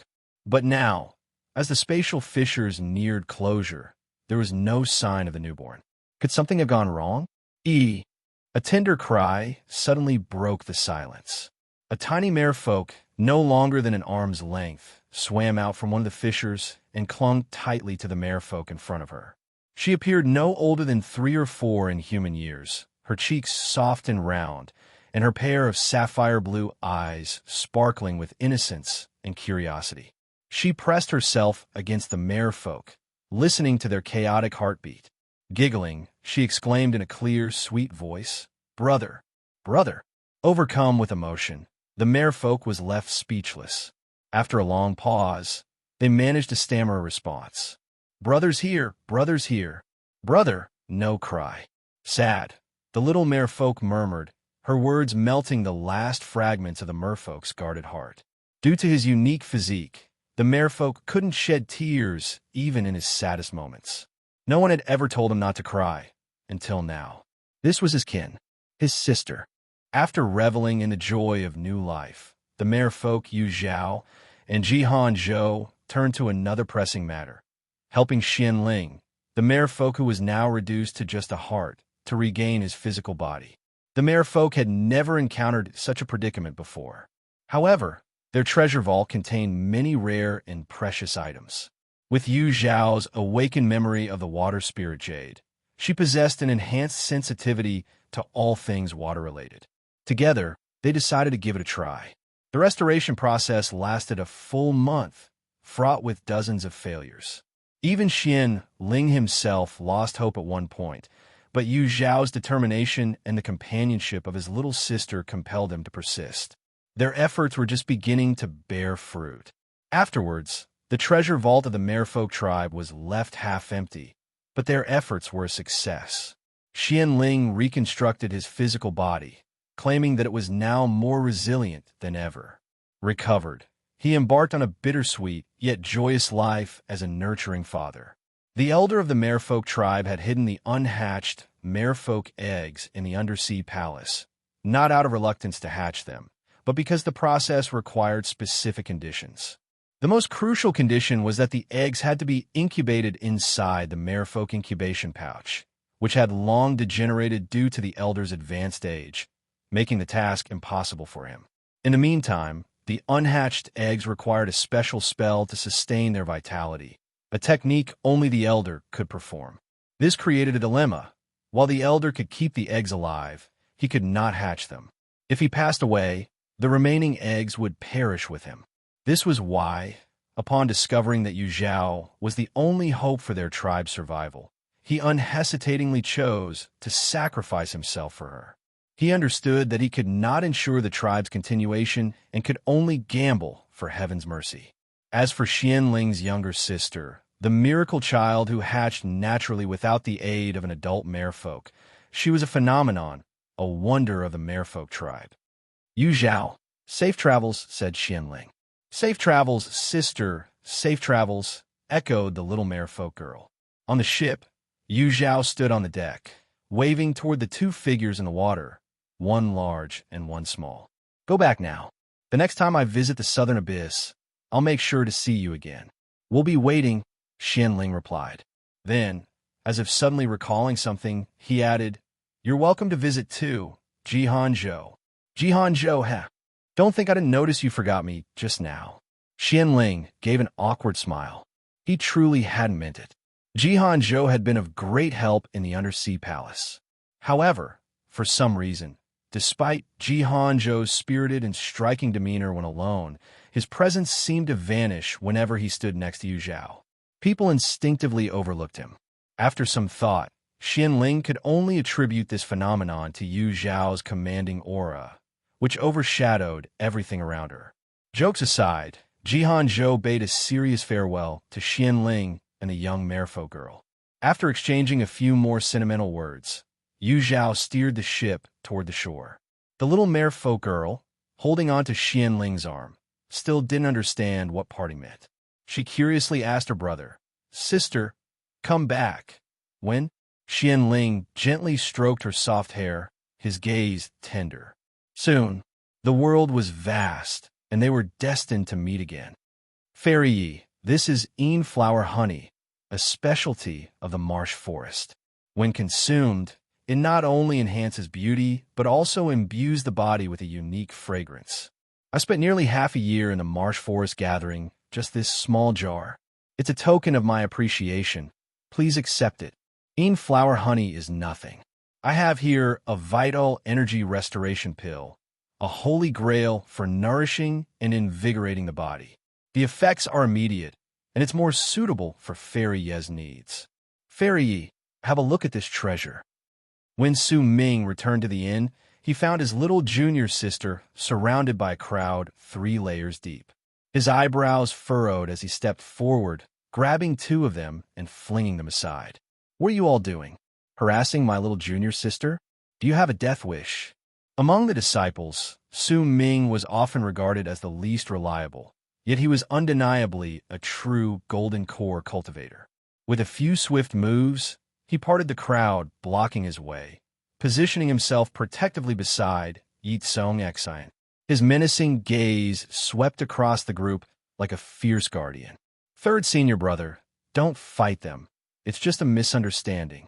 Ye Cong Xin stood up, her delicate fingers, white as scallion stalks, lightly tugging on Su Ming's arm.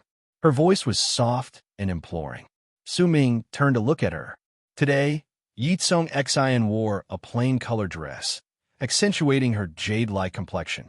Her clear eyes carried a hint of worry, and the vulnerability etched between her brows made her seem even more fragile, someone who instinctively inspired protection. For a moment, Su Ming was dazed. His little junior sister had become even more beautiful. Third senior brother, she softly called again, her voice like a gentle breeze. Snapping back to his senses, Su Ming frowned. You're saying these people are all your friends? His skepticism was evident. These people didn't appear to be the righteous kind. Could they have deceived his junior sister? Yes, they mean no harm to me, Ye Cong Xin replied seriously. Senior, it is our honor that Miss Yi is willing to associate with us. We would never think of harming her. Miss Yi is kind and approachable. Meeting her is a blessing for us all. Fellow Taoist, we absolutely have no malicious intentions. If you doubt us, I swear upon my Tao heart. Watching the group vehemently defend themselves, some even appearing ready to gouge out their hearts as proof of innocence, Su Ming couldn't help but feel a sense of strangeness. Third senior brother, I'm really fine. Please return to your room and rest. Second senior brother is probably still waiting for you. Little junior sister, aren't you curious about what I discussed with eldest senior brother? Ye Cong Xin offered a bitter smile.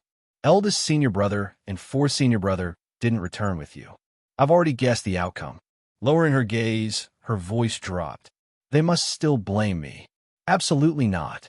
Su Ming, seeing her distress, dared not press further. After offering a few comforting words, he hurriedly headed upstairs. However, at the staircase's turn, he stopped and glanced back.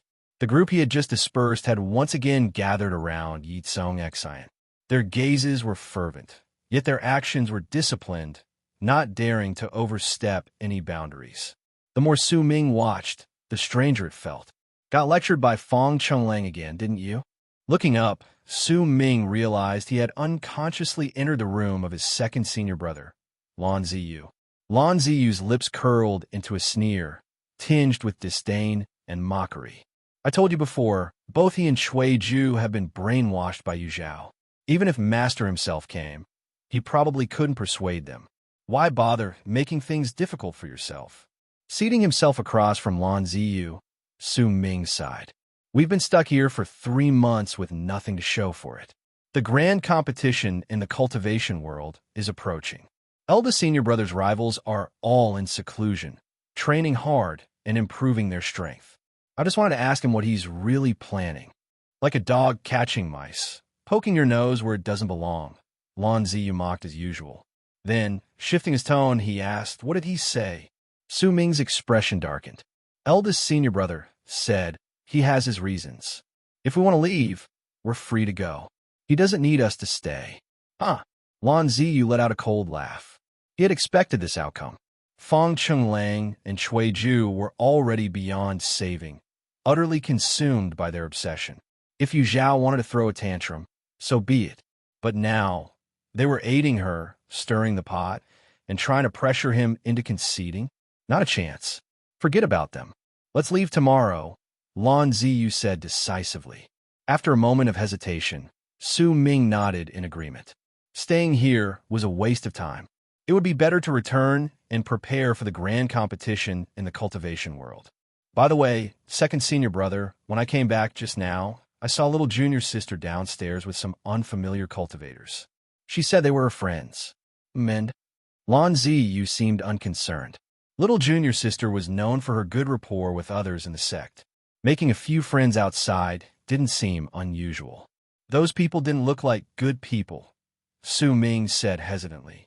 The city where they stayed was the closest to Marsh Forest, a sinister place often visited by cultivators of dark arts.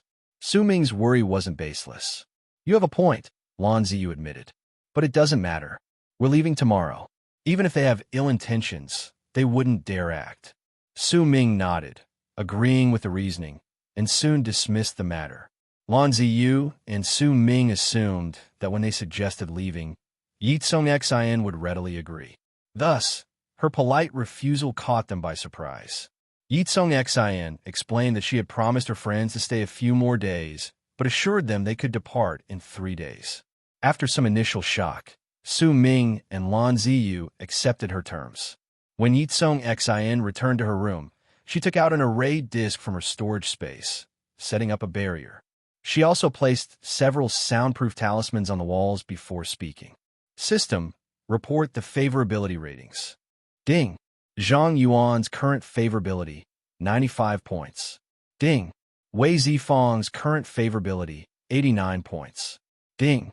Wang Hu's current favorability, 92 points. The system listed over 10 individuals, all with favorability ratings above 85 points.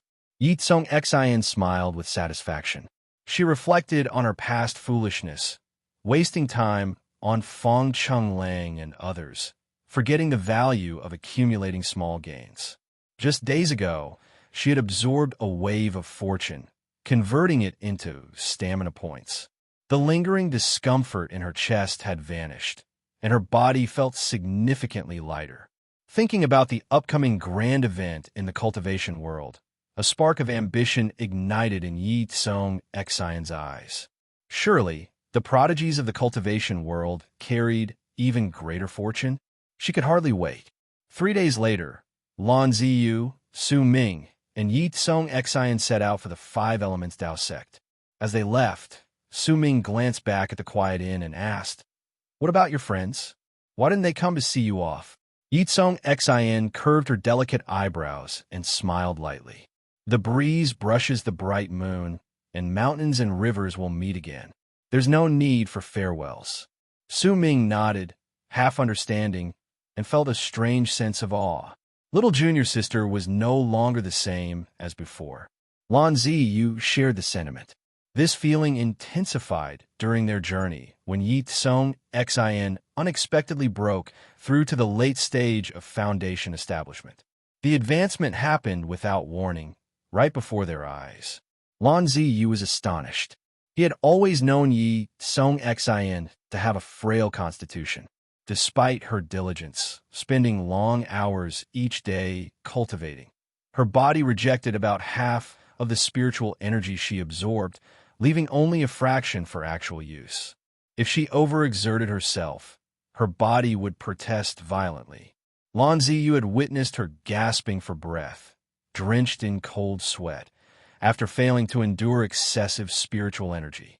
Her progress to foundation establishment alone was a miracle. Yet now, she had advanced further, and on the road, no less. His surprise brought his thoughts to Zhao. Little junior sister persevered despite her immense challenges, maintaining an unwavering determination. Meanwhile, Zhao, who had a perfectly healthy body, wasted her days complaining. The difference between them was stark. Sometimes when you tend to a flower, it refuses to bloom, yet a willow branch planted unintentionally flourishes. Lan Ziyu, while secretly lamenting, could never have imagined that not long after, he would encounter Zhao before Feng Chenglang or Ju. On the 10th day of their journey, Lan Ziyu and his two companions heard the sharp sounds of a battle echoing from afar. Su Ming asked, "Second senior brother, what should we do? Should we go around?" Lan Ziyu thought for a moment. "You and little junior sister wait here. I'll go take a look first." "All right, second senior brother. Be careful." Lan Ziyu nodded to them and flew toward the source of the intense spiritual energy fluctuations. He wasn't one to meddle unnecessarily, but traveling often brought unforeseen incidents. If someone was in trouble, he wouldn't hesitate to help, as long as they weren't evildoers. As he got closer, he heard the distinct hum of a sword. The hum was clear and bright, like a phoenix's cry resonating through the heavens. Lan Ziyu's eyes lit up, and he instinctively felt a sense of admiration for the sword wielder. Quickening his pace, he raced toward the heart of the commotion. Just as he was about to reach the center of the battle, his divine sense picked up a familiar aura, and he hesitated mid-step. Why is she here? On the other side, Zhao stood calmly at the edge, observing Jihan Zhou in a duel. This wasn't her first time watching Jihan Zhou wield a sword, but every time she did, she couldn't help marveling at his innate swordsmanship. His sword and body seemed seamlessly connected, as if the blade were an extension of himself. Moreover, his technique grew more refined with each use. Just when one thought he had reached his peak, he would surpass expectations yet again. This time, Jihan Zhou's opponent was also a sword cultivator, a formidable one at the mid-golden core stage. Given Jihan Zhou's current cultivation level, he couldn't possibly hold his ground against such an opponent. Thus, Yu Zhao used her illusion technique, causing the opponent's memories to blur and believe their cultivation remained at the late foundation establishment stage. By Yu Zhao's estimation, the duel would conclude within the time it took for an incense stick to burn. But just then, an unexpected visitor appeared. She turned her gaze toward the northeast, her brows knitting slightly. Meanwhile, Lan Ziyu, having braced himself mentally, still felt a jolt of disbelief when he finally saw Yu Zhao. Yu Zhao has reached the Golden Core stage. A Golden Core cultivator under 20 years old. Such talent was rare even among the geniuses of the Five Elements Dao sect. Lan Ziyu recalled forming his own Golden Core at the age of 21, an achievement that had earned him high praise from many elders and peers. But compared to Yu Zhao, his accomplishment now seemed almost unimpressive. Yet wasn't Yu Zhao supposed to be slow-witted and unmotivated? How had she grown so rapidly? Lan Ziyu's eyes were filled with doubt and uncertainty. Yu Zhao, being thoroughly familiar with Lan Ziyu, could easily guess his thoughts from his expression. She smirked slightly. She was no longer the person she used to be, but Lan Ziyu's mind remained stuck in the past. Finding this somewhat dull, she averted her gaze. An incense stick's time later, the Golden Core cultivator's sword pierced Jihan Zhou's arm, but Jihan Zhou's own sword struck through his opponent's forehead. A flash of sword light. A murky liquid splattered. Bang! Jihan Zhou held his still-dripping sword, oblivious to the pain in his arm. He turned to Yu Zhao, his smile as radiant as the sun. I won. Jihan Zhou was a handsome young man with sharp, spirited phoenix eyes and an unrestrained demeanor. His smile softened his arrogance, making him seem like a carefree youth full of sunshine. Yu Zhao, accustomed to this sight, saw nothing unusual. Lan Ziyu, however, found the scene oddly unsettling. It might have been the intuition between men, but he could clearly sense that Lan Ziyu harbored ill intentions. Any slight goodwill he had just begun to feel for him instantly evaporated, leaving his gaze sharp and prickly. Jihan Zhou also keenly noticed the sudden hostility directed at him. Turning his head, his previously smiling lips tightened into a straight line, and an icy chill seemed to settle over his expression.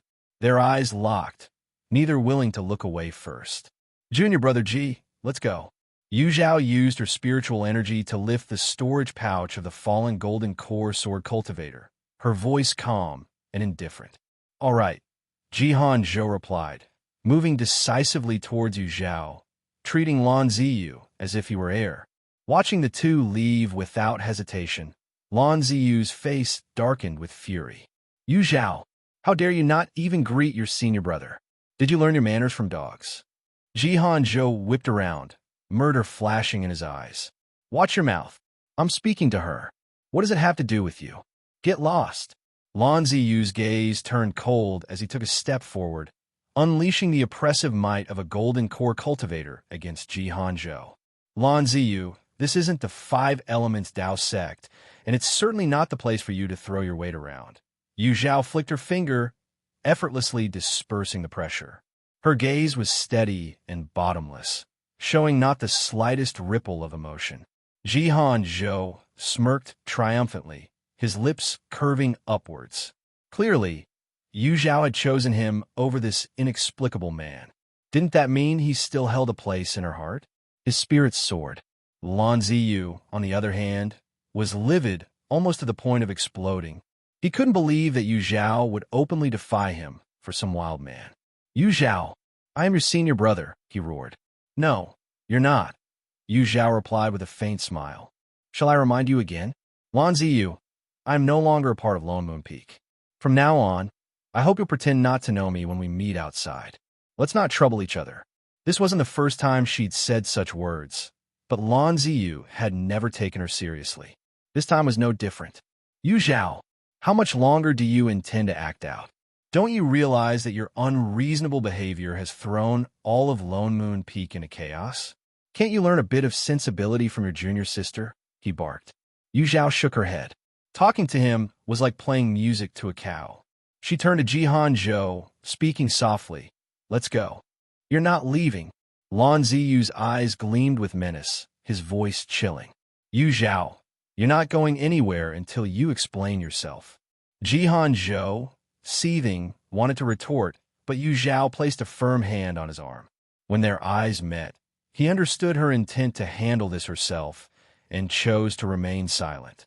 The unspoken understanding between the two was like a stab to Lan Ziyu's eyes. Fury surged through his chest, threatening to erupt. Yet, it felt like a ball of cotton was lodged in his throat.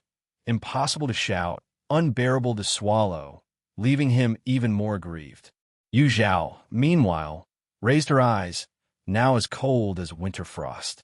Lan Ziyu, if I defeat you, will you leave me alone? He thought he'd misheard.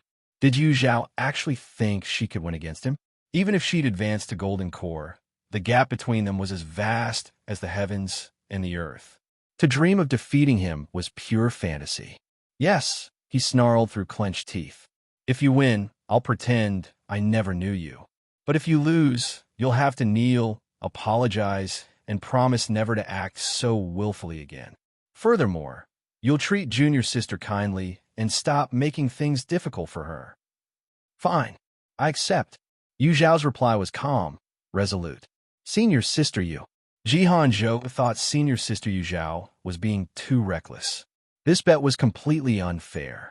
Why should senior sister Yu winning only result in Lan Ziyu promising to leave her alone, while losing required her to bow and admit fault? It wasn't equitable at all. However, Jihan Zhou didn't realize that all Yu Zhao truly desired was to sever all ties with these people. As long as Lan Ziyu stopped pestering her, she would be content. As for losing, neither Yu Zhao nor Jihan Zhou considered it a possibility. Despite being on the run from the Dark Pavilion's bounty, they had faced numerous assassination attempts along the way. Yet, Yu Zhao not only remained unscathed, but even managed to control the killers to serve as sparring partners for Jihan Zhou. While Lan Ziyu might be a standout among his peers, his complacency had left him far behind Yu Zhao, who had soared to new heights. I'll let you strike first so you can't claim I bullied you, Lan Ziyu said arrogantly, lifting his chin in confidence. Hearing this, Jihan Zhou sneered. To let senior sister Yu attack first? What a fool. He quickly retreated to avoid being caught in the impending chaos. All right, Yu Zhao responded calmly. For her, it made no difference whether she attacked first or second. Though Lan Ziyu appeared unfazed, a subtle wariness began to creep into his heart. But as time passed with no movement from Yu Zhao, impatience overtook him. How long are you going to stall? He snapped irritably. Lan Ziyu, Yu Zhao declared firmly, remember your words. From now on, if you see me, you'd better go the other way. Lan Ziyu's anger flared, ready to lash out at her perceived arrogance. But just as he opened his mouth, a strange, alluring fragrance invaded his senses. His expression froze, and his tense features softened as a blissful look washed over his face. At that moment, it was as if he had stepped into a world of unparalleled pleasure. His spirit swayed, and a euphoric sensation surged from deep within him. Ugh! He bit down on his tongue instinctively, trying to regain his composure. But the overwhelming delight welling up from his very soul was impossible to suppress. Soon, rationality abandoned him. Taking out his life-bound flute, the breaking cloud flute, from his storage space, Lan Ziyu began to play. The melody was tender and hauntingly beautiful, resonating through the forest. Enraptured by his music, he unknowingly began to sway to its rhythm. Following the sound, Su Ming and Ye Cong Xin arrived to witness a bizarre sight. The typically aloof and proud Lan Ziyu singing and dancing in the middle of the woods. Su Ming, Ye Cong Xin. Junior sister, pinch me. Am I possessed? Why does it look like second senior brother is dancing? It must be an illusion. Su Ming gawked. Ye Cong Xin recovered faster. She pinched Su Ming hard and urged, third senior brother, it's not you who's possessed. It's second senior brother. Quickly, go help him. She hadn't yet stolen Lan Ziyu's luck, so he absolutely couldn't suffer any harm. Oh, Su Ming stumbled forward awkwardly, stopping in front of the oblivious Lan Ziyu. He scratched his head, a loss. Junior sister, what do I do? Ye Cong Xin nearly exploded with frustration. Did this idiot really need to ask? The answer was obvious. Wake Lan Ziyu up with a slap. Taking a deep breath to calm herself, Ye Cong Xin sweetly advised, "Third senior brother, think of a way to wake him up." Su Ming glanced at Lan Ziyu, lost in his own world, then down at his own hand. With an air of resignation, he muttered, "Second senior brother, forgive me." Smack! Worried one slap might not suffice. Su Ming used every ounce of his strength. Caught completely off guard, Lan Ziyu was sent flying from the sheer force, tracing a graceful arc through the air. Second senior brother. Ye Cong Xin was stunned. Su Ming froze in place. Lan Ziyu, still unaware of what had happened, sat up groggily from a pile of fallen leaves, his eyes full of confusion. Second senior brother, are you okay? I didn't mean it. It's all your fault for looking so scary just now. Second senior brother, are you still dizzy? Does your body feel strange anywhere? Lan Ziyu looked at Su Ming, whose eyes darted around nervously, and Ye Cong Xin, who was filled with concern. Slowly, fragments of his memory returned. As the realization of his earlier actions hit him, a wave of heat rushed straight to his skull. Overcome with shame and rage, he wished he could sink back into unconsciousness forever. Second senior brother, what was wrong with you just now? Why were you suddenly dancing in the forest? Weren't you here to watch the fight? Where did everyone else go? Why are you the only one here? For the first time, Lan Ziyu loathed Su Ming's incessant chatter. He desperately wanted to forget what had just transpired. At the same time, his heart was gripped by an indescribable mixture of anger and fear. Yu Zhao. Since when had Yu Zhao become so powerful? Under her illusion technique, he had been utterly defenseless, toyed with at her whim. Her growth was so alarming that he couldn't help but doubt. Was she really Yu Zhao? Second senior brother, why aren't you speaking? Are you? Shut up. Lan Ziyu's sudden roar silenced Su Ming, who pouted in frustration but dared not speak further. However, when Su Ming glanced at Lan Ziyu's visibly swollen cheek, he could barely suppress his laughter. The internal struggle between his sympathy and amusement left him deeply conflicted. If you still see me as your senior brother, you must never mention what happened today to anyone, not even Master. Lan Ziyu's icy gaze warned them both. This humiliation must not be known to anyone else. Oh, Su Ming muttered reluctantly, his curiosity almost unbearable. He regretted not following along earlier. Ye Cong Xin nodded obediently. Senior brother, we won't say a word. Lone Moon Peak is a collective. Your honor is our honor. Your shame is our shame. Lan Ziyu felt a slight sense of relief at Ye Cong Xin's reassurance, but his anger reignited as he recalled that Yu Zhao had brought him to such disgrace. His expression turned dark and pale alternately. Yu Zhao, you caught me off guard this time, but I won't let you off so easily next time. Just you wait. Ha ha ha. Ha ha ha. Yu Zhao helplessly glanced at Jihan Zhou, who was laughing so hard he nearly fell off his flying sword. Is it really that funny? Jihan Zhou had been laughing nonstop for the entire journey, making her ears ache. It's absolutely hilarious. Jihan Zhou clutched his stomach, sore from laughter, and tried to compose himself. Senior sister Yu, how did you even come up with the idea of making him dance in the forest? It's genius. Yu Zhao's lips curled slightly. I got some inspiration from Xianling. Back in the Merfolk Pavilion, Xianling had trapped her in an illusion where Feng Chenglang, Lan Ziyu, and others danced awkwardly in disarray before her. On a whim, she tailored an illusion that unleashed Lan Ziyu's true nature to its fullest potential. The result exceeded her expectations. Knowing Lan Ziyu, Yu Zhao was certain he must be fuming by now. From now on, whenever he saw her, he would undoubtedly recall this mortifying lesson. Hopefully, It would teach him to keep his promises and stay far away from her. Or so Yu Zhao speculated, slightly unsure. You two better have something important to tell me, or be ready to face my wrath. Wang Qian's icy words seemed to be squeezed through gritted teeth, each syllable carrying a chilling edge. His latest alchemy attempt had ended in an explosion, leaving him in a foul mood. Now, with someone daring to disturb him at such a time, they unwittingly became perfect outlets for his frustration. Tianhan and Guoming inwardly groaned. They hadn't wanted to interrupt Wang Qian either, but the situation had spiraled out of control, leaving them no choice. Junior brother Wang Qian, the Dark Pavilion, just sent a message, Tianhan began cautiously. The Dark Pavilion?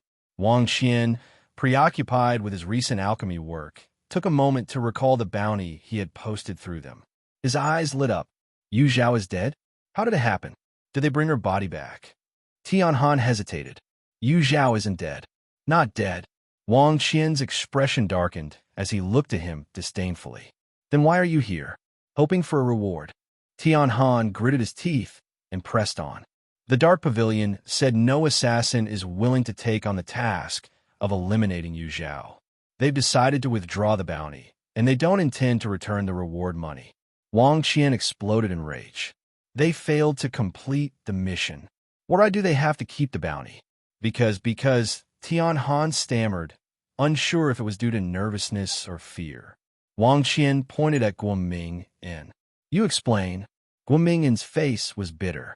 Yu Zhao killed all the assassins they sent after her. The Dark Pavilion suffered heavy losses, so they're withholding the bounty as compensation. Wang Qian was momentarily stunned, unsure whether to be more shocked at Yu Zhao's fighting prowess or at the Dark Pavilion's audacity. Say that again. Who killed whom? Yu Zhao killed all the assassins. She's only at the late Foundation establishment stage. How could she possibly do that?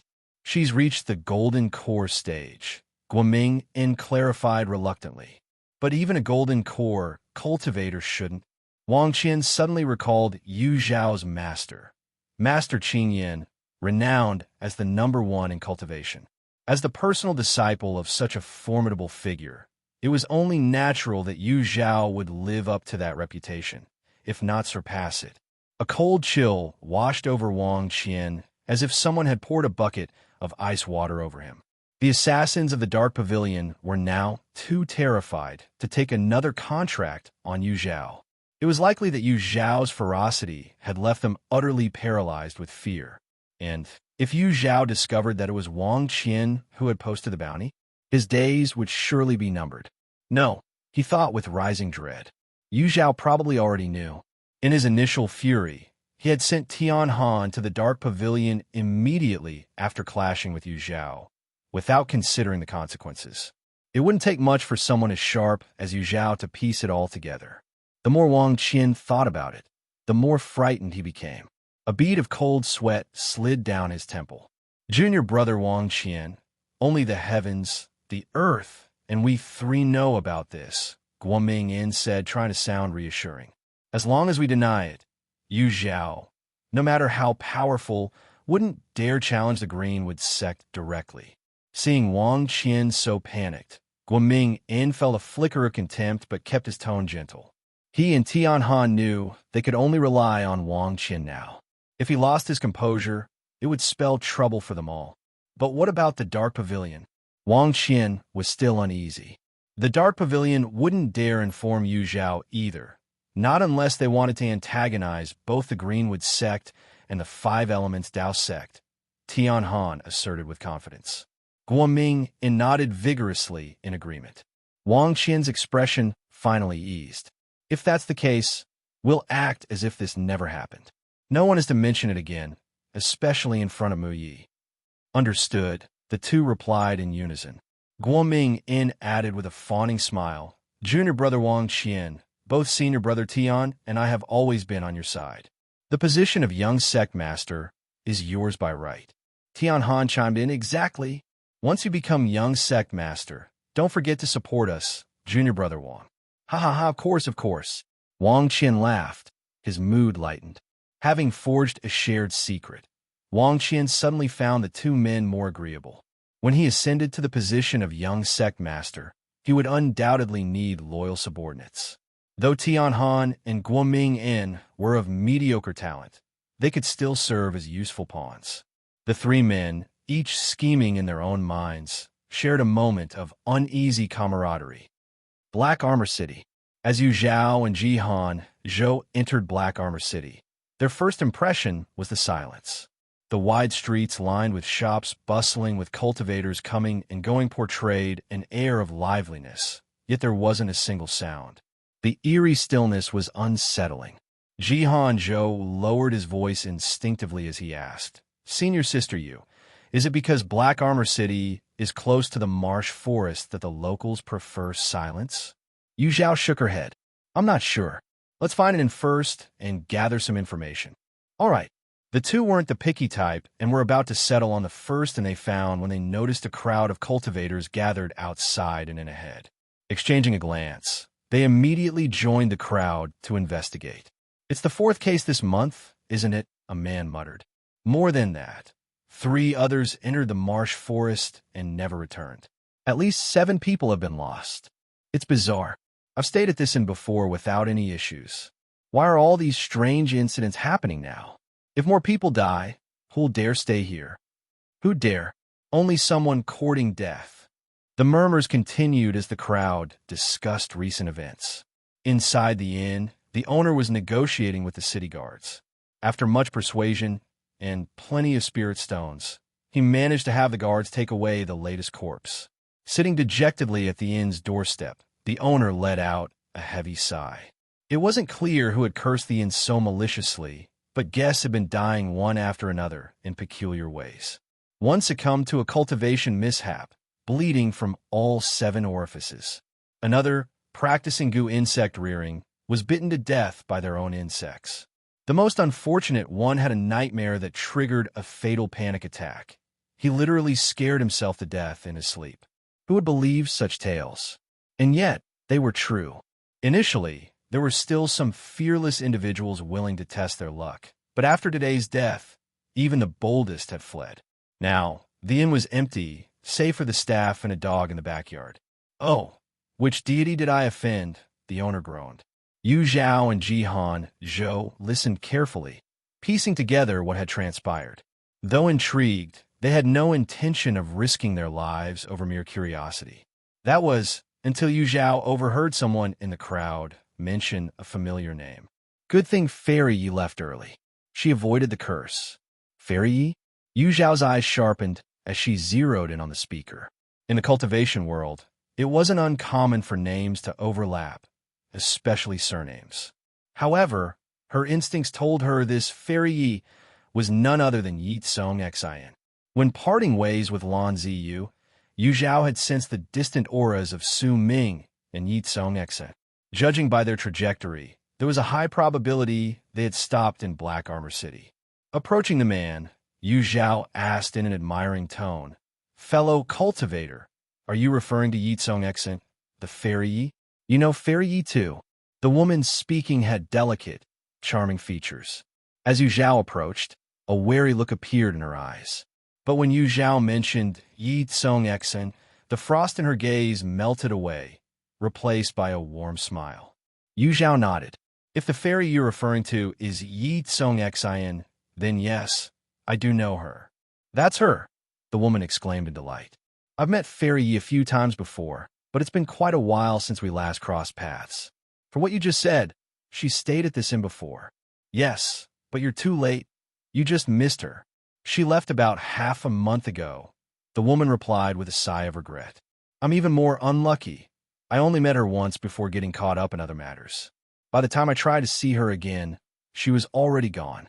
A flicker of doubt crossed Yu Zhao's eyes.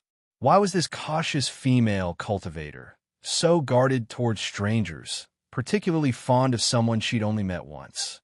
Moreover, since Ye Cong Xin left, strange incidents had been occurring at this inn. Could this truly be a coincidence? Yu Zhao quickly made up her mind. She decided to stay at this inn tonight. Calling over Zhao, she shared her decision. Without hesitation, he nodded in agreement.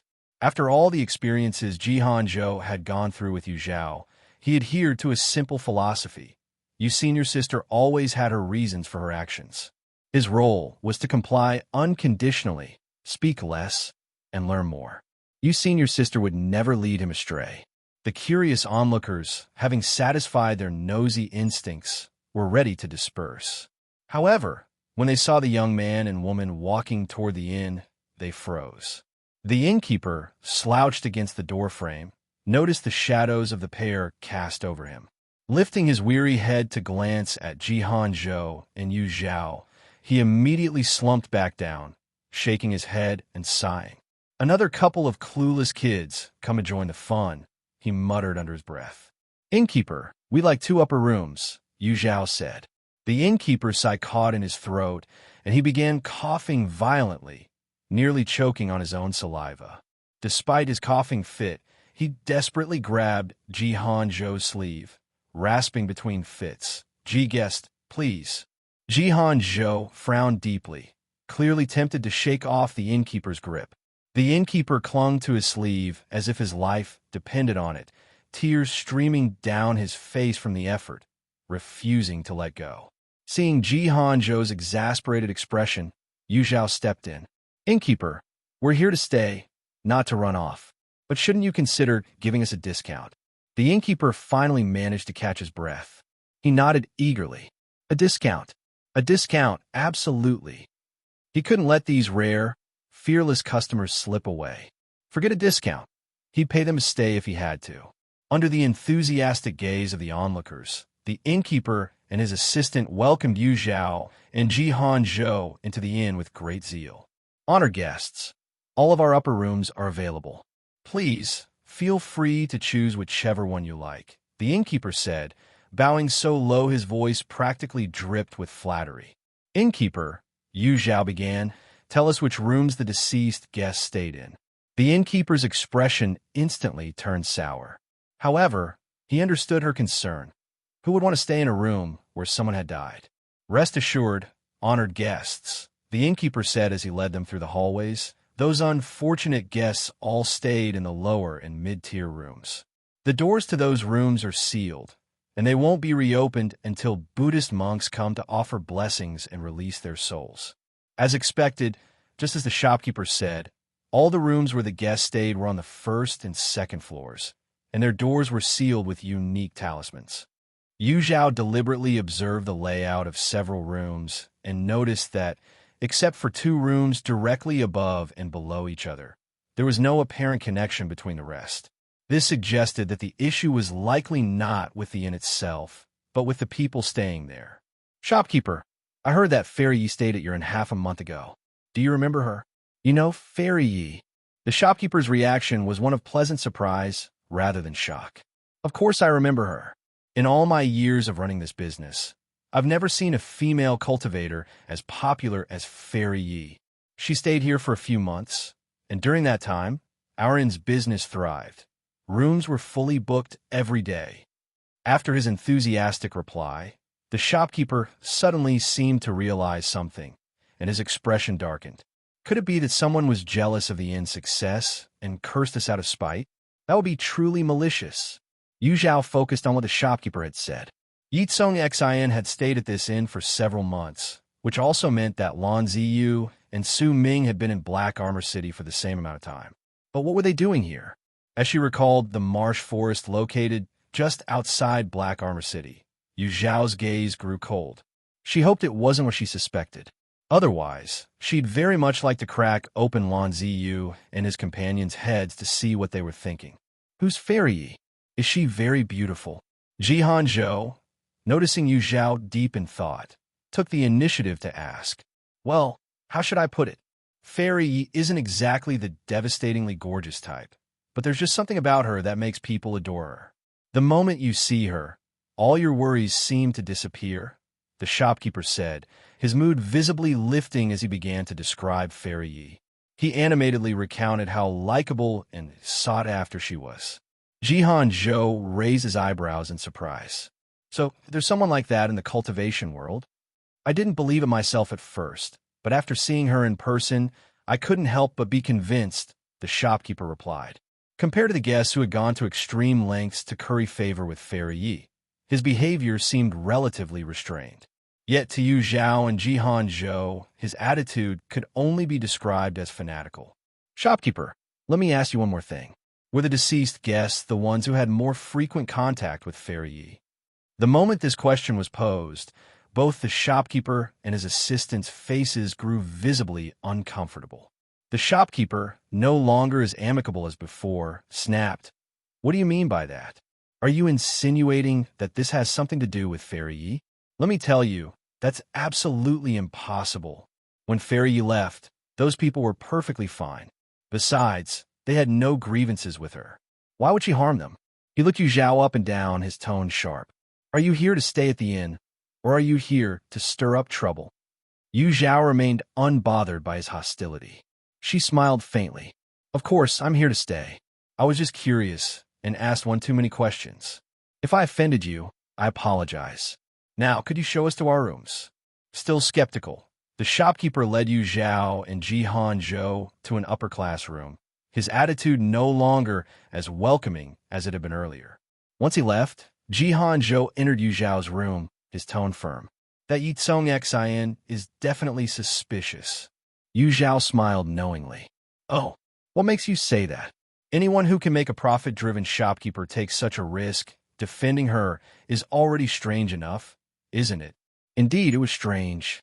But those involved in the situation were often blind to the truth. How many could see clearly while caught in the middle of it all? Seeing your sister, do you suspect that those people's deaths are related to Ye Cong Xin? Jihan Zhou couldn't fully grasp the connection between Yu Zhao and Ye Cong Xin, but it was obvious that Yu Zhao paid her far too much attention. Earlier, she had agreed to stay only after hearing news about Ye Cong Xin. Yu Zhao didn't confirm or deny the question, but her thoughts were spinning. In her previous life, she had inadvertently discovered that Ye Cong Xin was making deals with malevolent entities. Without any evidence, no one believed her accusations, and it had even cost her life in the end. This time around, Yu Zhao hadn't planned to reveal Ye Cong Xin's secret.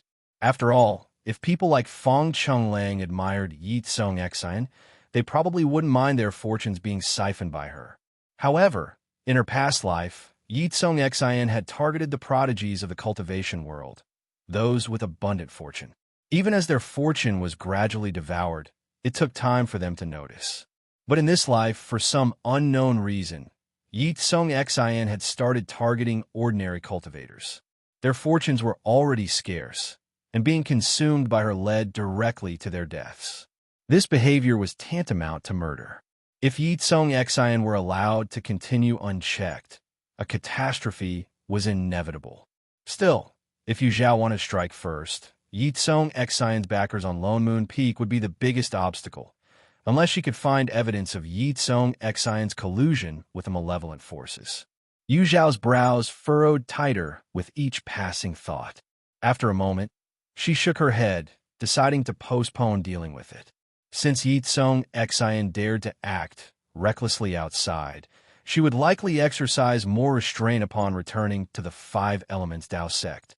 For now, Yu Zhao's top priority was to grow stronger. Only by becoming powerful could she protect herself. Junior brother G, you should go rest for now. Tomorrow morning, we'll head to the city shops to buy some insect-repelling and antidote pills before making our way to Marsh Forest. Understood. Jihan Zhou, ever considerate, didn't press for details and left. The next day, Yu Zhao and Jihan Zhou left the inn under the astonished gaze of the innkeeper. They headed directly to the busiest shop on the street and bought over a dozen popular pills before leaving the city for Marsh Forest. As its name suggests, Marsh Forest is a place where marshes and dense forests coexist. Beneath layers of decaying leaves, you might find solid ground, or a treacherous bog eager to swallow you whole. Every step in Marsh Forest demanded careful consideration. Surprisingly, the greatest dangers in Marsh Forest weren't the bogs, but the pervasive miasma and the venomous insects lurking everywhere. Most of these creatures carried deadly toxins capable of incapacitating even nascent soul cultivators before they could react, proof of their ferocity. Yet danger and opportunity often go hand in hand. Despite its perils, marsh forest was also a treasure trove. Items like the heavenly fairy herb Zhao sought and the Yin flower honey cultivators used to win Ye Cong Xin's favor were unique to marsh forest and couldn't be found elsewhere. Because of this, cultivators flocked to marsh forest every year, fully aware of the risks. Along the way, Yu Zhao and Jihan Zhou encountered many cultivators heading toward the forest. Some even approached, proposing to team up, but Yu Zhao firmly declined. In such a treacherous environment, the real threats weren't just the miasma or poisonous insects, but other cultivators. In marsh forest, more cultivators likely died at the hands of their own kind than from the forest's natural hazards. Yu Zhao refused to introduce any unstable elements into their group. She and Jihan Zhou moved quickly and reached the forest's outskirts after 2 hours. The trees in marsh forest were vastly different from those in the outside world. Their trunks were tall and slender, rarely wider than an arm's span. Yet their canopies were dense, forming umbrella-like shades that interconnected to block out the sun entirely. The damp, cold air mingled with the stench of decay, creating a chilling atmosphere that sent shivers down the spine. Yu Zhao retrieved 2 emerald green alchemy pills and handed one to Jihan Zhou. "Hold it under your tongue. Don't swallow it." Jihan Zhou took the pill with a solemn nod. After preparing themselves, the two turned into streaks of light and darted into the dense marsh forest. As soon as they entered the marsh forest, Yu Zhao felt her skin enveloped by the clammy, chilling air. Her expression remained calm as her divine sense rapidly swept the surroundings. According to legend, the heavenly fairy herb grew in swampy regions. Highly toxic and delicate, it could not be touched directly by limbs, nor could it survive exposure to light. Yu Zhao knew the chances of finding the heavenly fairy herb near the forest's outskirts were slim, but even the slightest chance was worth pursuing. Suddenly, a blood-curdling scream pierced the sky. Rustling noises echoed as all the surrounding leaves began trembling. "Jump!" Yu Zhao's face shifted slightly as she propelled herself upward. Jihan Zhou followed a beat slower. In the next instant, countless black dots rained down, blanketing the spot they had just vacated. Perched on a tree branch, Yu Zhao observed the writhing mass of black beetles swarming below, her face darkening. Even ants could devour an elephant. Though these beetles were neither exceptionally durable nor offensively strong, Yu Zhao could destroy them in waves with a single move. However, such a massive concentration of poisonous insects was still something even she had to avoid. "Be cautious," she warned Jihan Zhou before glancing in the direction of the earlier scream. Once again, she reminded herself to tread carefully. Elsewhere in the marsh forest, Cui Ju was sprinting through the dense woods with the unconscious Fong Chenglang slung across his back. Fong Chenglang's face had turned dark, and he was barely clinging to life. Not far behind them, a demonic woman with an eerie beauty was in hot pursuit. "Hee, you can't escape. Why not stop running and become food for my darling little pets? Don't worry, it won't hurt much. It'll be over quickly," she teased with a sinister laugh. Gritting his teeth, Cui Ju pushed his spiritual energy to its limit, the strain causing searing pain in his meridians. Yet, the agony in his heart far outweighed the physical torment. Fong Chenglang had been poisoned by the demonic woman's venomous insects while saving Cui Ju. Now, he lay in a coma. Cui Ju had thought that after their heated argument that day, Fong Chenglang would no longer concern himself with his safety. But Fong Chenglang, ever the senior brother, had still chosen to protect him, even at great personal cost. Hatred for the demonic woman's cruelty burned within Cui Ju, but he despised his own weakness even more. Powerless to avenge Fong Chenglang, he could only flee in disgrace. Suddenly, with a squelch, Cui Ju's right leg plunged into a patch of mud. His face paled as he realized the danger. Looking down, he saw his foot had sunk into a hidden swamp. He tried to gather strength to pull free, but an overwhelming force dragged him deeper. As he struggled against the mire, the demonic woman closed in. See? I told you there's no escape, she mocked, her crimson nails gleaming as she sneered. Ju's face hardened as he ignored her taunts. After a tense moment, he finally managed to extract himself from the swamp, though his body was now filthy and disheveled. Gone was his usual air of refinement. He looked more like a distressed nobleman in dire straits. The demonic woman's lips curled into a wicked grin. She darted forward and leaned close to whisper in Ju's ear, her voice dripping with malice. Ju was startled at first, but quickly retreated to the side, a look of disgust crossing his face. The alluring woman let out a crisp laugh. Little cultivator, did you think I was interested in you? What I meant by fragrance was the scent of medicine. You're an alchemist, aren't you? Ju remained silent. As they say, medicine and alchemy go hand in hand. Since you're an alchemist, you must understand the principles of mutual generation and restriction in medicinal properties, correct? A peculiar glint flashed in her eyes. Hearing this, Ju's pupils contracted slightly. He had a rough idea of what this demonic woman intended for him. I can ensure your senior brother doesn't die, but you must serve as my poison tester, she declared with absolute confidence, as if rejection was an option.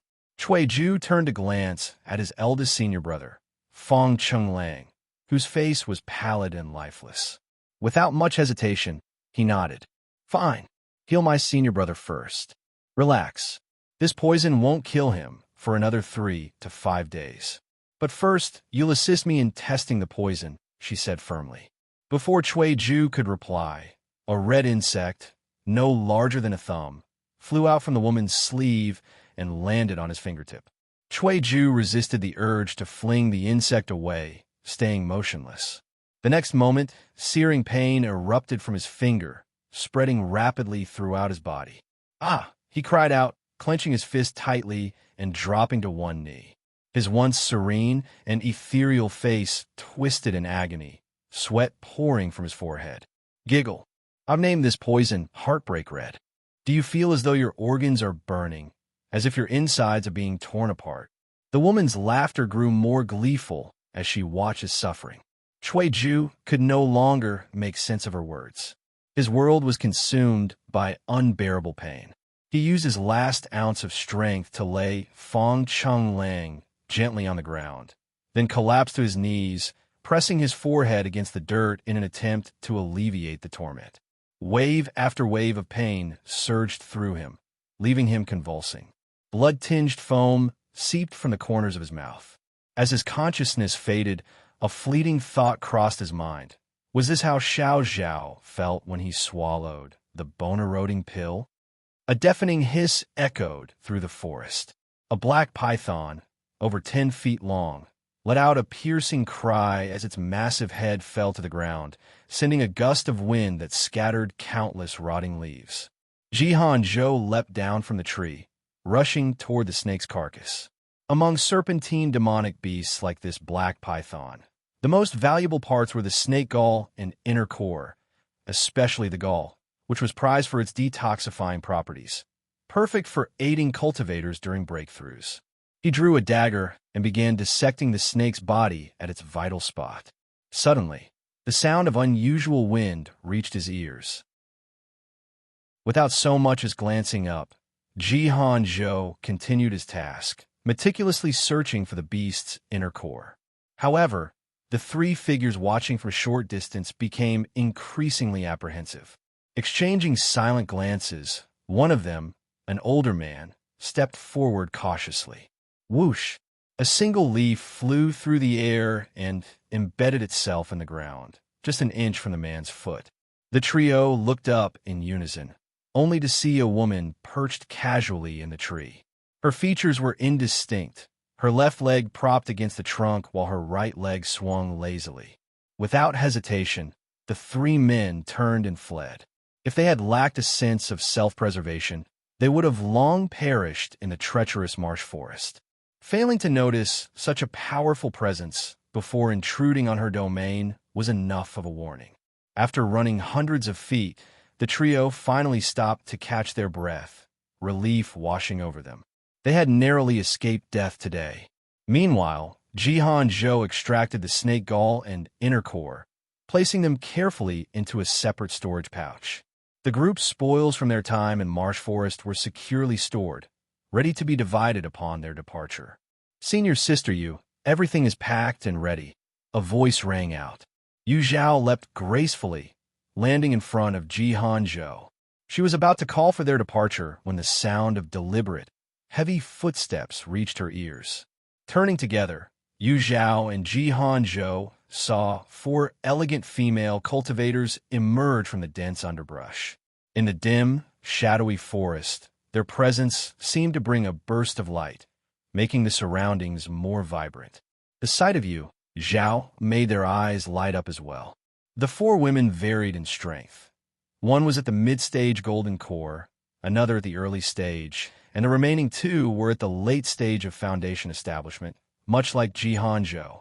The leader, a mid-stage golden core cultivator, stepped forward with a dazzling smile and greeted Yu Zhao warmly. Greetings, fellow cultivator. We are disciples of Hundred Flowers Valley. Seeing your extraordinary bearing and noble demeanor, we couldn't resist approaching to make your acquaintance.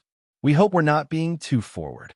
From the moment Yu Zhao spotted them, she felt a certain familiarity.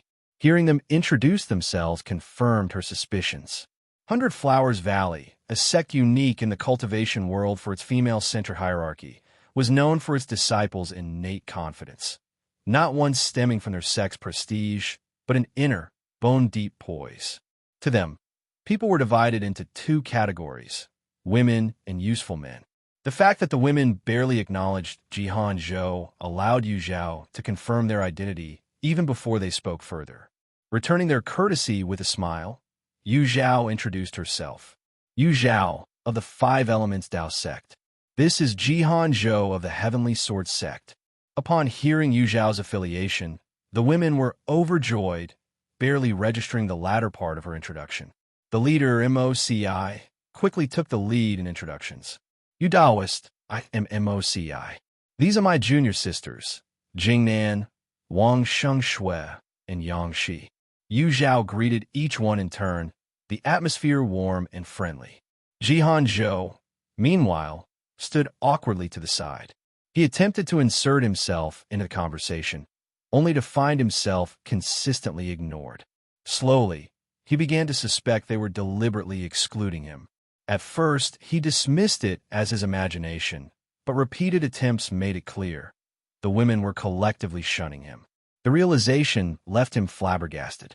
His mother, none other than the sword sovereign Jiuhua, had often told him tales of the gracious and tender nature of Hundred Flowers Valley disciples. But as Jihan Zhou observed the way they surrounded Yu Zhao, their syrupy voices coaxing and pleading, he couldn't reconcile the reality with those stories. You Taoist, are you also training in the marsh forest? Why not travel with us? It would be safer for all. You sister, you're so kind. Meeting you feels like meeting my own elder sister. Please join us, won't you? You senior sister, I'm so scared of this dangerous forest. Won't you protect us? Their soft, lilting voices poured into Jihan Zhou's ears like an unrelenting tide. He stared, dumbfounded, as the 4 women clustered around Yu Zhao, lavishing her with attention. A sudden thought struck him like lightning. Could it be that his mother had once basked in the same kind of adoration, inspiring those overly idealistic stories? He had been deceived.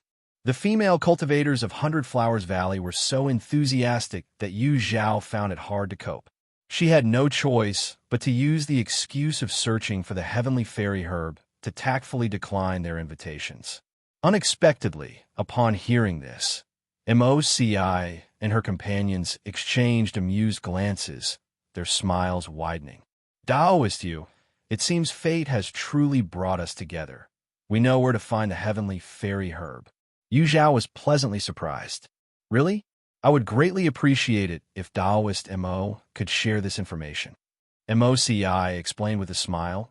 Taoist you might not know this, but it's a tradition in Hundred Flowers Valley to collect flower honey for brewing wine. As a result, disciples often visit the marsh forest every year. A few years ago, one of my senior sisters discovered a heavenly fairy herb in the marsh forest and marked its location, advising us to steer clear of it. However, due to sect rules, we can't simply hand you the map, but we can personally guide you to harvest it. Having said this, Moci and her sisters all looked at Yu Zhao with anticipation. The warm enthusiasm, coupled with the lure of the heavenly fairy herb, was irresistible. Yu Zhao eventually agreed to join them. What was once a two-person team consisting of Yu Zhao and Jihan Zhou now expanded into a group of 6.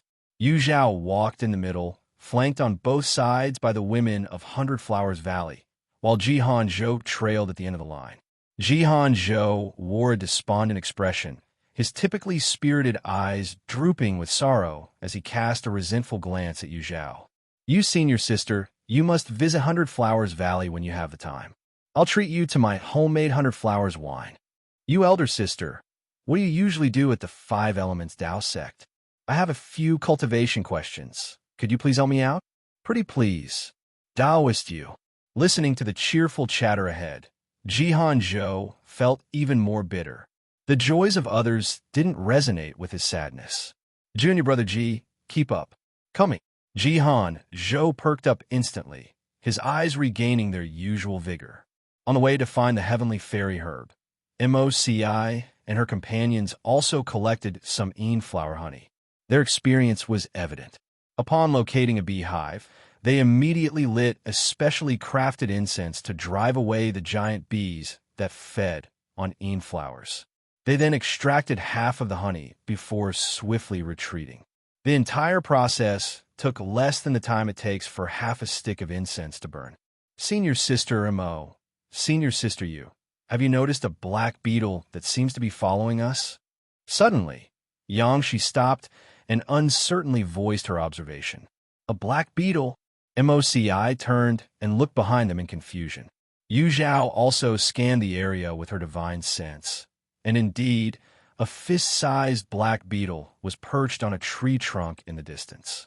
Although she had little impression of it, since the marsh forest was teeming with snakes, insects, rats, and other pests, seeing this black beetle triggered an inexplicable wave of intense aversion within her. The sensation came on so suddenly and powerfully that Yu Zhao couldn't ignore it. With a flick of her fingers, a radiant beam of spiritual energy coalesced at her fingertips and shot toward the beetle. As the beam flew, it grew larger and brighter. The black beetle seemed to sense the incoming threat. Its hardened front wings rose like a shield, while its rear wings flapped rapidly, propelling it several meters away in an instant. However, no matter how fast it was, the beam of spiritual energy was faster. Boom! The light burst into a dazzling explosion, and the ensuing surge of spiritual energy engulfed the area. The black beetle appeared to have been obliterated in the blast, leaving no trace behind. Although Moci and the others didn't understand why Yu Zhao reacted so strongly to a mere beetle, they refrained from asking.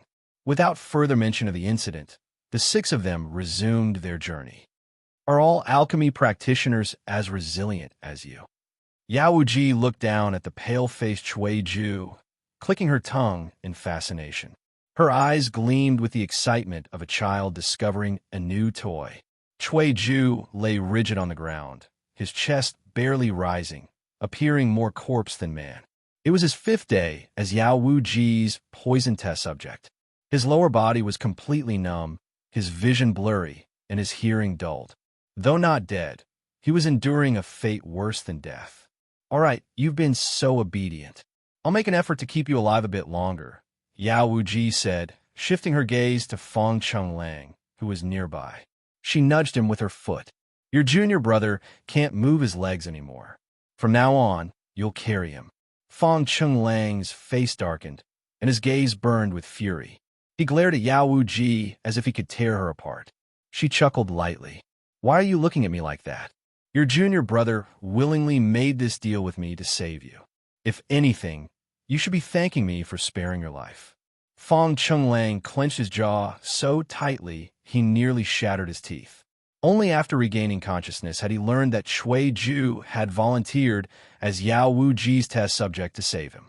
To make matters worse, the antidote she'd given him left traces of poison in his body. If his spiritual energy circulated too quickly, the latent toxins would activate, ensuring his death within 3 breaths. In short, both their lives were now firmly in this woman's hands.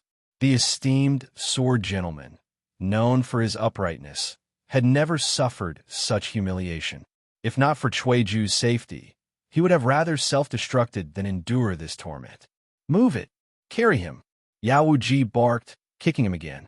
With gritted teeth, Fong Chunlang rose and lifted Cui Ju onto his back.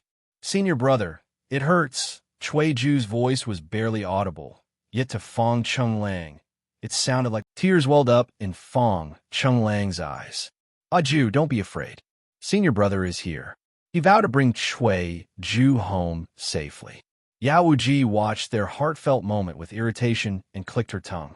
Just as she was about to urge them onward, a pillar of light burst into the sky in the distance, illuminating half the marsh forest with its gentle glow.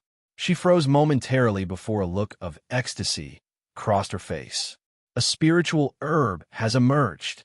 Without hesitation, she used her spiritual energy to form a rope, binding Fong Chunlang and Cui Ju, and sped toward the light. Simultaneously, nearly every cultivator in the marsh forest noticed the massive light pillar piercing the darkness. All began racing toward its source. Yu Zhao and her group of 6 were no exception. MOC's face lit up with joy. "Senior sister Yu, we're so lucky. It's been ages since a spiritual herb appeared in the marsh forest. Not since a century ago, I think." The 100 Flowers Valley cultivators were well acquainted with the area's peculiarities. Yu Zhao shared her excitement. Even if the spiritual herb ultimately didn't fall into her hands, witnessing such a rare event was still worth the journey. Still, she remained vigilant and reminded MOCI and Jihanzhou to stay wary of unfamiliar cultivators nearby. While some lacked the strength to compete for the herb, they wouldn't hesitate to exploit the chaos to ambush others.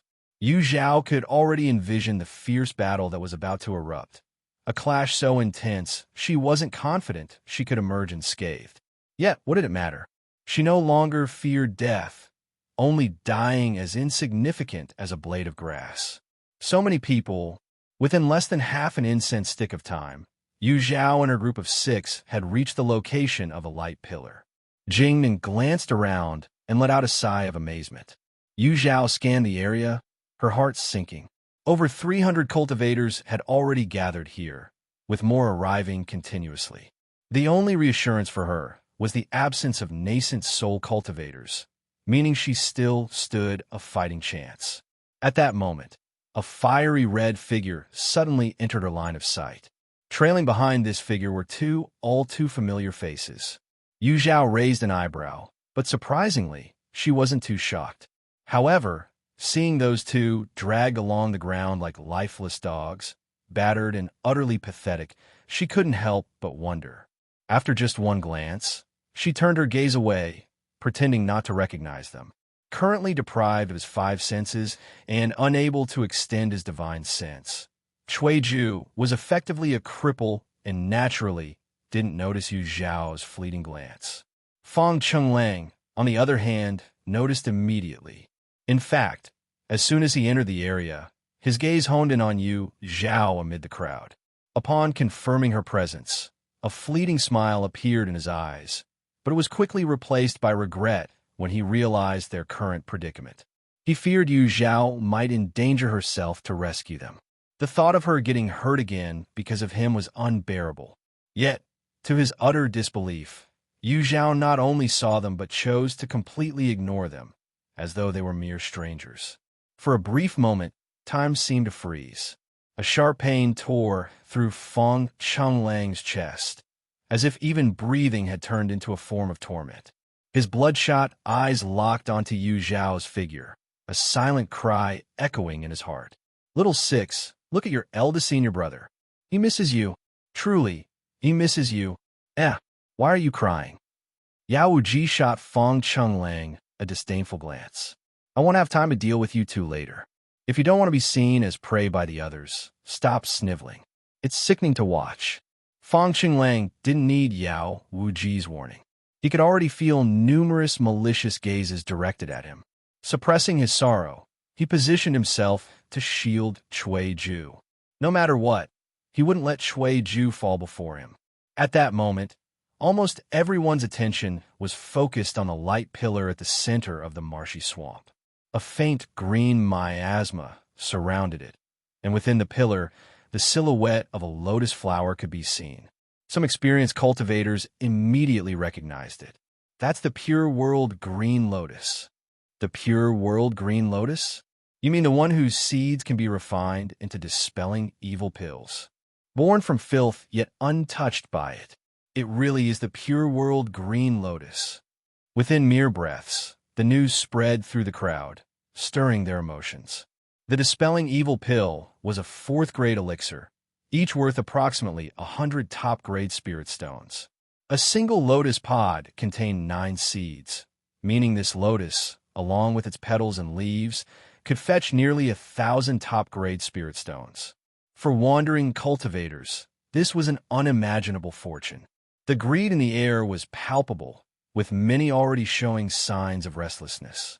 Jihan Zhou took advantage of the distraction caused by the 4 female cultivators from Hundred Flowers Valley, stealthily moving closer to Yu Zhao.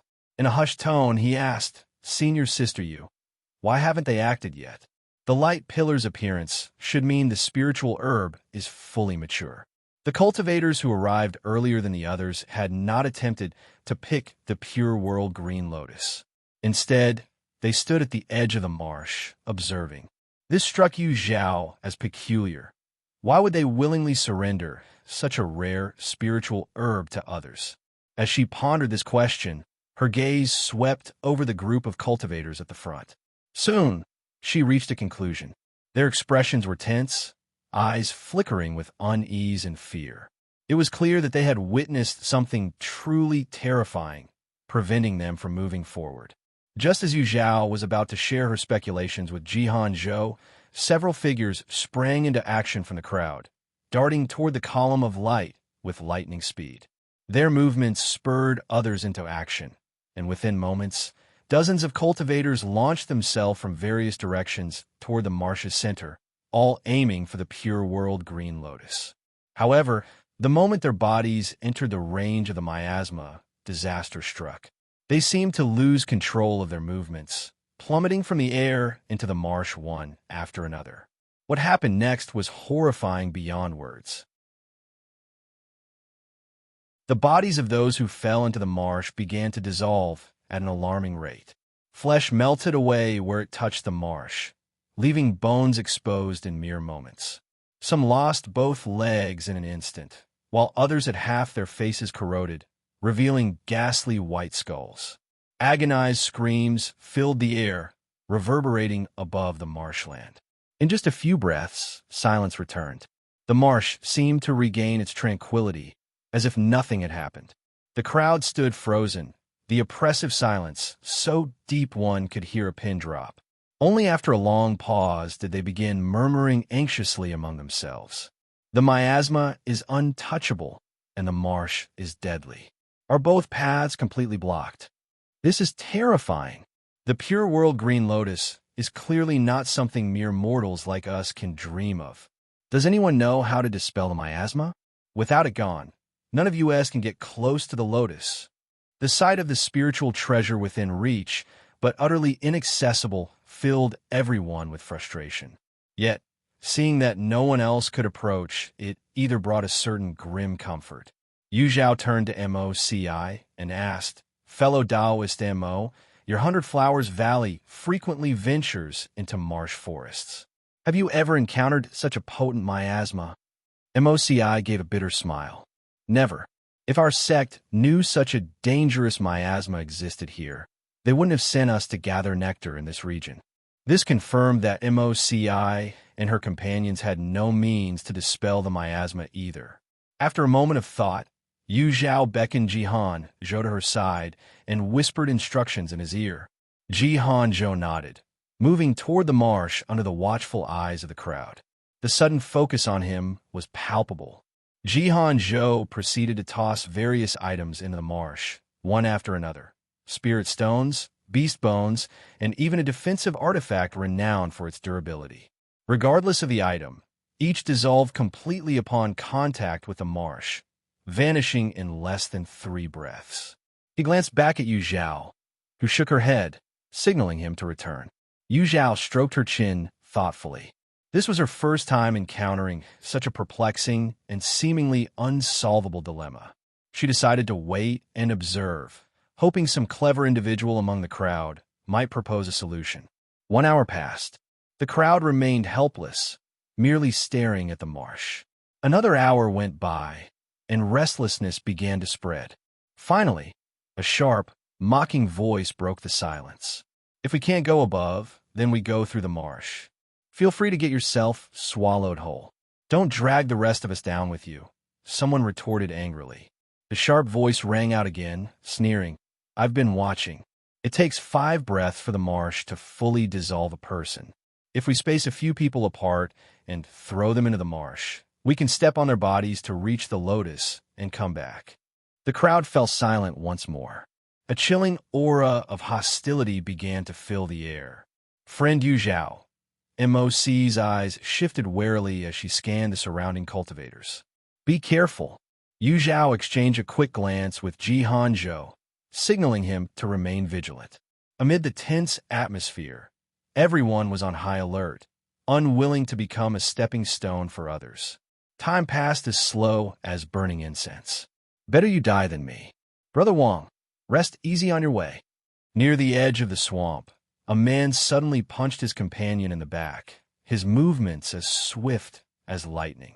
Unexpectedly, the intended victim dodged the strike, spun around, and delivered a vicious kick to the attacker's waist. Ah! The man cried out in terror as he lost control of his body, flying forward and plunging into the swamp. His companion laughed heartily from the edge. Brother Zhang, I'll let you pave the way for me. Before he could finish, multiple spiritual lights struck his back simultaneously, sending him flying into the swamp as well. Their gruesome demise triggered the surrounding cultivators, their bloodlust exploding like a powder keg.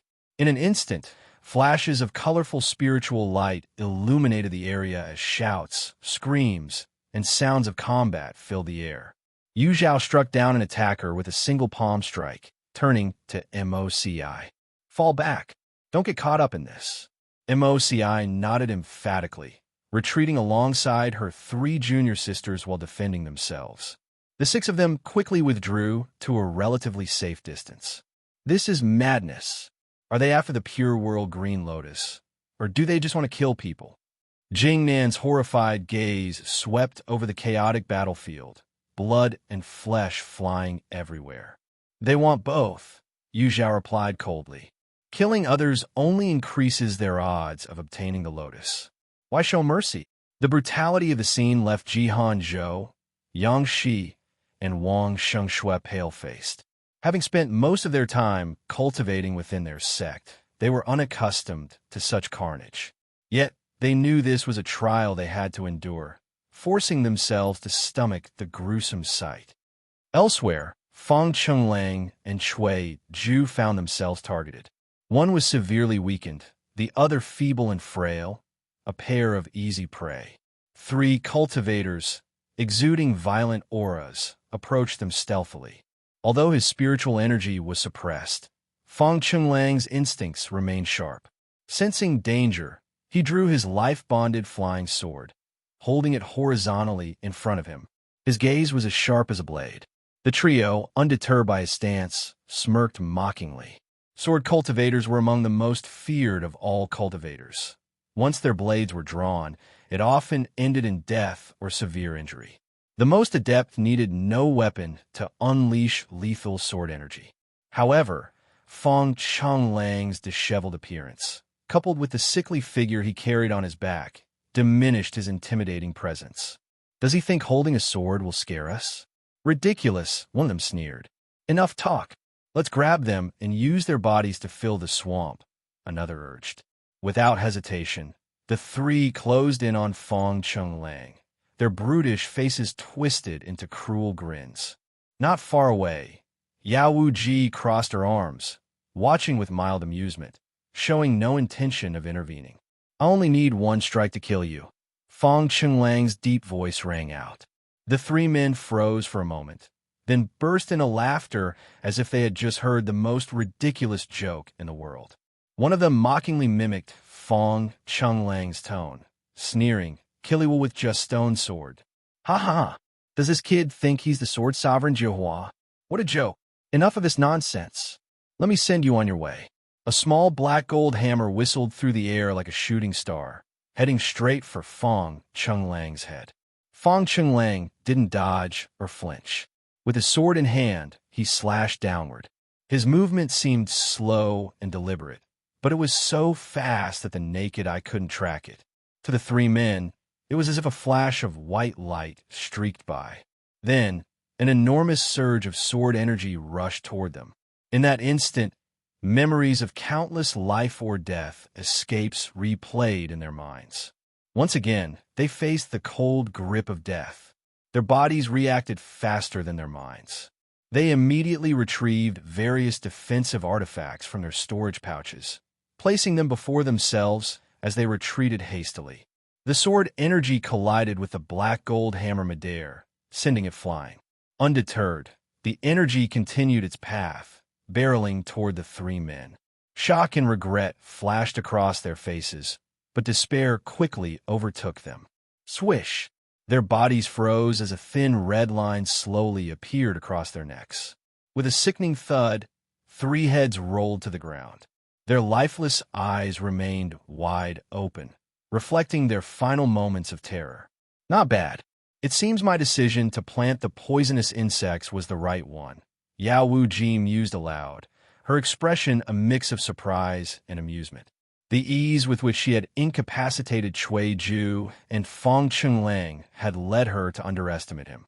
She hadn't expected such power from him. Her lips curved into a sly smile.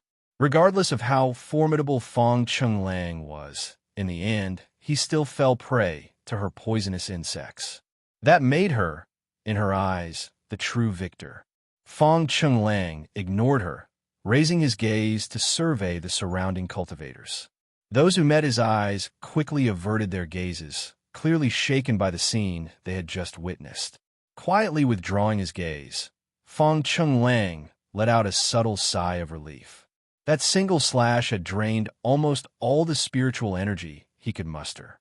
Moreover, the excessive use of energy seemed to have agitated the poison within him, making it harder to suppress. He was at his limit. "Senior sister Yu, did you see that?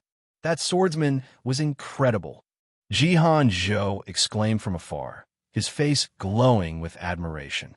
As a fellow sword cultivator, he could sense the intent within Fong Chenglang's sword energy, a spirit as resilient as bamboo, steadfast and powerful. Jihan Zhou couldn't help but silently hold the man in the highest regard. "Really? I think you're better than him," Yu Zhao remarked nonchalantly. Hearing the first half of her sentence, Jihan Zhou was ready to defend Fong Chenglang. But the latter half left him stunned, his eyes lighting up with excitement. "Really? Senior sister Yu, do you truly think I'm better than him?" "Absolutely. One day, you'll surpass him and become an even greater sword cultivator." A wide grin spread across Jihan Zhou's face. His phoenix eyes sparkled like stars. Senior sister Yu believed in him, and he was determined not to let her down. Just as their conversation unfolded, the light pillar in the swamp suddenly disappeared. A delicate floral fragrance filled the air, saturating the surroundings. The pure world green lotus has appeared. Everyone turned their gaze toward the marsh, and sure enough, a blue lotus swayed gently in the wind. Through the gaps in its petals, the plump and round lotus seeds in its pod were faintly visible. Just as the crowd was brimming with excitement over the emergence of this rare treasure, the ground suddenly quaked violently. From all directions came the cries of birds, the roars of unknown demonic beasts, and the eerie hum of insects. Before anyone could react, rustling noise rose from beneath their feet. Countless poisonous insects, each uniquely grotesque, crawled out of the soil and surged toward the heart of the marsh like a tidal wave. Buzz, buzz. Looking up, they saw giant bees larger than human heads and carnivorous birds, their massive swarms darkening the skies. Within moments, the marsh seemed to transform into a sanctuary for venomous creatures and savage beasts. A cultivator, stunned and too slow to dodge, was bitten on the face by a poisoned beast. His flesh immediately began to decay, filling the air with a thick, nauseating stench. The pungent odor of blood quickly drew more creatures toward him. No, get away, get away.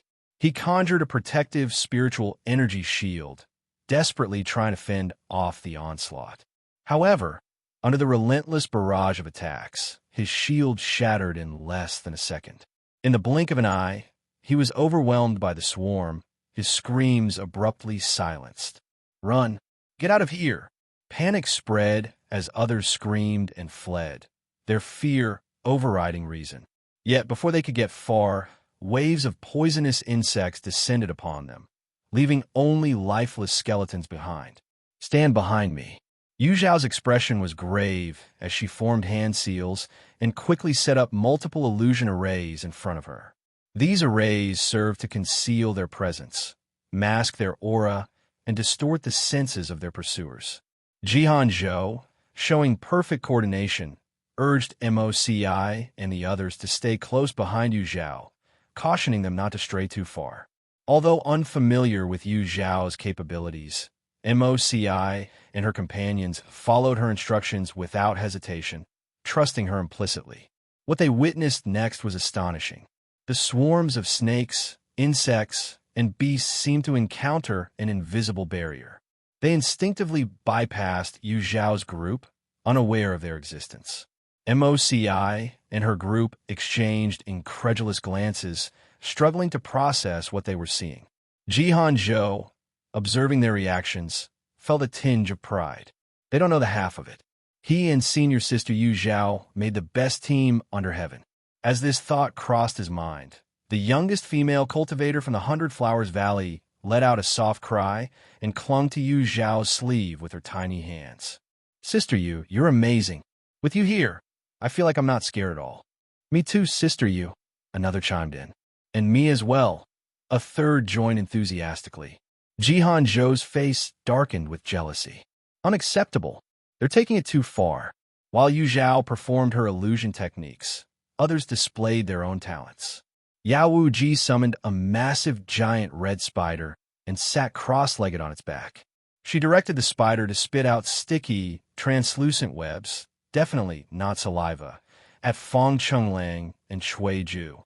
The webbing, odorless and harmless to humans, repelled poisonous insects and caused them to veer away.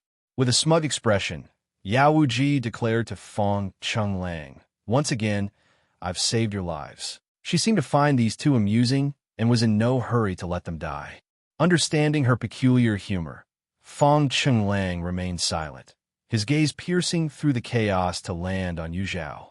He saw her guarding a group of unfamiliar cultivators, her familiar face now carrying an unfamiliar resoluteness that left him dazed. So, Little Six has grown into someone who can shield others from the storm. Regret flickered in his eyes. What's lost will always remain lost. Who are you staring at? Your little lover. Fong Chenglang had been lost in thought for far too long, enough for Yao Wuji to notice something unusual. Following his gaze, Yao Wuji's sharp eyes immediately pinpointed the person who had captured his attention. Her lips curled into a smile that carried an inscrutable meaning. Interesting. Startled back to reality, Fong Chenglang wanted to say something but swallowed his words. He feared arousing Yao Wuji's suspicions and dragging Yu Zhao into unnecessary trouble. Suppressing his unease, he dared not glance her way again. At this moment, only a few dozen cultivators still struggled to hold their ground, while the rest had perished during the earlier battle or under the relentless attacks of the demonic beasts. These beasts, lured by the presence of the pure world green lotus, were were now launching a frenzied assault on the marsh. The marsh, impartial to all creatures, was merciless. Any beast venturing into its territory was either poisoned by the miasma or devoured by the swamp itself. Yet, like fearless warriors, the beasts pressed forward relentlessly. One by one, countless beasts surged toward the marsh, their numbers overwhelming. The swamp devoured them slower than they could arrive. Eventually, corpses began to pile up across the swamp, forming floating masses resembling driftwood scattered across the murky waters. The sight sparked thoughts in the remaining cultivators. Was this not the perfect opportunity to harvest the pure world green lotus? If they could return before the swamp claimed the corpses, they might safely traverse the marsh. It might be their only chance. Let's do it. Whoosh, whoosh, whoosh. A dozen figures broke free from the beast's encirclement, rushing toward the swamp at lightning speed. As the first cultivator stepped onto the floating corpses and successfully entered the marsh, the crowd erupted with excitement. It's possible. What are we waiting for? More figures darted forward. Yu Zhao's eyes flashed with temptation. However, considering the unpredictable dangers of the marsh and the companions she had to look after, she suppressed her desire. Deep down, she suspected the pure world green lotus would not be so easy to claim. Ha ha! The pure world green lotus is mine. Among those racing toward the lotus, one figure moved with unparalleled speed. By the time others merely entered the marsh, he was already nearing the lotus at its center. His eyes burned with fervor as he reached out to seize the flower's stem without hesitation. The other cultivators held their breath, each showing a mix of awe, envy, and hesitation. Just as his fingertips were about to touch the stem, a beast's head, coated in black mud and nearly indistinguishable from a swamp, shot up suddenly. With terrifying precision, it bit through his waist. The cultivator didn't even have time to scream. His body was severed, and he was swallowed whole within moments. The crunch of bones and grinding of teeth echoed chillingly in the ears of every onlooker. All stared in stunned silence at the monstrous, unknown beast capable of surviving in this lethal marsh. Their shock was palpable. "Aya!" The sudden, agonized scream snapped everyone back to attention. Turning to look, they saw other cultivators paralyzed by fear of the beast. Their hesitation had cost them precious seconds, and the marsh had begun to reclaim the floating corpses. Forced to linger too long, they found themselves blocked by others attempting to retreat. Desperate, they leaped into the air, but were struck down by the pervasive miasma. One by one, they fell, sinking into the swamp's depths, becoming yet more sustenance for the marsh. Whoosh! Amidst the soft pattering sounds, an enormous figure slowly emerged from the swamp. Its entire body was covered in black mud, obscuring any discernible colors or patterns. Only its general shape could be made out. A long neck with a small head, thick and short limbs, and a semicircular shell resembling a turtle's.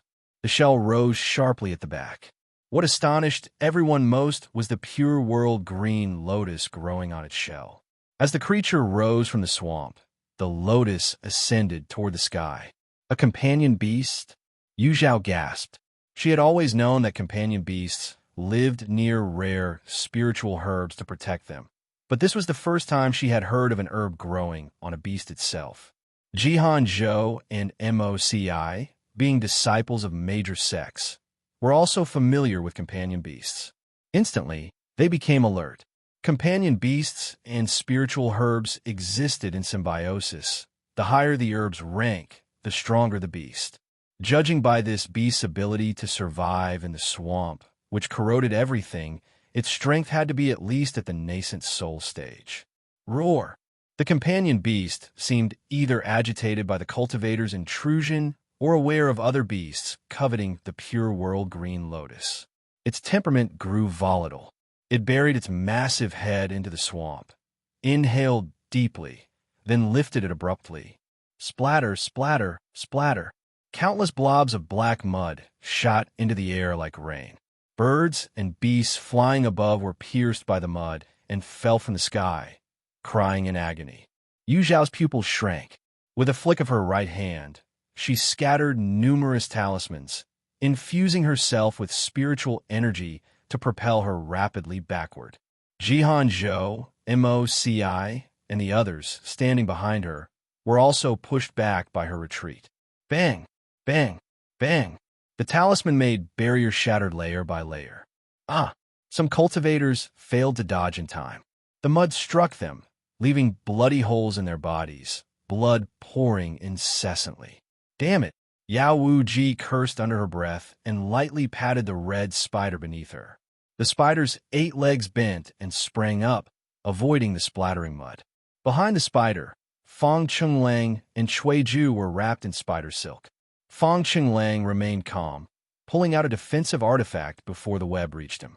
A golden barrier unfolded before him, absorbing the relentless strikes of the mud. The light dimmed rapidly, but held until the assault ended. After the first round of attacks, another group of cultivators had fallen. Only about 10 people remained. Even the frenzied beasts and birds, sensing the companion beast's might, screamed and fled, leaving behind piles of their kin's corpses. Fellow Taoist Yu, should we retreat? A female cultivator from the 100 Flowers Valley, who had come to regard Yu Zhao as the team's anchor after the earlier crises, sought her opinion. Yu Zhao glanced at the remaining cultivators and whispered, "Wait a bit longer." None of them would willingly leave empty-handed. The final confrontation was yet to come. Yu Zhao's prediction was correct. The survivors, chosen from nearly 1,000 competitors, were all uniquely skilled. Even Fong Chenglang, who was almost incapacitated, had relied on extraordinary swordsmanship to protect himself and Cui Ju. Having endured so much, none of them would easily give up now. Let's work together. Yao Wuji glanced around the group before suddenly speaking. It's impossible to kill this companion beast relying on individual strength alone. The only way is for everyone here to join forces. I agree. Count me in. Understood. The other cultivators nodded without hesitation, clearly harboring the same thought. Then, they all turned their attention to Yu Zhao's group of 6. Yu Zhao didn't respond immediately, but looked behind her. Moci and Jihan Zhou gave firm nods in return. At this point, no one was willing to back down. All right, excluding Fong Chenglang and Cui Ju, who were incapacitated, there were still 17 people able to fight. After a brief discussion, they decided to attack the companion beast from 3 directions. No one even mentioned how the pure world green lotus should be distributed. Everyone understood that their fragile alliance would collapse the moment the companion beast fell. Move out. Countless beams of spiritual energy erupted simultaneously, precisely striking the companion beast. However, despair set in when they realized its flesh was as impenetrable as a fortress. Their attacks couldn't harm it all. Instead, their assault enraged the beast, which charged at them with its massive limbs. Despite its enormous size, the companion beast was terrifyingly swift. In an instant, it stepped onto the shore, leaving a 5-foot-deep footprint in the ground. The consequences of being trampled by such a creature were clear. Anyone caught beneath its feet would be crushed into pulp. High defense, immense speed. This companion beast had no apparent weaknesses. Just as some cultivators' eyes began to fill with despair and thoughts of retreat crept into their minds, Yu Zhao and Yao Wuji's gazes lit up with identical clarity. The companion beast's weakness was clear. It was the pure world green lotus on its back. Without a word, the 2 launched simultaneous strikes at the pure world green lotus, then leapt into action. Their eyes met midair, both filled with unwavering determination to claim it. Though the companion beast was tough, the pure world green lotus growing on its back was as delicate as a flower. A dull thud echoed as Yao Wuji's spiritual energy was blocked by the companion beast's extended neck. However, Yu Zhao's attack arced around, striking the stalk of the pure world green lotus from behind. With a crisp snap, the pure world green lotus detached, leaving only a small portion of its stalk, and flew forward through the air. The companion beast let out an unwilling roar, its eyes dimming rapidly before its colossal body collapsed with a resounding thud. Yet, no one paid any attention to its death. All eyes were fixed on the pure world green lotus hovering midair. Huh. Yao Wuji sneered and commanded the red spider beneath her. Go snatch the pure world green lotus for me. If they wanted to compete with her, they'd have to prove themselves capable. The red spider paused momentarily before spitting out a thread of webbing. The web shot through the air at lightning speed, leaving Yu Zhao far behind. Fang Chenglang, Jihan Zhou, and Moci clenched their fists nervously, silently praying that the pure world green lotus wouldn't fall into Yao Wuji's hands. Just as the webbing came within reach of the pure world green lotus, a look of triumph spread across Yao Wuji's face. Yet, in a surprising twist, the webbing veered off course, brushing past the pure world green lotus and snagging a nearby corpse instead. What? Wrong target. That's not it. Yao Wuji cried out in shock. In that moment, Yu Zhao surged forward, using her spiritual energy to pull the pure world green lotus into her grasp. The next instant, she smoothly slipped it into her storage space.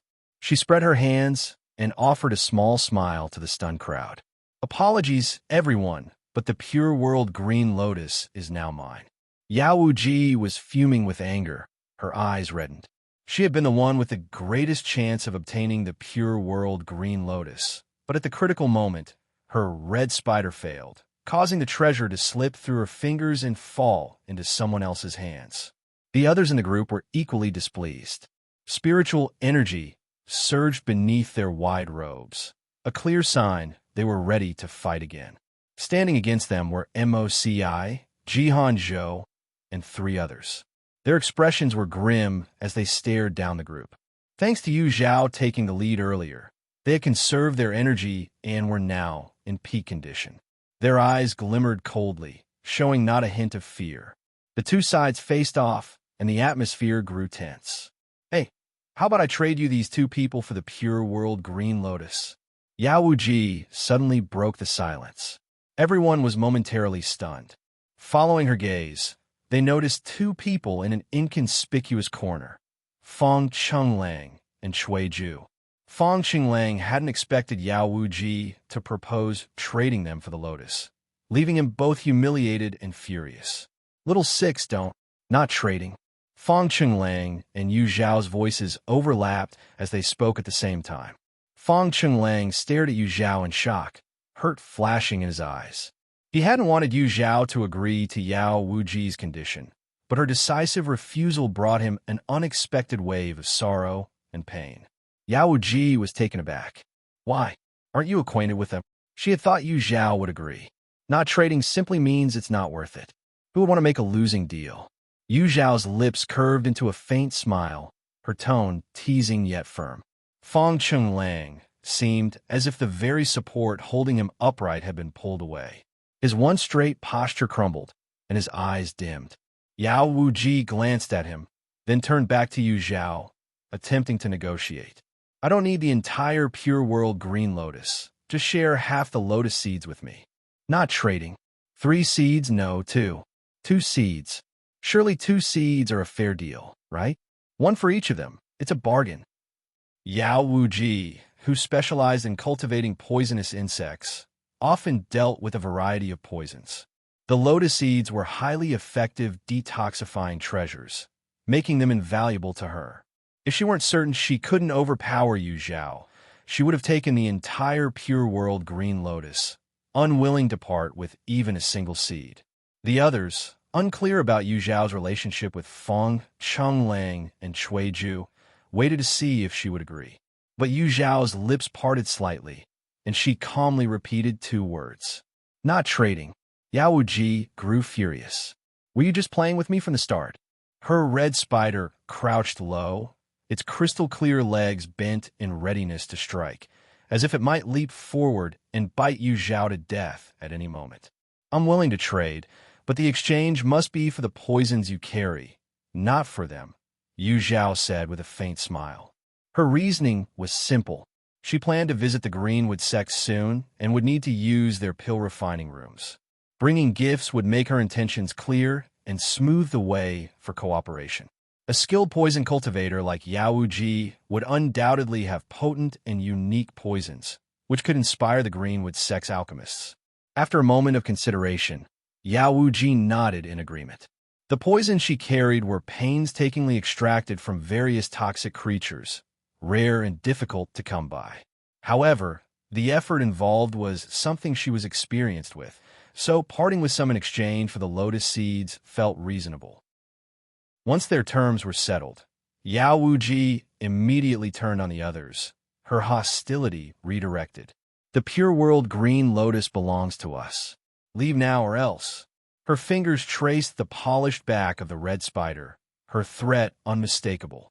Though displeased, the remaining cultivators recognized they had lost the upper hand and reluctantly retreated, gritting their teeth in frustration.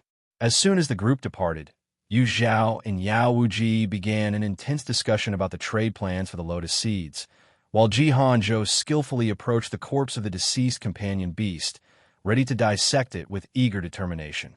The female cultivators from Hundred Flowers Valley, noticing that both Yu Zhao and Ji Hanzhou were occupied, took the initiative to clean up the battlefield. Time passed, about the duration of an incense stick burning. Holding the 3 hard-earned lotus seeds in her palm, Yao Wuji shot Yu Zhao a glare full of frustration. Swindler, she muttered bitterly. Yu Zhao, unbothered by the accusation, seemed quite pleased with her harvest this time. Just then, Ji Hanzhou and MOCI joined Yu Zhao, reporting that they had dealt with everything that needed attention. Yu Zhao gave Yao Wuji a brief nod before turning to leave with Ji Hanzhou and MOCI. However, Yao Wuji called out to her. I'm Yao Wuji. What's your name? Yu Zhao paused. Yu Zhao, she answered plainly. Yao Wuji pressed further. You'll be at the Cultivation World's grand competition next year, won't you? Yes. Good. I'll see you there, Yao Wuji said, her lips curving into a smile. She patted her red spider and walked off with a casual grace. A few moments later, her voice drifted back faintly on the wind. Since you don't want those two, I won't take them either. Let them fend for themselves. Yu Zhao glanced in the direction Yao Wuji had left, her face showing a hint of confusion. Through this brief interaction, Yu Zhao was certain of Yao Wuji's capabilities. Without a doubt, she was a strong contender for the grand competition's top spot. Yet, strangely enough, Yu Zhao had no memory of Yao Wuji in her past life. Could some unforeseen incident have prevented her from participating in the competition? Would they truly meet again next year? Senior sister Yu, those two are injured. Should we? Ji Hanzhou asked hesitantly, his gaze falling on the battered forms of Fong Chenglang and Cui Ju. Perhaps out of the mutual respect sword cultivators share, a spark of sympathy flickered in his heart. Yu Zhao replied indifferently. Do whatever you want, but be quick. We still need to gather the heavenly fairy herb. Although Yu Zhao had no interest in forming ties with Fong Chenglang and Cui Ju, she saw no reason to stop Ji Hanzhou from helping them. After all, Ji Hanzhou was an independent individual. His actions shouldn't be dictated by her preferences. All right, Ji Hanzhou, encouraged by her lack of objection, happily ran over to assist Fong Chenglang and Cui Ju. He carefully removed the spider webs, entangling them, and checked their condition. Thank you, Fong Chenglang rasped. His voice was hoarse, but a glimmer of light returned to his eyes. He noted Ji Hanzhou's position as a companion protected by Yu Zhao and wondered if this gesture of aid hinted at a hidden warmth beneath her seemingly cold exterior. Perhaps she cared about them more than she let on. However, Ji Hanzhou was startled as he examined Cui Ju. Cui Ju's state was dire, completely unresponsive to the outside world, akin to a walking corpse. Out here, we're all fellow travelers. No need to be so formal, Ji Hanzhou reassured Fong Chenglang. You've been poisoned. I have some detoxification pills that can suppress the venom temporarily, but for a full cure, you'll need to seek another solution. I can't help with that. Ji Hanzhou retrieved a medicine bottle, poured out a few pills, and handed them to Fong Chenglang, his gaze tinged with pity. The pills would work for Fong Chenglang, But as for Cui Ju, in Jihan Zhou's eyes, Cui Ju was as good as dead. Even if they managed to save him, he would suffer severe vitality loss and be left with debilitating after-effects. Fong Changlang's gaze captured the emotions flickering in Jihan Zhou's eyes, filling his heart with unspeakable bitterness. He opened his mouth, intending to ask about Yu Zhao's well-being, but no words came out. It was clear to anyone with eyes that Yu Zhao was thriving after leaving the Five Elements Dao sect.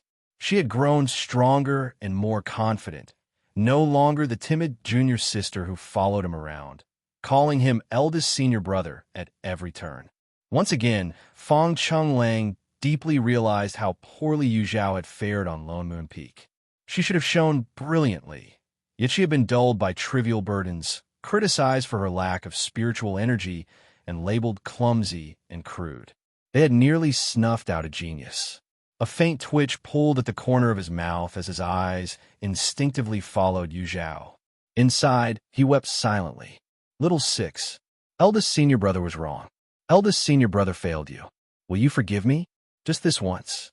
Please give me another chance. Are you doing well? Fong Chenglang's overwhelming sorrow was too palpable to ignore.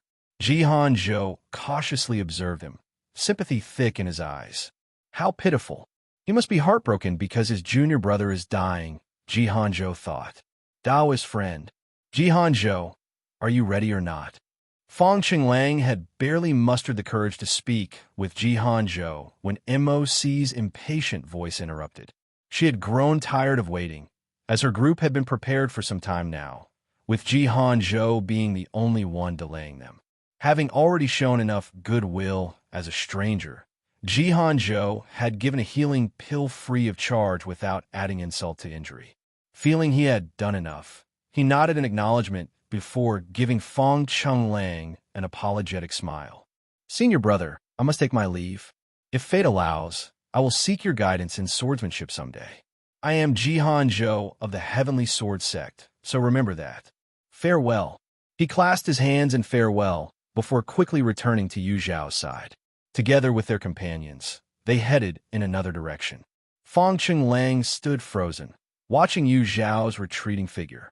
From a moment their paths crossed until her departure, Yu Zhao hadn't spared him a second glance. So this is the path of emotional detachment, truly devoid of feelings. For a fleeting moment, despair gripped him. He began to question his purpose in staying within the marsh forest. Yu Zhao had embarked on the path of emotional detachment, severing love and affection. No matter what he did, could he ever atone for his past mistakes? No, he refused to believe it. Senior Sister Zhou had said that Yu Zhao wasn't truly heartless. Yu Zhao was merely too disappointed, which led her to withdraw her emotions from those who had hurt her. If he could prove the sincerity of his feelings, Yu Zhao would surely forgive him and welcome him back, just as she had accepted Senior Sister Zhou and Jihan Zhou. Determined, Fong Chenglang straightened up and swallowed the antidote pill in one gulp. He cast a worried glance at the unconscious Cui Ju. The immediate priority was to save Cui Ju, who could not hold on much longer. The marsh forest was far from the Five Elements Dao sect, and Fong Chenglang feared Cui Ju might not survive the journey back. Furrowing his brow in deep thought, an idea suddenly sprang to mind. The Greenwood sect. Not only was the Greenwood sect less than 7 days' travel from the marsh forest, but it was also home to many skilled alchemists. Surely, they would have a way to save Cui Ju. Ju, you'll be saved. Senior brother will take you to the Greenwood sect and ask their elders to heal you. You must hold on. Little Six is still waiting for you. Did you hear me? Little Six is waiting for you, so you must pull through. Little Zhao. Cui Ju seemed to hear Fong Chenglang's words as he remained unconscious, murmuring Yu Zhao's name repeatedly. Yes, little Zhao is waiting for you. You must hold on. Fong Chenglang choked up as he softly encouraged Cui Ju, hoisting him up again. Step by step, he trudged out of the marsh forest, determined to bring Cui Ju alive to the Greenwood sect. He vowed to make it. After everyone left, a gray beetle flapped its wings slowly, landing on the bloodied wounds of a companion beast. Its mandibles opened, tearing at the beast's flesh bit by bit. In no time, the scars on its shell healed, and its blood-red eyes underwent a silent transformation. Meanwhile, Yu Zhao, unaware that her path had mysteriously overlapped with Fong Chunglang's again, followed Moci and her companions. Together, they located the heavenly fairy herb and, with some effort, successfully harvested 3 blooms. With this, all the materials for her artifact crafting were complete, and the process could finally begin. Fellow Taoist Yu, traveling with you has been the highlight of our expedition. You must visit Hundred Flowers Valley someday. You sister, I don't want to part with you. Please don't forget about us. You senior sister, the Hundred Flowers brew I make is the best. I'll be waiting for you at Hundred Flowers Valley. Of course, Yu Zhao replied warmly as the female cultivators from Hundred Flowers Valley bid her an emotional farewell. If not for her insistence on having urgent matters to attend to, the 4 women might have tied her up and taken her back as a guest. The women of Hundred Flowers Valley admired Yu Zhao deeply, appreciating her intelligence, strength, and magnetic personality. As for Jihan Zhou, once again, he was completely overlooked. After sending off the women, Jihan Zhou also informed Yu Zhao of his departure. She wasn't surprised. Jihan Zhou had been away from the Heavenly Sword sect for a long time and had only sent 1 letter home. It was time for him to return.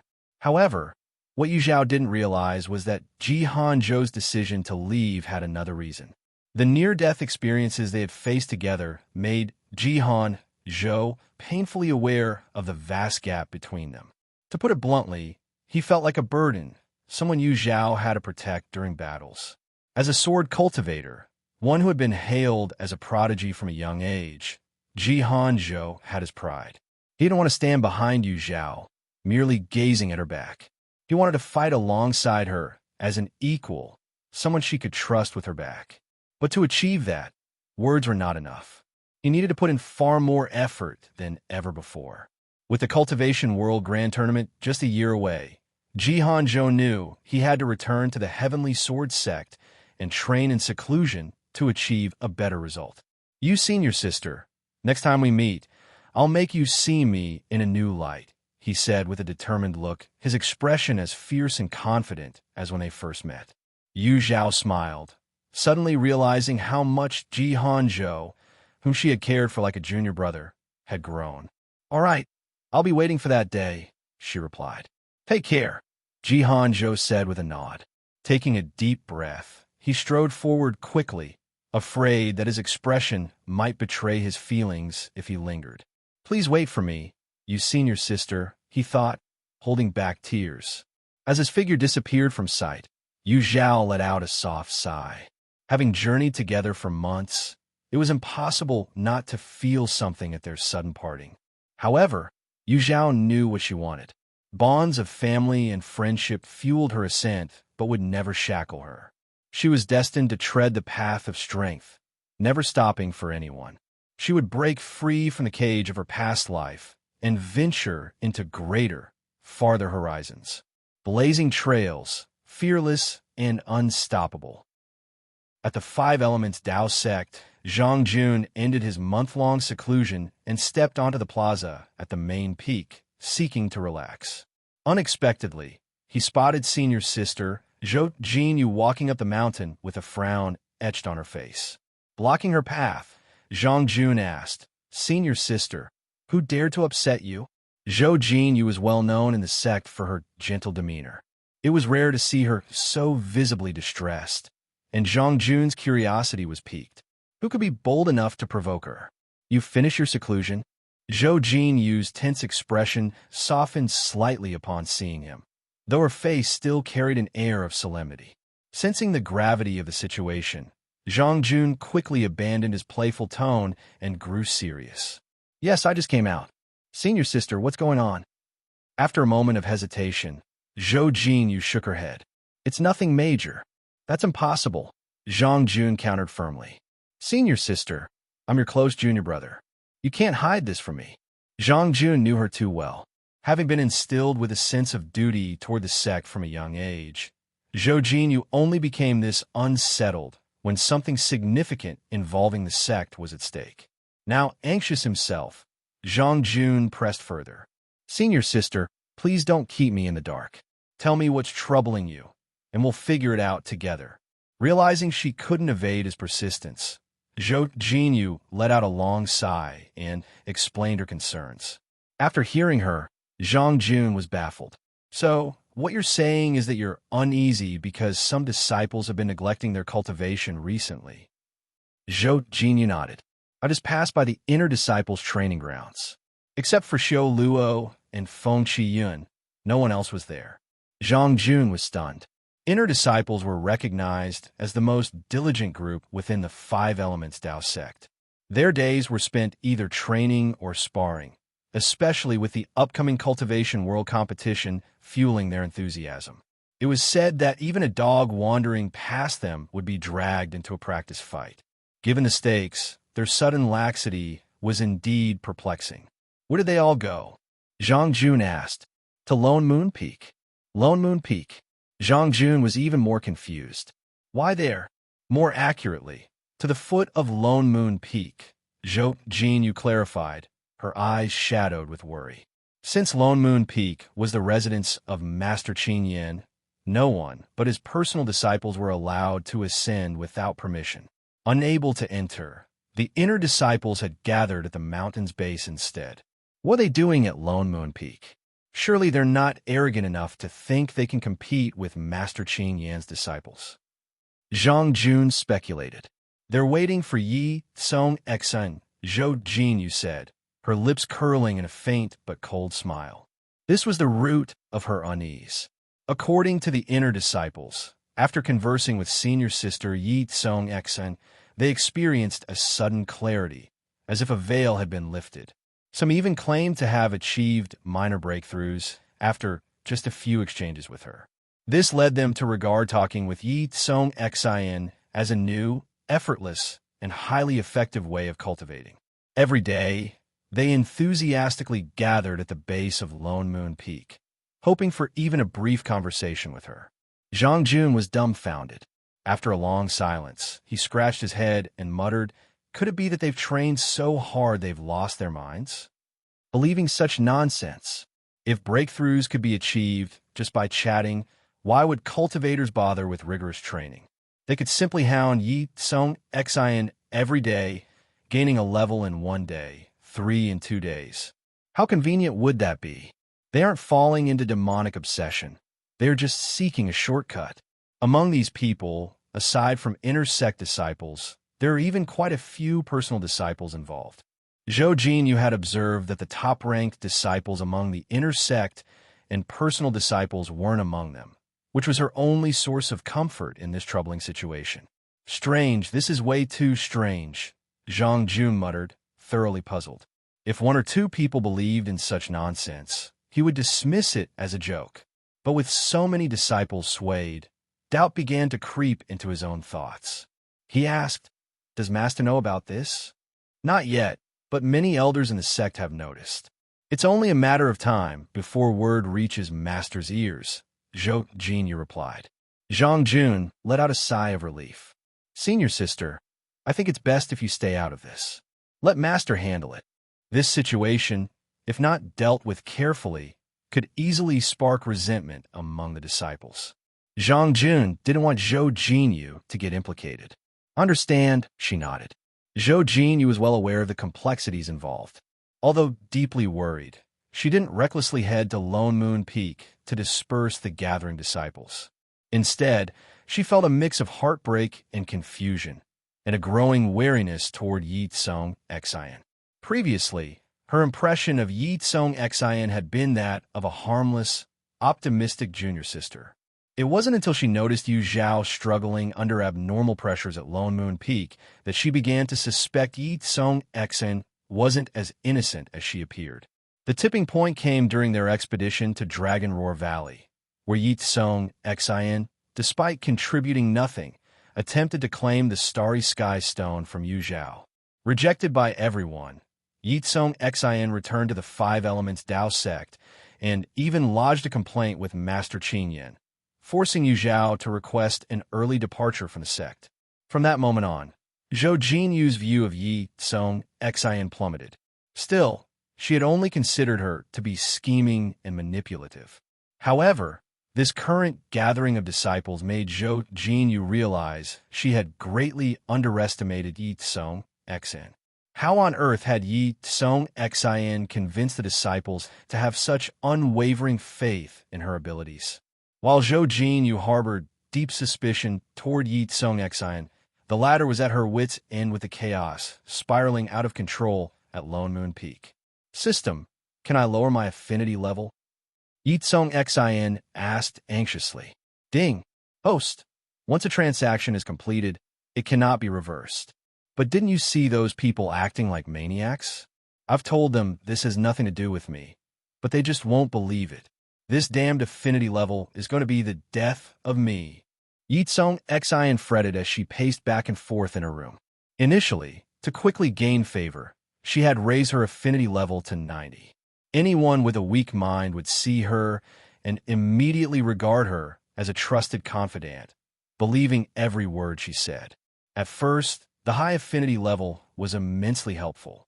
She easily completed tasks requiring good impressions and freely plundered others' luck values. But after returning to the Five Elements Dao sect, she realized how inconvenient a high affinity level could be. Those who already liked her became clingy to the point of suffocation, while even those with previously neutral impressions grew overly attentive and eager to please. For a while, Ye Cong Xin basked in the adoration. Yet wherever she went, it wouldn't take more than the time of a single incense stick burning for a crowd of disciples to gather around her. Crowds inevitably led to disputes, and the more hot-headed disciples often escalated from words to blows. Because of this, she was repeatedly reprimanded by the elders of the disciplinary hall. She wanted to distance herself from the overly zealous disciples, but they only grew more determined. Now, they were blocking the base of the mountain, leaving her too frightened to even step outside. If this continued, her unusual situation would undoubtedly draw the attention of the sect master, or even her own master. And if that happened, the existence of the system might be exposed. Ding. No one in the cultivation world could detect the system's presence. Please use it without worry. You don't understand the terrifying nature of nascent soul cultivators at all. Ye Cong Xin muttered, her tone heavy with concern. What worried her wasn't the system being discovered, but whether her peculiarities might draw the attention of figures like Master Qin Yin or Sect Master Ji Yuan. Once they suspected her, evidence wouldn't matter. They'd deal with her regardless. Ye Cong Xin cursed her earlier recklessness.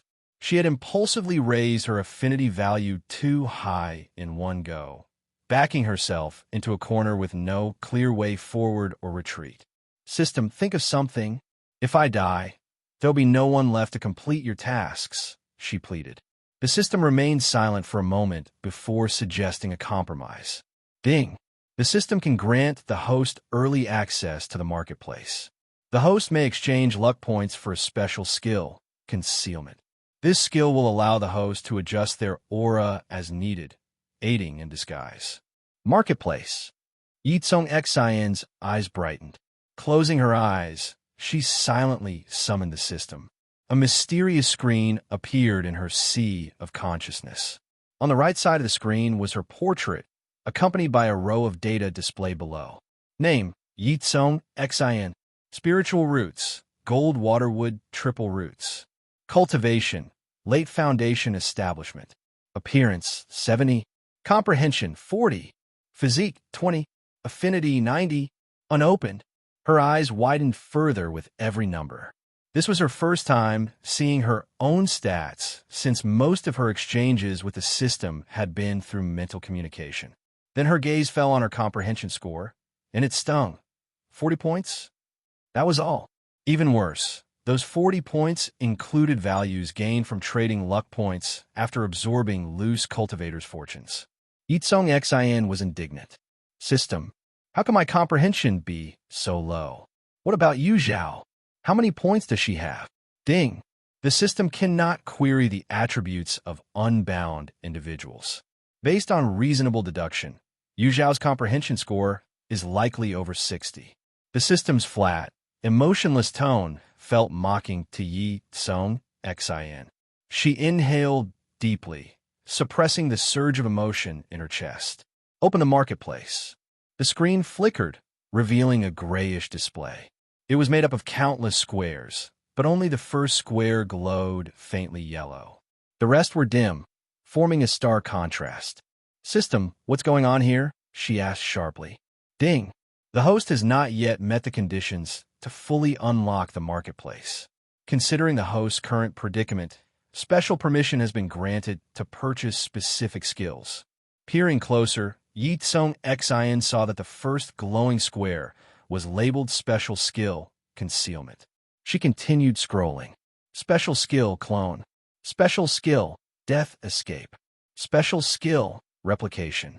Ye Cong Xin's eyes danced over the dazzling array of choices, her heart blazing with excitement. If she could master all these skills, wouldn't she dominate the cultivation world with ease?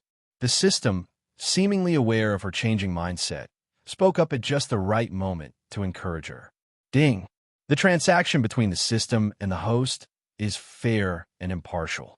The luck value the host absorbs will ultimately feed back positively, helping the host reach the pinnacle of the cultivation world and become its #1 cultivator. Ye Cong Xin instinctively felt the system wasn't being entirely truthful, but she never asked too many questions. Rather than a partnership, their relationship felt more like one of dependency. It was she who needed the system for survival. Even if she suspected there were deeper secrets behind it, she feigned ignorance. Her goal was singular: to survive. "Can I purchase a hidden skill now?" she asked. Ding. Yes, but once the transaction is completed, it cannot be undone. The host's luck value will also be entirely depleted. Please continue striving to unlock them all as soon as possible. Ye Cong Xin nodded decisively. Purchase the skill. As soon as she spoke, a golden light on the screen transformed into a beam that shot out, entering her dantian. Moments later, she opened her eyes with joy. Forming a hand seal with her right hand, she summoned a water mirror and examined herself closely. Her features remained the same, but something was different. The lively spirit that once shone in her eyes seemed dulled, replaced by a layer of detachment that veiled her natural charm. It was as if her best traits were subtly hidden. Ye Cong Xin was overjoyed. This hidden skill was even more useful than she had imagined. It piqued her curiosity about the other special skills, particularly the clone technique. If she could create another version of herself, wouldn't that mean having a second life? Her eyes sparkled with anticipation as she eagerly awaited the upcoming competition in the cultivation world. At the Greenwood sect, Muyi strode out of the pill refining room, her brows furrowed with irritation. "Didn't I say not to disturb me while I'm refining pills?" she snapped, her voice laced with frustration. The disciple assessments were less than a month away, and she needed to focus all her energy on alchemy without distractions. She had even told her peers to avoid the pill refining room, unless it was an emergency. Yet, here she was, interrupted and on edge. The young junior brother who came to deliver the message shrank back nervously. "Senior Sister Mu, I didn't mean to disturb you, but your old friend has come to visit. The elder asked me to inform you." An old friend? Muye's tone softened as she paused, puzzled. She spent most of her time refining pills in the Greenwood sect and rarely ventured out. Who could it be? Just as she was about to dismiss it as a mistake, a thought struck her. Is it someone from the Five Elements Tao sect? The junior brother nodded hesitantly. Yes, it's senior sister Yu Zhao from the Five Elements Tao sect. Muye's face lit up with delight. "Ha, she's here. Let's go. Take me to her." All thoughts of pill refining vanished as Muyi hurried after her junior brother, urging him to move faster. Yu Zhao was seated in the Greenwood sect's guest hall, sipping tea with an elder beside her. Her warm reception was not only due to her status as a disciple of the Five Elements Tao sect, but also the generous gift she had brought. The elder's gaze toward her was one of affectionate approval. When Muyi arrived, Yu Zhao was recounting her experiences in the marsh forest to the elder, who listened intently, oblivious to the newcomers. It was Yu Zhao who first noticed Mu Yi. She stood up gracefully and greeted her with a smile. Mu Yi, it's been a while. Yu Zhao, it really is you. You finally decided to visit me. Overcome with emotion, Mu Yi grabbed Yu Zhao's hands and couldn't let go. Tears and laughter burst forth in equal measure as she expressed her joy. The elder, seeing Mu Ye's reaction, knew the conversation was over. After waiting for her emotions to settle, the elder offered a few parting words to Mu Yi, reminding her to take good care of her long-distance guest. Mu Yi nodded enthusiastically. To her, Yu Zhao and Zhou Jin were her only true friends outside the sect, and she deeply valued their bond. After exchanging a few more pleasantries with Yu Zhao, the elder and the junior brother excused themselves, leaving the two friends alone to catch up. Yu Zhao, why are you here alone? Didn't senior sister, Zhou, come with you? Mu Yi, having calmed down, quickly wiped away her tears and feigned curiosity to cover up her earlier reaction. Yu Zhao smiled gently. I'm traveling alone for this training session, so I didn't come with senior sister Zhou. What's the matter? Are you unhappy to see me? How could I be unhappy? I'm overjoyed. Mu Yi puffed up her cheeks. Come on, let me show you around the Greenwood sect. I suppose you've never been here before? No, I haven't, Yu Zhao replied. Great. There are a few places with stunning scenery here. It'd be a shame to miss them. Follow me. True to her energetic nature, Mu Yi wasted no time, grabbing Yu Zhao's hand and leading her out of the guest hall toward the inner sect. The Greenwood sect has two main peaks, Mu Yi began explaining as they walked. One is Pill Peak, where disciples of the Pill Hall refine elixirs, and the other is Herb Peak, where disciples cultivate spiritual herbs. The disciples of the Martial Hall live in the valley between the two peaks. On their way, Mu Yi briefly introduced the sect's layout to Yu Zhao. Since this information wasn't a sect secret, she shared it without hesitation. Yu Zhao nodded quietly, all the while contemplating how to broach her request for borrowing the pill refining chamber. The pill refining chamber was meant for crafting elixirs, and Yu Zhao intended to use it for artifact crafting, a purpose that could easily offend alchemists. She could, of course, hire a master craftsman, but her unique cultivation technique and the highly hallucinogenic materials needed for crafting posed a risk. If something went wrong, it could harm the craftsman. Therefore, Yu Zhao felt it safer to handle the task herself, even if she failed. Now, her challenge was finding the right moment to explain her situation to Mu Yi. Yu Zhao, up ahead are Pill Peak and Herb Peak. Which one do you want to visit first? Mu Yi pointed to the two mountains in the distance. Let's go to Herb Peak first, Yu Zhao decided without hesitation. She wanted more time to think. Mu Yi nodded enthusiastically. Perfect. I need to pick up some herbs from Herb Peak anyway. We can do that together. For alchemists, success was never guaranteed.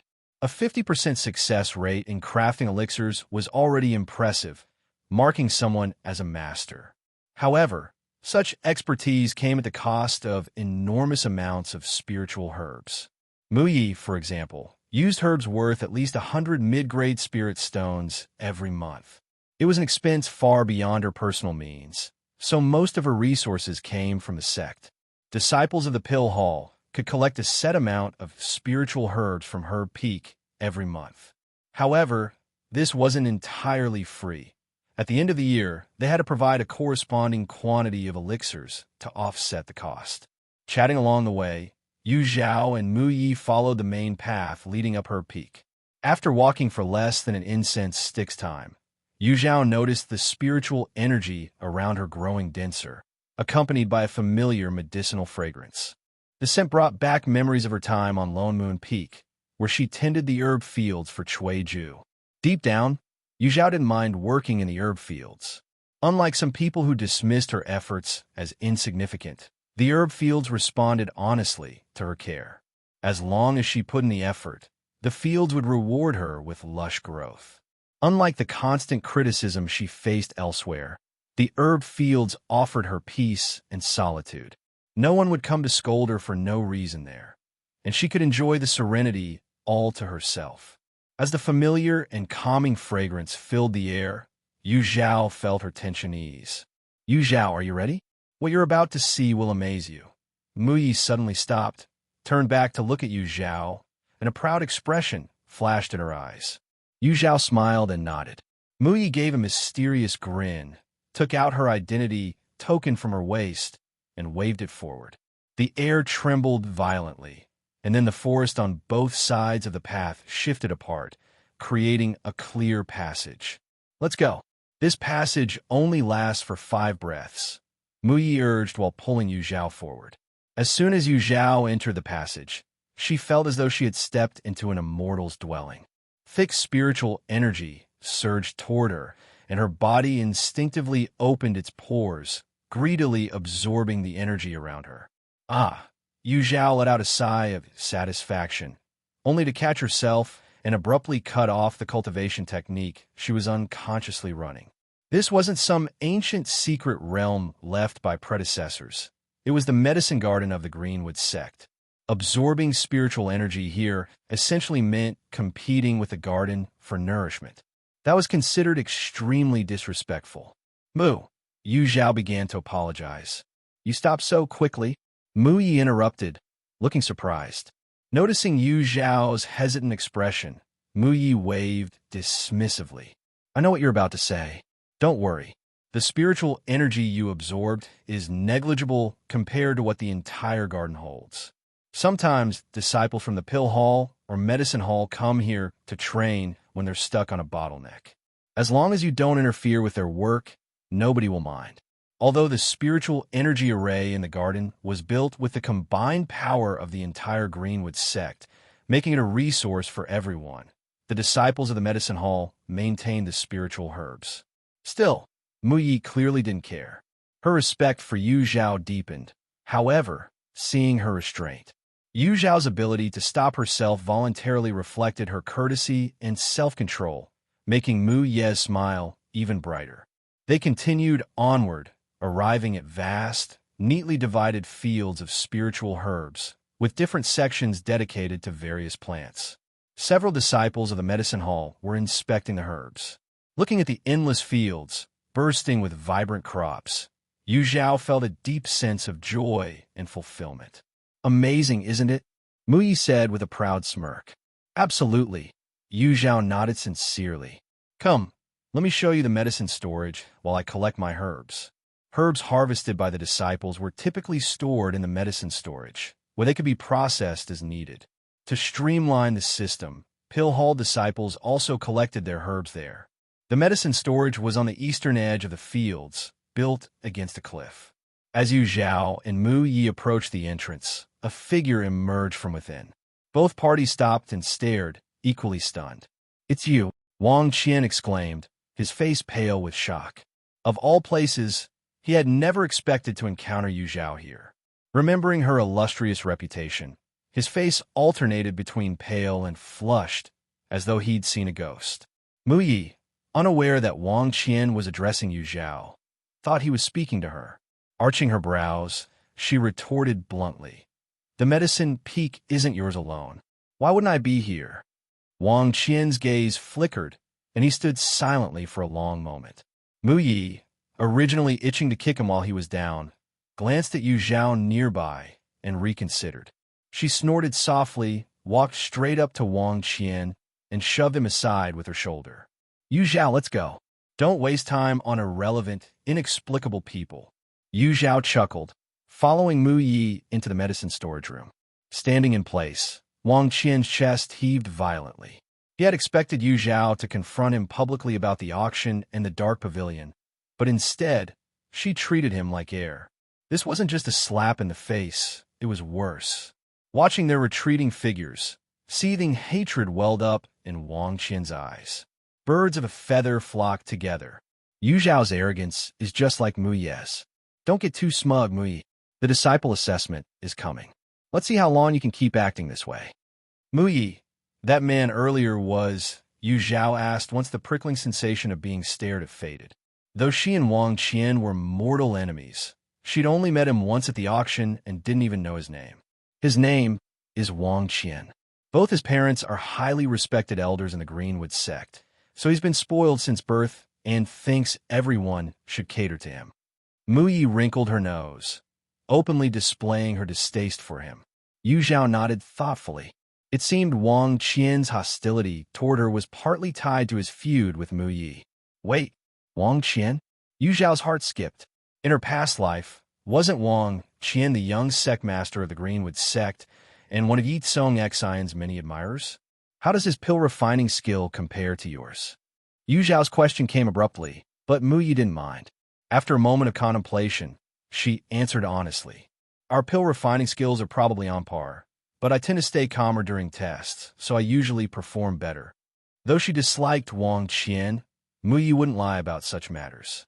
Yu Zhao fell deep into thought. Wang Qian was stronger than she had expected. But could someone as narrow-minded and petty as him truly shoulder the responsibilities of a young sect master? She seriously doubted it. Her musings were interrupted by Mu Ye's sudden, angry outburst.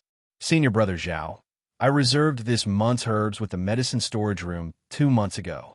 What gives you the right to replace mine?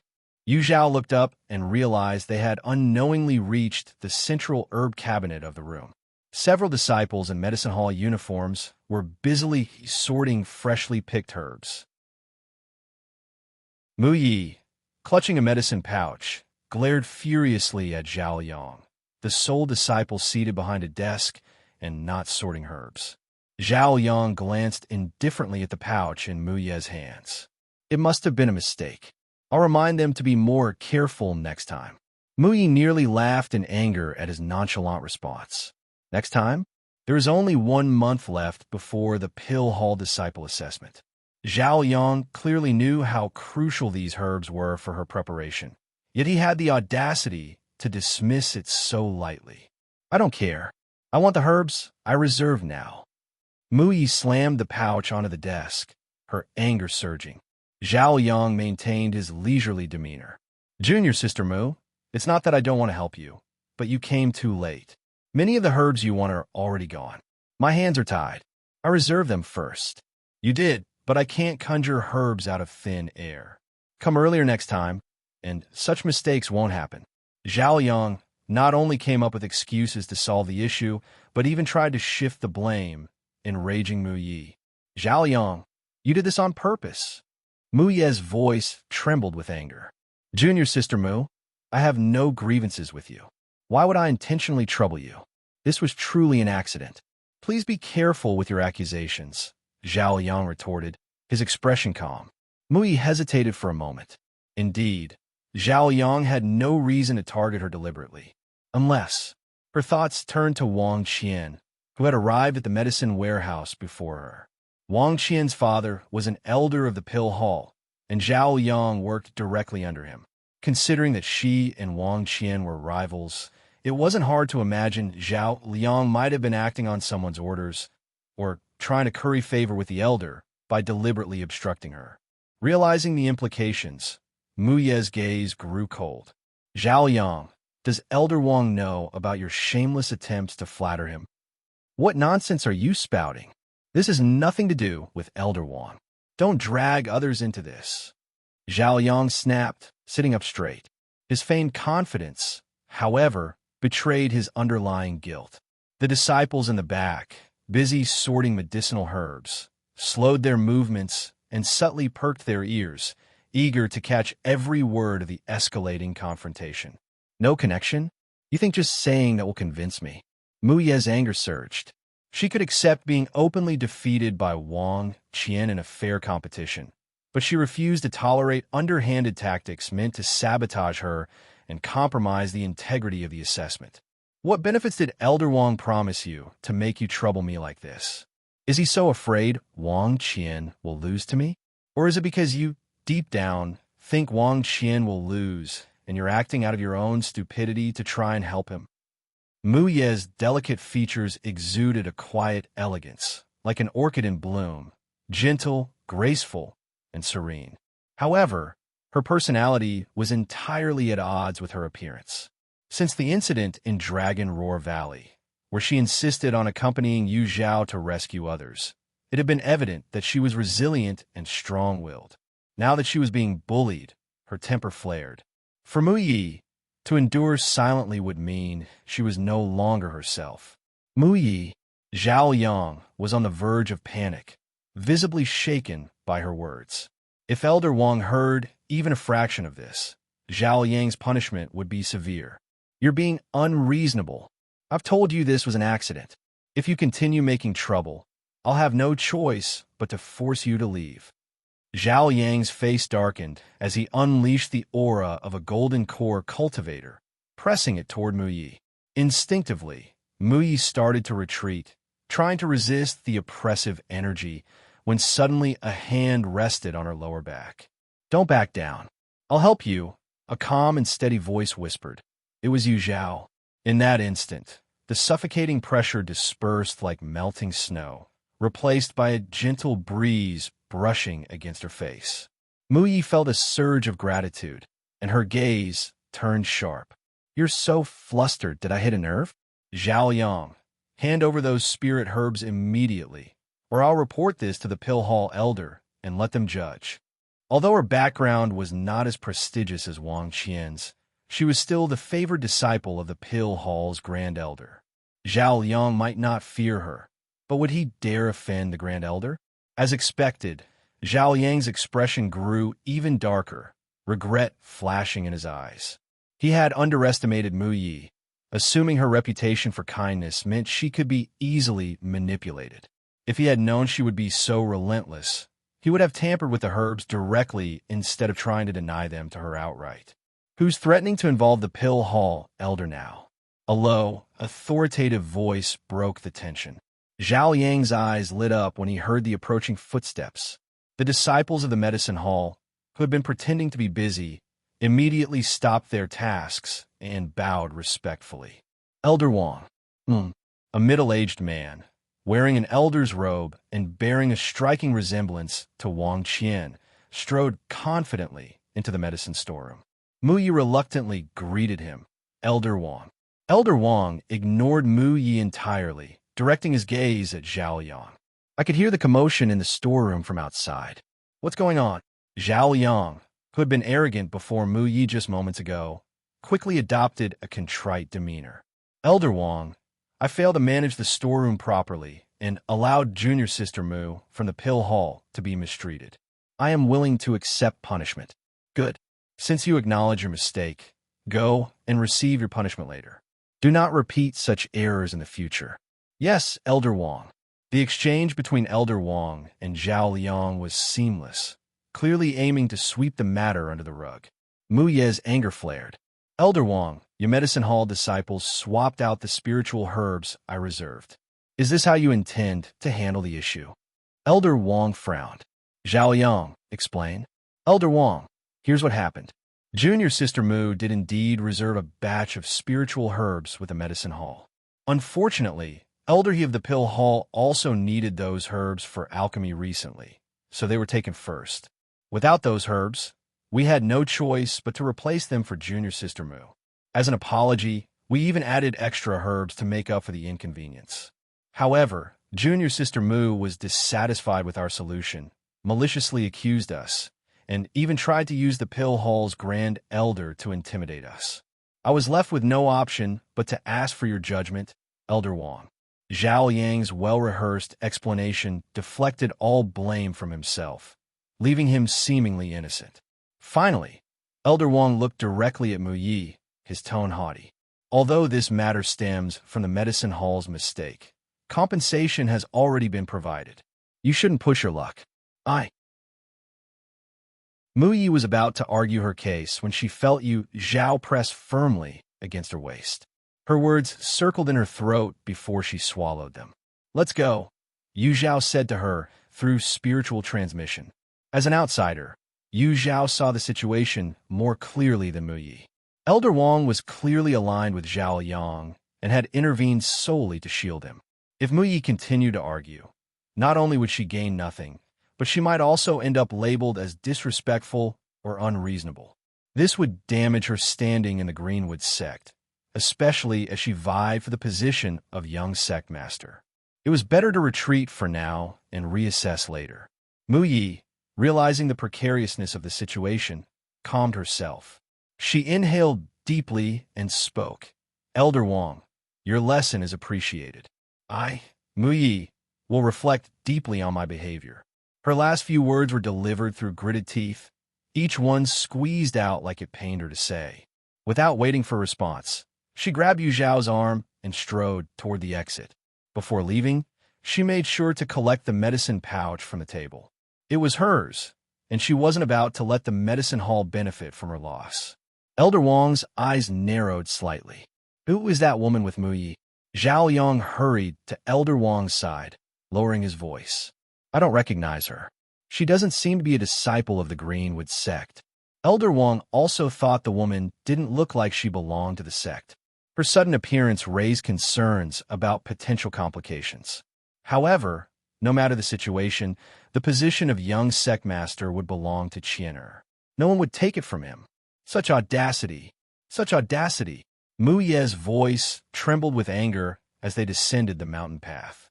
Her cheeks puffed out in frustration, reminding Yu Zhao of a peculiar fish she had once seen in the southern abyss. This fish, short-bodied and plump, would inflate instantly when threatened to fend off predators. Mu Ye's demeanor was undeniably adorable, and Yu Zhao couldn't help but let a faint smile curve her lips. However, her amusement didn't escape Mu Ye's sharp eyes. Yu Zhao, are you even my friend anymore? Mu Ye asked, disbelief lacing her tone.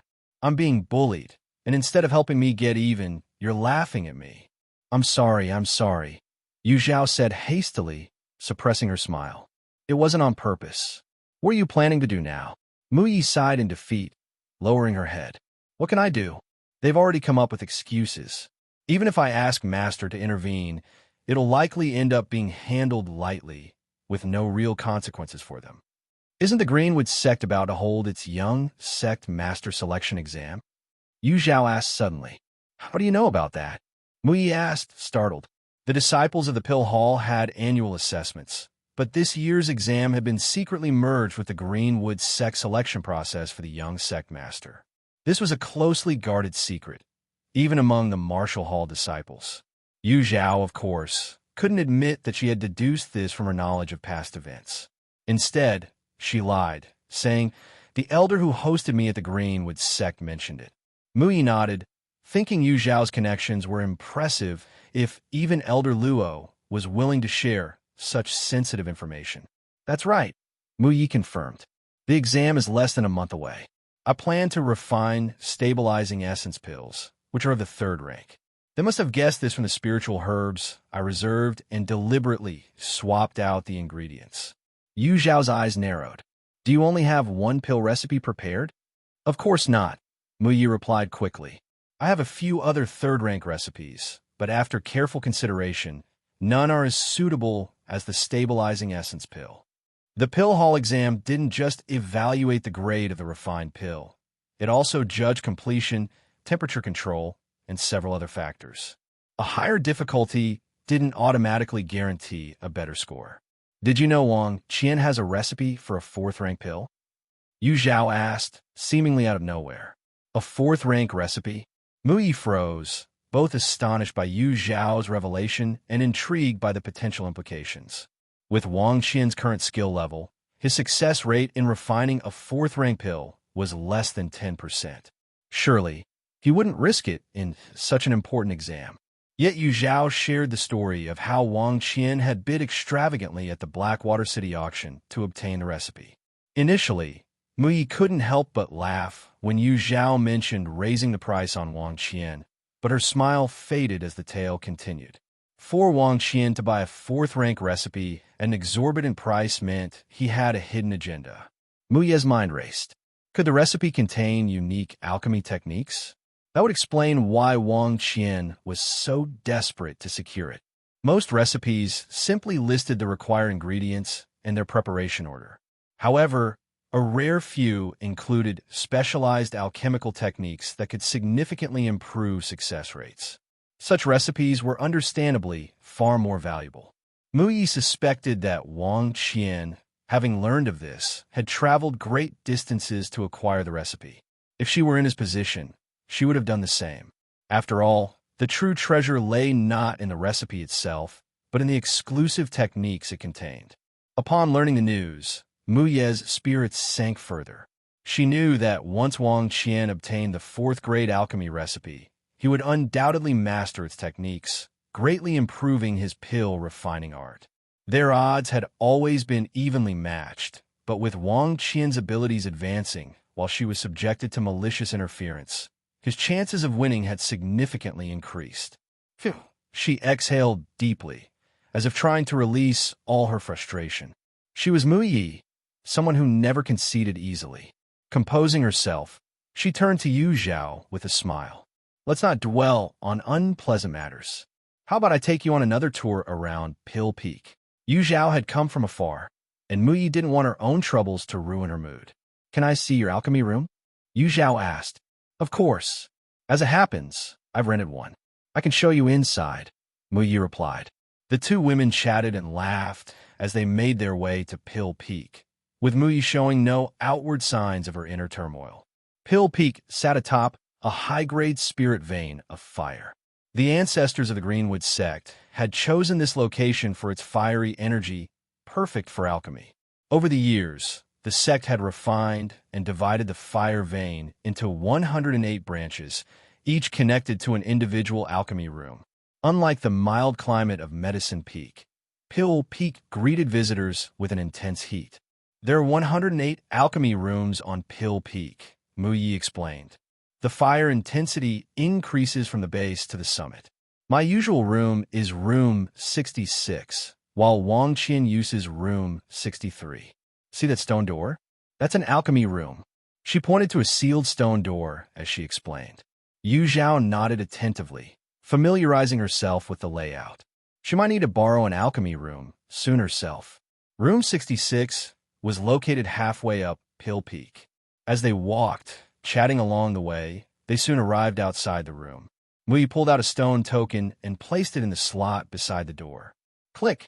The door opened automatically, and the two entered one after the other.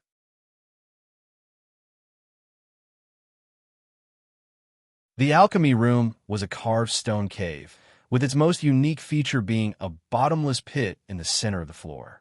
Surrounding the pit were intricate, mystical patterns engraved into the stone. As Zhao observed the engravings, she felt as though her very soul was being drawn in. This pit connects to the fire vein below. Using the formation, you can control the fire source, Mu Ye explained, noticing Zhao's interest. She demonstrated by placing her hand on the formation and channeling her spiritual energy. The engraved patterns lit up one by one, and the room grew warmer. A faint glow emanated from the pit, intensifying until a half-foot-tall blue flame burst forth, filling the space with its heat. After a few moments, Mu Ye withdrew her hand, and the flame extinguished. The formation dimmed once more. Zhao's eyes sparkled with excitement. This was exactly what she needed, a method to control fire without a fire spirit root. Before asking to borrow the alchemy room, Zhao decided to help Mu Ye with her current predicament. Mu Ye, would you like the recipe? She asked. The sudden change in topic caught Mu Ye off guard. As long as you ask, I'll bring the recipe to you, Zhao said confidently. Mu Ye was overcome with emotion and hugged Zhao tightly. Yes, I want it. I won't refuse such a gift. Whether or not Zhao's alchemy recipe would prove useful, Mu Ye first acknowledged the favor given by Zhao. Zhao smiled faintly and pulled out a stack of 70 or 80 alchemy recipes from her storage pouch, shoving them into Mu Ye's arms. See if there's anything here you can use, she suggested. The fastest way to get rich in the cultivation world was through killing and looting treasures. Along Zhao's journey, she had encountered and killed at least 30 or 40 assassins. Adding to that the other cultivators who had tried to rob her, like Big Boss Wu and his group, she had lost count of how many storage bags she had seized. The sheer volume of items forced her to organize them roughly on her way to the Greenwood sect, discarding the useless ones. What remained could easily sustain a small sect for centuries. Naturally, among these were plenty of alchemy recipes, most of which were first and second-grade recipes, while all the third-grade recipes were now in Mu Ye's hands. 5 poisons pill, corpse rotting powder, forget worries pill. Muyi read through the recipes one by one, her expression becoming more peculiar with each glance. You Zhao, did you rob an evil cultivator's den and take all their prized alchemy recipes? She asked half-jokingly. The recipes were anything but normal. All of them were toxic pills. Yu Zhao didn't answer directly, but instead asked, are disciples not allowed to refine toxic pills during the examination? It's not that they can't, Muyi replied, but most of the pill hall's disciples cultivate harmless spirit herbs. Gathering the materials for these recipes would be very difficult, especially for this 5 poisons pill.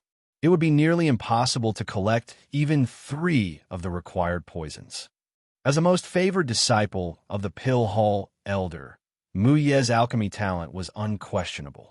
A mere glance at a recipe allowed her to deduce much of the refining process. While the 5 poisons pill was indeed superior to the stabilizing essence pill and suited her better, the scarcity of materials left her feeling helpless.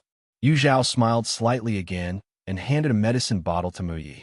Inspecting it, Muyi noticed a line of small characters engraved on the jade bottle, double-tailed black snake, one of the 5 poisons. Before she could express her surprise, Yu Zhao handed her a second jade bottle, Thunderface Toad, one of the 5 poisons, and then the 3rd, 4th, and 5th bottles followed. The supposedly impossible-to-collect poisons were now fully assembled in Mu Ye's hands in an instant. Just as Mu Ye thought that was the end, Yu Zhao began piling various other alchemical materials on the ground, ingredients from a sea, creatures from the mountains, and even items Mu Ye had never seen or heard of. Soon, the items overflowed, almost filling the entire floor. Yu Zhao, sister, you, my dear sister. From this day on, you are my reborn parent. I love you to death. Mu Ye exclaimed in excitement. She hugged Yu Zhao tightly, jumping up and down with joy, as though she wanted to plant a big kiss on her face. No wonder Yu Zhao had worn that mysterious smile at the medicine peak. It wasn't mockery, but pure confidence.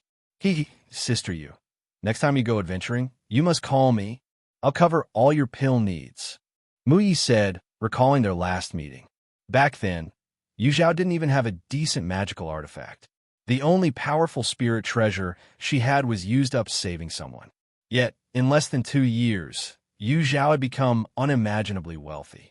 Mu Ye felt so envious her tears nearly ran down her cheeks. These materials are for refining pills, and these, Yu Zhao said, pulling out another box, are for your enjoyment. Yu Zhao had purchased many beautiful accessories from the Merfolk Pavilion during her travels. She had kept a separate set for Mu Ye and now handed it over. Holding the weighty jewelry box, Mu Ye was moved to tears for the first time, realizing what it felt like to be genuinely cherished by a friend. Sister Yu, she sobbed. Stop! Yu Zhao shuddered, interrupting the emotional moment before it became too sappy.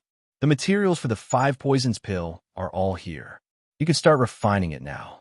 1 month, Yu Zhao said with a hopeful tone. Let's hope it's enough. Understood, Mu Ye replied, full of determination. Elder Luo, 2 outer sect disciples have come to visit, a disciple reported. Elder Luo was lounging leisurely on a recliner, pretending to nap. Upon hearing the message, he asked lazily, which sect are they from? They are 2 senior brothers from the 5 Elements Dao sect. The 5 Elements Dao sect again? Elder Luo opened his eyes, surprised. While visits from the 5 Elements Dao sect were not unheard of, back-to-back visits were rare. As he pondered, the disciple urged anxiously, Elder Luo, you'd better come quickly. Those 2 senior brothers are in bad shape. They look like they might not make it. Elder Luo's eyes snapped open. Not make it. That couldn't happen. Disciples from the 5 Elements Dao sect must not die on Greenwood sect's grounds. Before the reporting disciple could react, Elder Luo had vanished, leaving behind only the gently rocking recliner. When Elder Luo rushed to the mountain gate, the disciples guarding it nearly burst into tears. Elder Luo, you're finally here. What exactly is going on? Elder Luo demanded. Elder Luo, you should take a look at their condition first, one of the disciples suggested, leading him to a nearby wooden hut. Inside, Elder Luo's face darkened as he took in the sight of two individuals lying side by side on the wooden bed. Without even using his divine sense, his sharp eyes detected that they were poisoned, and with a particularly lethal toxin. There was no time to waste. Elder Luo quickly retrieved 2 pills from his storage space and fed them to the pair. While channeling his spiritual energy to assist the pills in taking effect, he ordered, "Quick, summon Elder Lotus from the pill hall." "Yes." Knowing the urgency, the disciple rushed to the pill peak. As Elder Luo looked at the deathly pale faces of the 2 poisoned disciples, he sighed deeply. Whatever ordeal they had gone through, it was a miracle they managed to reach the Greenwood sect while carrying such deadly poison in their bodies. This act alone was a testament to their strong will to survive.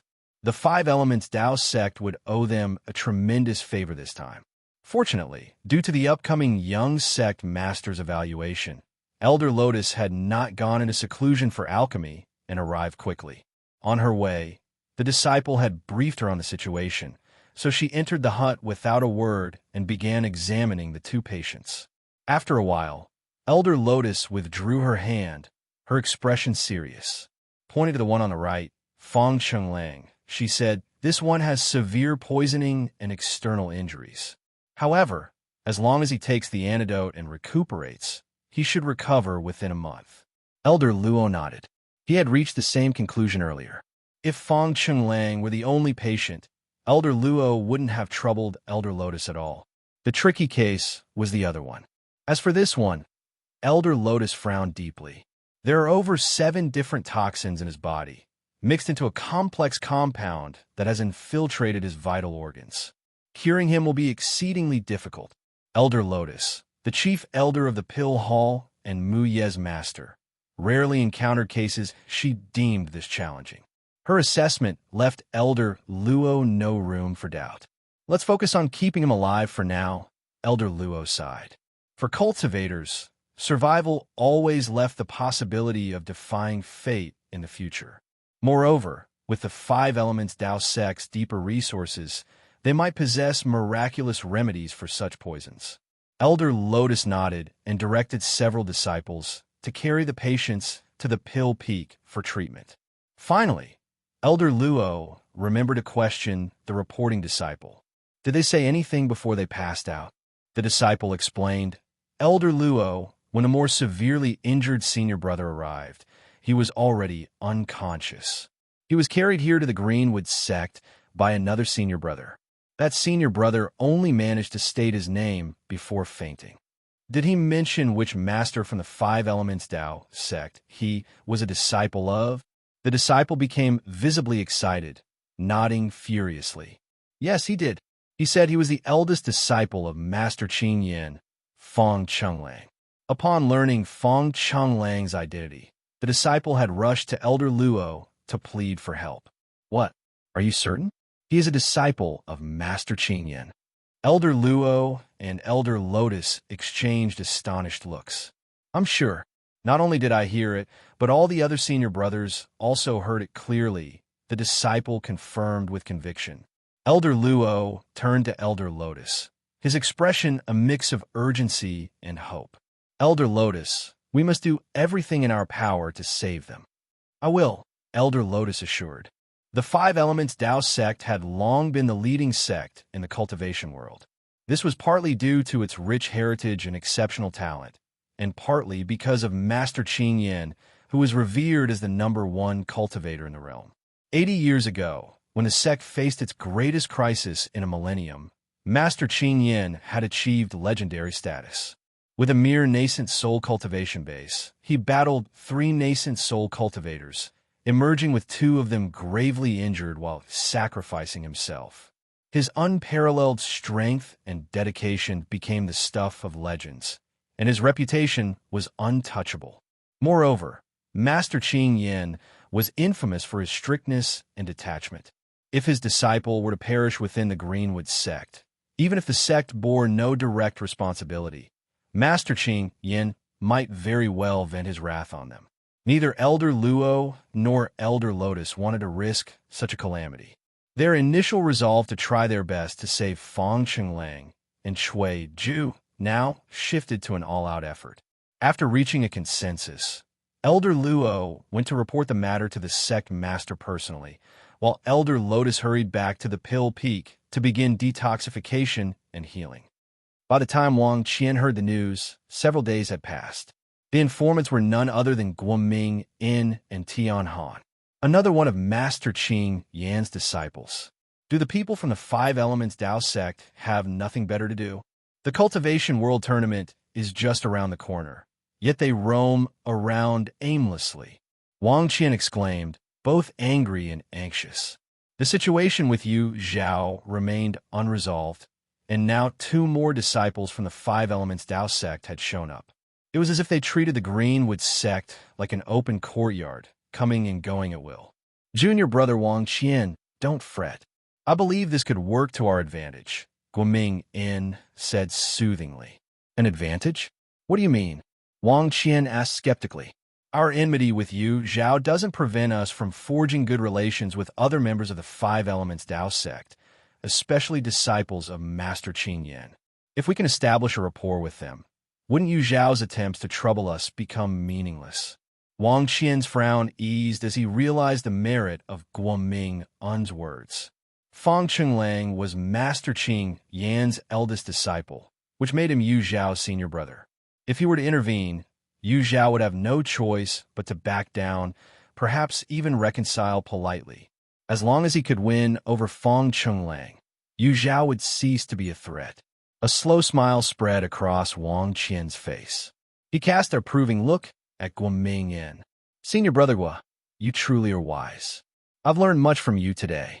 I dare not claim such praise, Guoming In said humbly. Both senior brother Tian and I are of modest standing. This matter requires your esteemed position to ensure success. Wang Qian nodded confidently. With my background, no one can refuse me if I make a concerted effort to connect with them. Mu Yi once described Wang Qian as someone with an overinflated sense of self. Wang Qian himself was completely unaware of this perception. So, after visiting Fong Chenglang twice and finding him still guarded and distant, Wang Qian was furious and nearly decided to give up entirely. It was Guoming In and Tian Han who painstakingly persuaded him with both emotional appeals and logical reasoning. They eventually convinced Wang Qian to persist and even provided him with a strategy that Fong Chenglang would absolutely not refuse. On the 5th day after Fong Chenglang regained consciousness, Wang Qian visited for the 3rd time. This time, he brought numerous healing medicines, each carefully selected for Cui Ju's injuries. The saying goes, one cannot hit a smiling face. This time, Fong Chenglang did not reject Wang Qian's goodwill. Outwardly, their relationship seemed to have improved significantly. Thanks to Guoming In and Tian Han's discreet reminders, Wang Qian refrained from mentioning his grudge with Yu Zhao. Instead, he told Fong Chenglang to focus on recuperating and even invited him to observe the Young Sect Master examination in half a month. When Fong Chenglang learned that Wang Qian was a strong contender for the Young Sect Master of the Greenwood Sect, his impression of Wang Qian elevated slightly, and he agreed to the invitation. Fong Chenglang's poison had been neutralized. Now, he only needed rest to fully recover. Cui Ju's poisoning, however, was far more complicated. Elder Lotus opted for a gentler detoxification method to minimize long-term effects, making progress slow. Based on the current trend, Fong Chenglang would need to stay in the Greenwood sect for at least 2 more months, which gave him ample time to observe the Young Sect Master examination. Feeling that he had successfully forged a bond with Fong Chenglang, Wang Qian no longer visited his room. Instead, he threw himself entirely into cultivation. This time, he was determined to make a stunning impact, seize the Young Sect Master position, and completely surpass Mu Yi. Half a month later, the Pill Hall disciples' examination proceeded as scheduled. At the sound of the morning bell, all disciples of the Greenwood sect gathered in the largest square of the sect. Disciples wearing 3 distinct colors of attire stood in separate zones, clearly demarcated. On the high platforms flanking the square, the sect master and elders of the Greenwood sect sat upright with solemn expressions. This was more than just a simple assessment. It directly impacted the sect's future development, and they dared not take it lightly. As a guest from afar, Fong Chunlang was given a seat at the edge of the viewing platform. Though his long journey and the ordeal of being poisoned had left him thin and visibly fatigued, his unique demeanor and youthful, handsome face still captured the attention of many disciples. Is that Master Qing Yan's eldest disciple? He doesn't seem all that impressive. Don't speak nonsense. He's injured and hasn't fully recovered. Exactly. Senior Brother Fong is a sword cultivator and is known as the Sword Gentleman. Not just any sword cultivator can compare to him. The disciples from the Pill Hall and Medicine Hall were mostly filled with curiosity and admiration for Fong Chunlang. However, the Martial Hall disciples viewed him with more complex emotions. Some were scornful, others unconvinced, and a few seemed eager to challenge him on the spot. Martial Hall disciples held the lowest status within the Greenwood sect, yet they never considered themselves inferior to the disciples of other sections. Still, whenever the Greenwood sect was mentioned externally, the focus was always on the Pill Hall and Medicine Hall disciples, leaving the Martial Hall overshadowed and nearly forgotten. They couldn't help but think, we're all disciples of the same sect. Why is your reputation so widespread while we remain nameless? The unjust treatment made it easier for disciples to develop hostility toward members of other sects, and their attitude toward Fong Chunlang was far from friendly. On the elevated platform, Elder Lotus sat to the right of the sect master, her eyes anxiously scanning the area where the Pill Hall disciples were gathered. Her worry was evident. Mu Yi, her treasured disciple, was nowhere to be seen, and the Pill Hall disciple assessment was about to begin. Where could she possibly be? Whether it was by design or coincidence, Elder Wang Qian's father, was seated right next to Elder Lotus. Mu Yi, being a formidable contender against his son, naturally became the focus of his attention. Mu Yi's absence had not escaped his notice either. A faint smirk tugged at his lips as he let out a soft, ambiguous chuckle.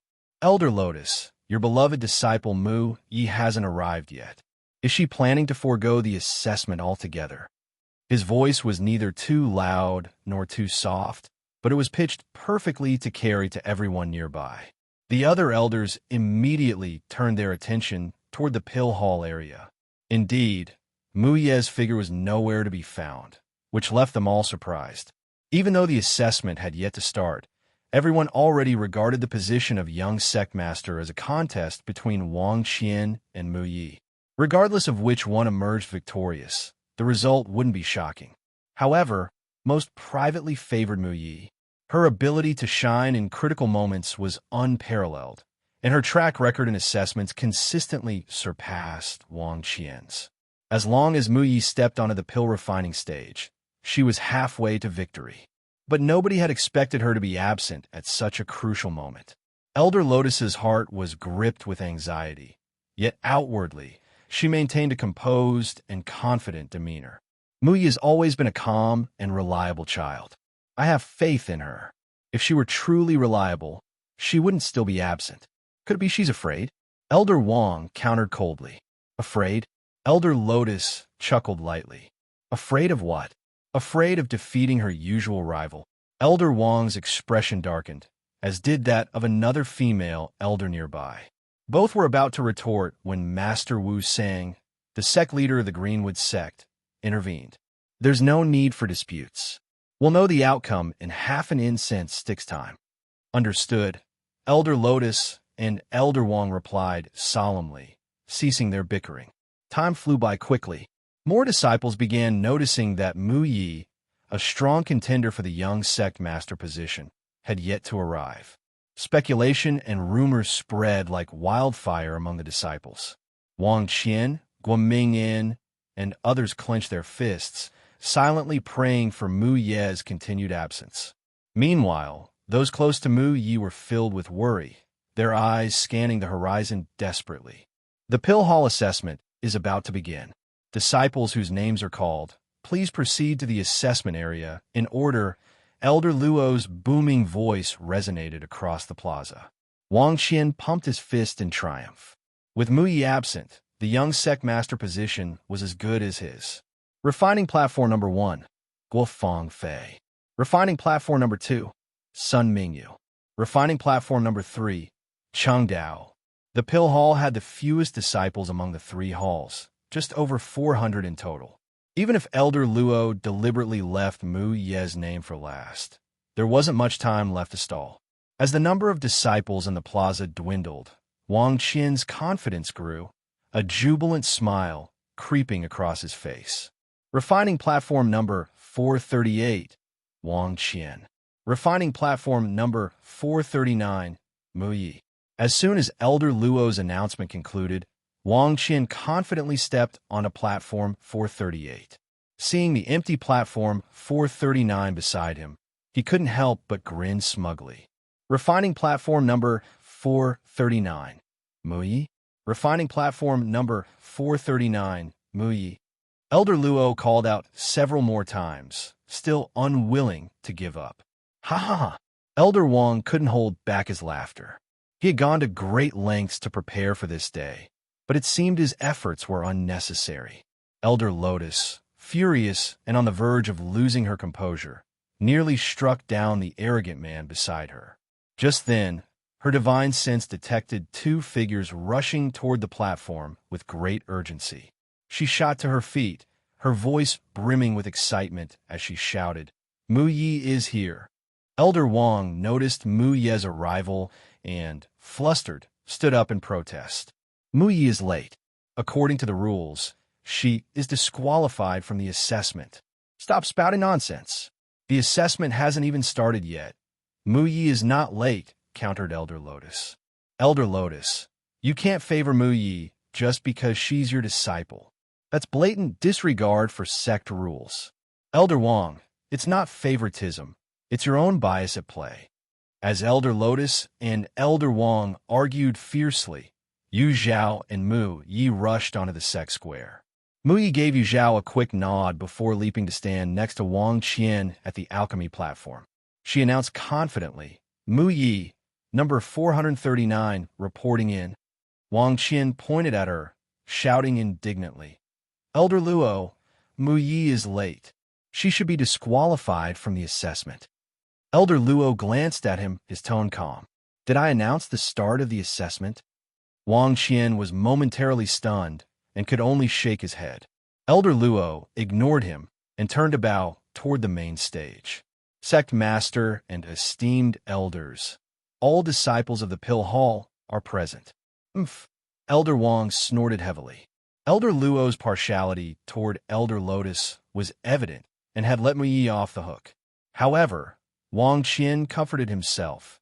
If Mu Yi wasn't part of the competition, Wang Qian's potential victory as the young sect master would be controversial. Only by defeating Mu Yi in the assessment would his success be beyond question. Sect Master Wu Sang smiled and nodded.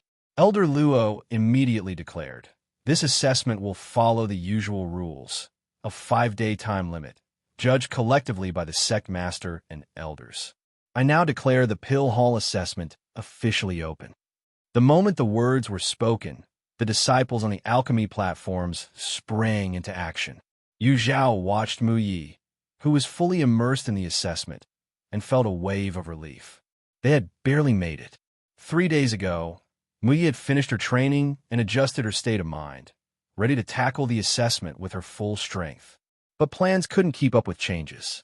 Perhaps it was the accumulation of her efforts or the perfect resonance between her and the 5 poisons pill, but shortly after stopping her pill refinement, she experienced a sudden epiphany. She barely had time to grab her pill refining furnace before diving into the process again. As a rule, an alchemist cannot be disturbed during pill refinement. Yu Zhao, though anxious, didn't dare interrupt Mu Yi. Thankfully, Mu Yi remembered the importance of the assessment and completed her refining just in time. While Yu Zhao sought a quiet corner to observe the assessment, she felt a scorching gaze fixated on her, as though it could melt her. She frowned and turned to see Fong Chunglang's slightly aged yet delighted face.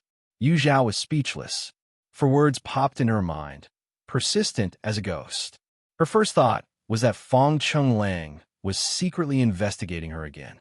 But recalling the state of Fong Chunglang and Cui Ju when they last parted, she guessed why he was here.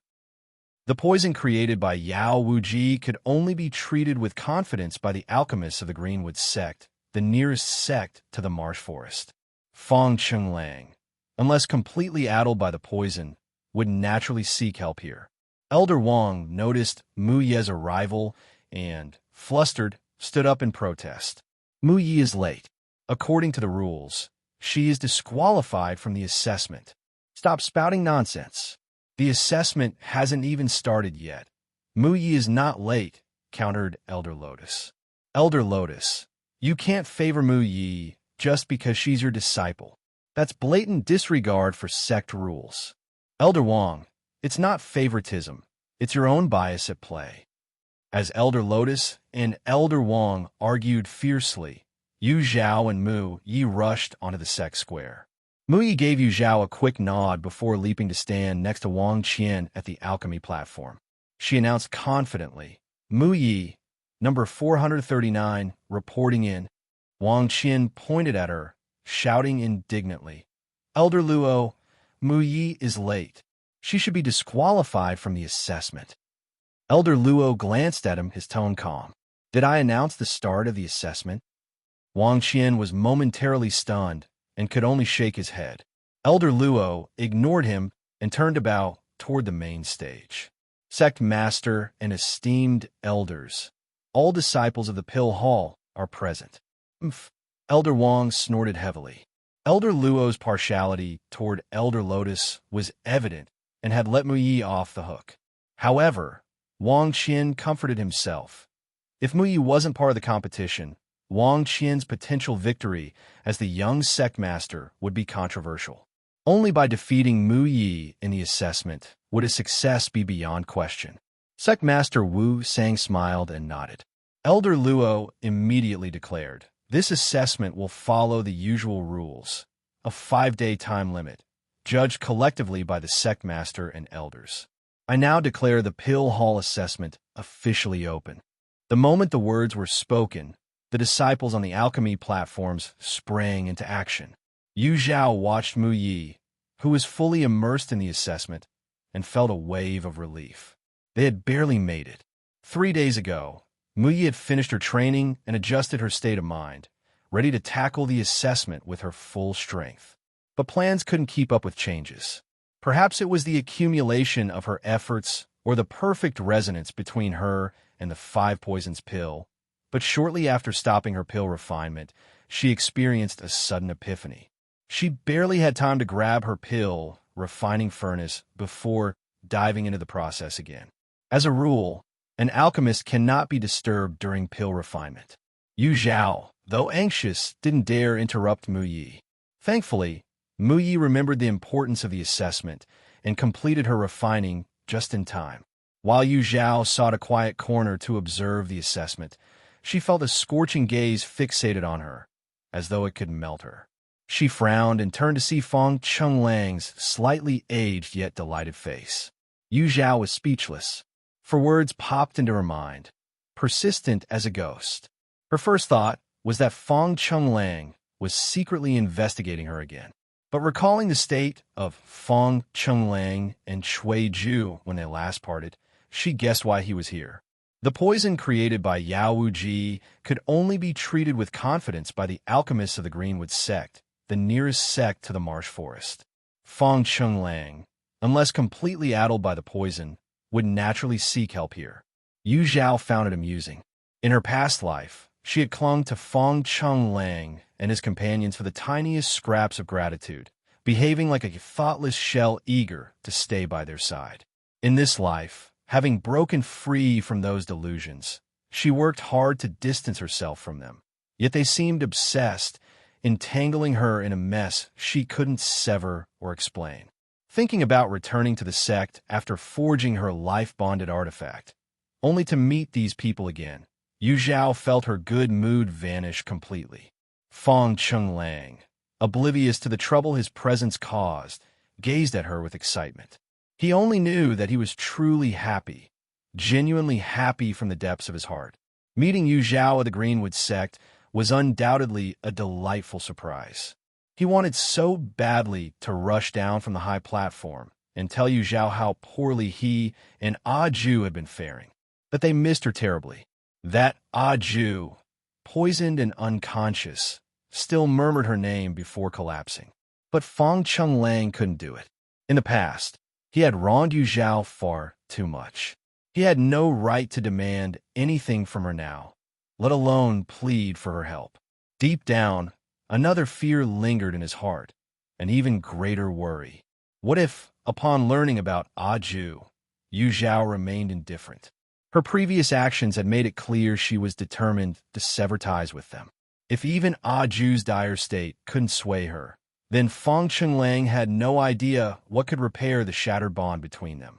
For the first time, Fong Chenglang felt the emotion called cowardice. His head lowered, his shoulders slumped, and an air of sadness and helplessness clung to him. No one noticed Fong Chenglan's unusual demeanor. Everyone's focus was on the Pill Hall disciples undergoing their examination. The next young sect master of the Greenwood sect would soon emerge from their ranks. Naturally, the greatest attention was drawn to Mu Yi and Wang Qian. Both were meticulously preparing for their alchemy, simultaneously retrieving various spiritual herbs from their storage spaces and placing them on their respective pill refining tables. At the same time, they carefully controlled their spiritual flames to preheat the furnaces.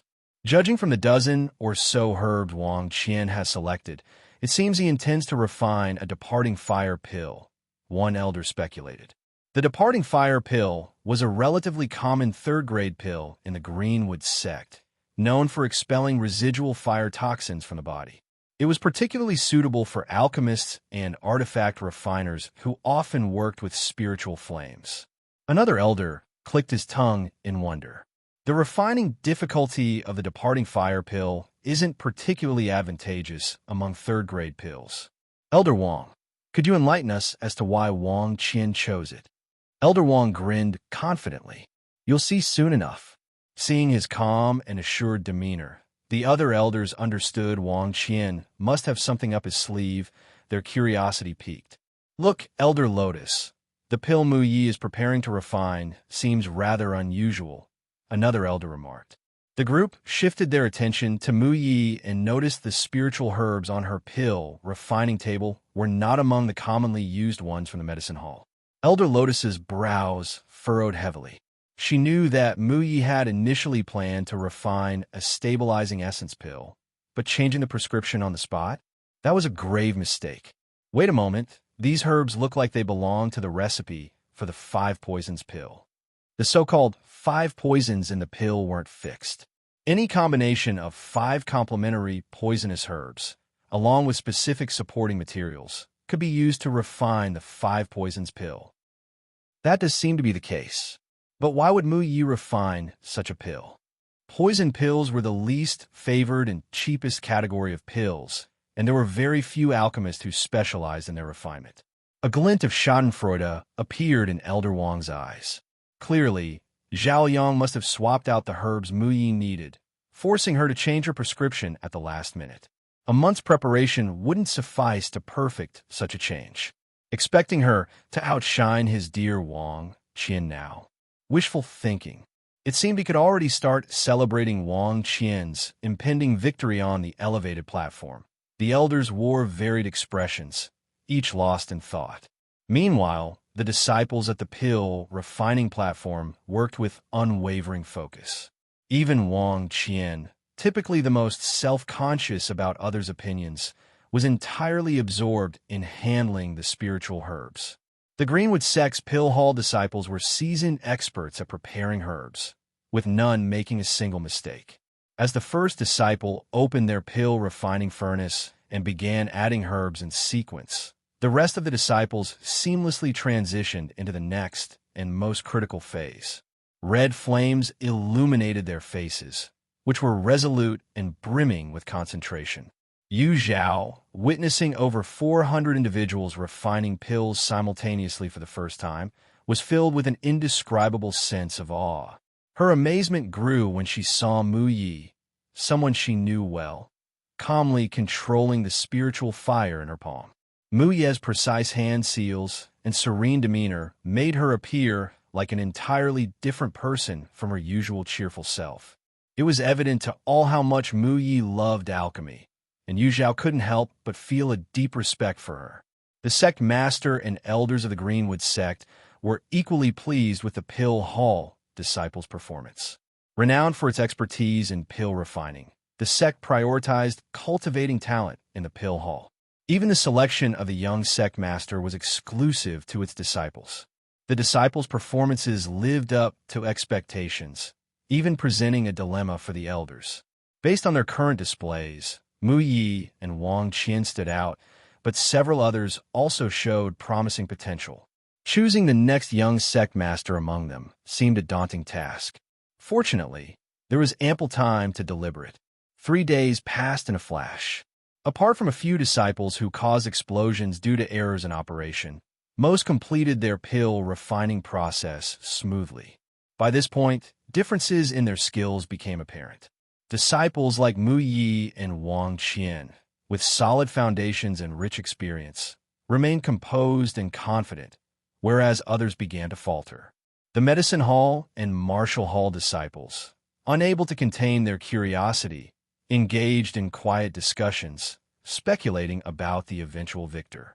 Most placed their bets on Wang Qian, not because he was particularly well-liked or universally acknowledged as superior, but because news of Mu Ye's recent quarrel with the Medicine Hall had spread widely. It was rumored that someone had swapped Mu Ye's herbs, nearly causing her to miss the examination. Many believed such incidents would inevitably affect her performance. However, Mu Ye's reputation and relationships within the Greenwood sect remained strong, and some still firmly supported her. While the debate raged on, Wang Qian suddenly made a shocking move. With a loud cry, his spiritual energy surged, and the flames in his palm flared violently, engulfing the entire pill refining furnace. The elders were taken aback. In alchemy, controlling the flame was crucial. Insufficient heat would fail to refine the herbs fully, while excessive heat could destroy their properties. The fire needed to be balanced, neither too weak nor too intense. One elder exclaimed, "No, look closely at his palm. There seems to be a talisman seal. Could he be attempting a second pill purification?" Pill purification was a technique to refine impurities from pills. Though even the most meticulously refined pills retained trace toxins, alchemy masters striving for perfection would attempt purification just before completion. However, the success rate for such an endeavor was less than 1%, so few dared to risk it. Yet here was Wang Qian attempting this perilous move during a critical assessment. His audacity earned him newfound admiration. If he succeeded, the title of young sect master would almost certainly be his. Yu Zhao slipped unnoticed among the Greenwood sect disciples, listening intently to their excited discussion about Wang Qian's second pill purification method. Her eyebrows raised slightly. It seemed the unique technique recorded in that fourth-grade alchemy recipe was indeed the second purification method Wang Qian was using. If Wang Qian dared to employ it publicly, he must have at least 70 to 80% confidence in its success, if not more. A month ago, Mu Yi would have struggled to counter such a method. However, Wang Qian likely had no idea that the desperate measures his father took to help him had unintentionally given Mu Yi an extraordinary opportunity. She had found a recipe better suited to her and even mastered a unique alchemical technique. The situation was far from settled. Anything could still happen. A bead of sweat slid down Wang Qian's temple as he focused intensely. His expression grew heavier as he slapped the pill refining furnace with his flame-controlling right hand. The furnace trembled violently. Poof! A breathy sound escaped as a wisp of black smoke puffed from the furnace. The shaking slowed rapidly. Wang Qian's face lit up with joy as he reduced the flame. A faint medicinal fragrance wafted out from the furnace. Success. He had achieved a second purification. Wonderful. Elder Wong slapped his thigh in sheer delight, his grin almost splitting his face. With this, the young sect master position is as good as Wang Qian's performance today is simply outstanding. Elder Wang, you have an incredible son. Congratulations to Elder Liu as well. Voices filled with admiration poured toward Elder Wang and Elder Liu like a tide. Bowing in gratitude, Elder Wang gave a not-so-innocent glance at Elder Lotus. Elder Lotus, don't you have any insights to share? Elder Lotus's face remained impassive. Wang Qian's purification technique is quite good, she admitted. Acknowledging skill was one thing. She wouldn't stoop to dishonesty. Elder Wang blinked in surprise, then grew even smugger. Elder Lotus, having Mu Yi withdraw earlier was really for her own good. At least she won't lose too badly. Losing isn't shameful. What's shameful is forfeiting without a fight. Don't you understand something so simple, Elder Wang? Elder Lotus retorted scornfully. Look, what is Mu Yi doing now? An excited voice cut Elder Wang off mid-sentence. All eyes turned toward Mu Yi. She grasped the furnace handles with both hands, giving them a firm twist. The furnace spun rapidly, like a top. Huh, what is this technique?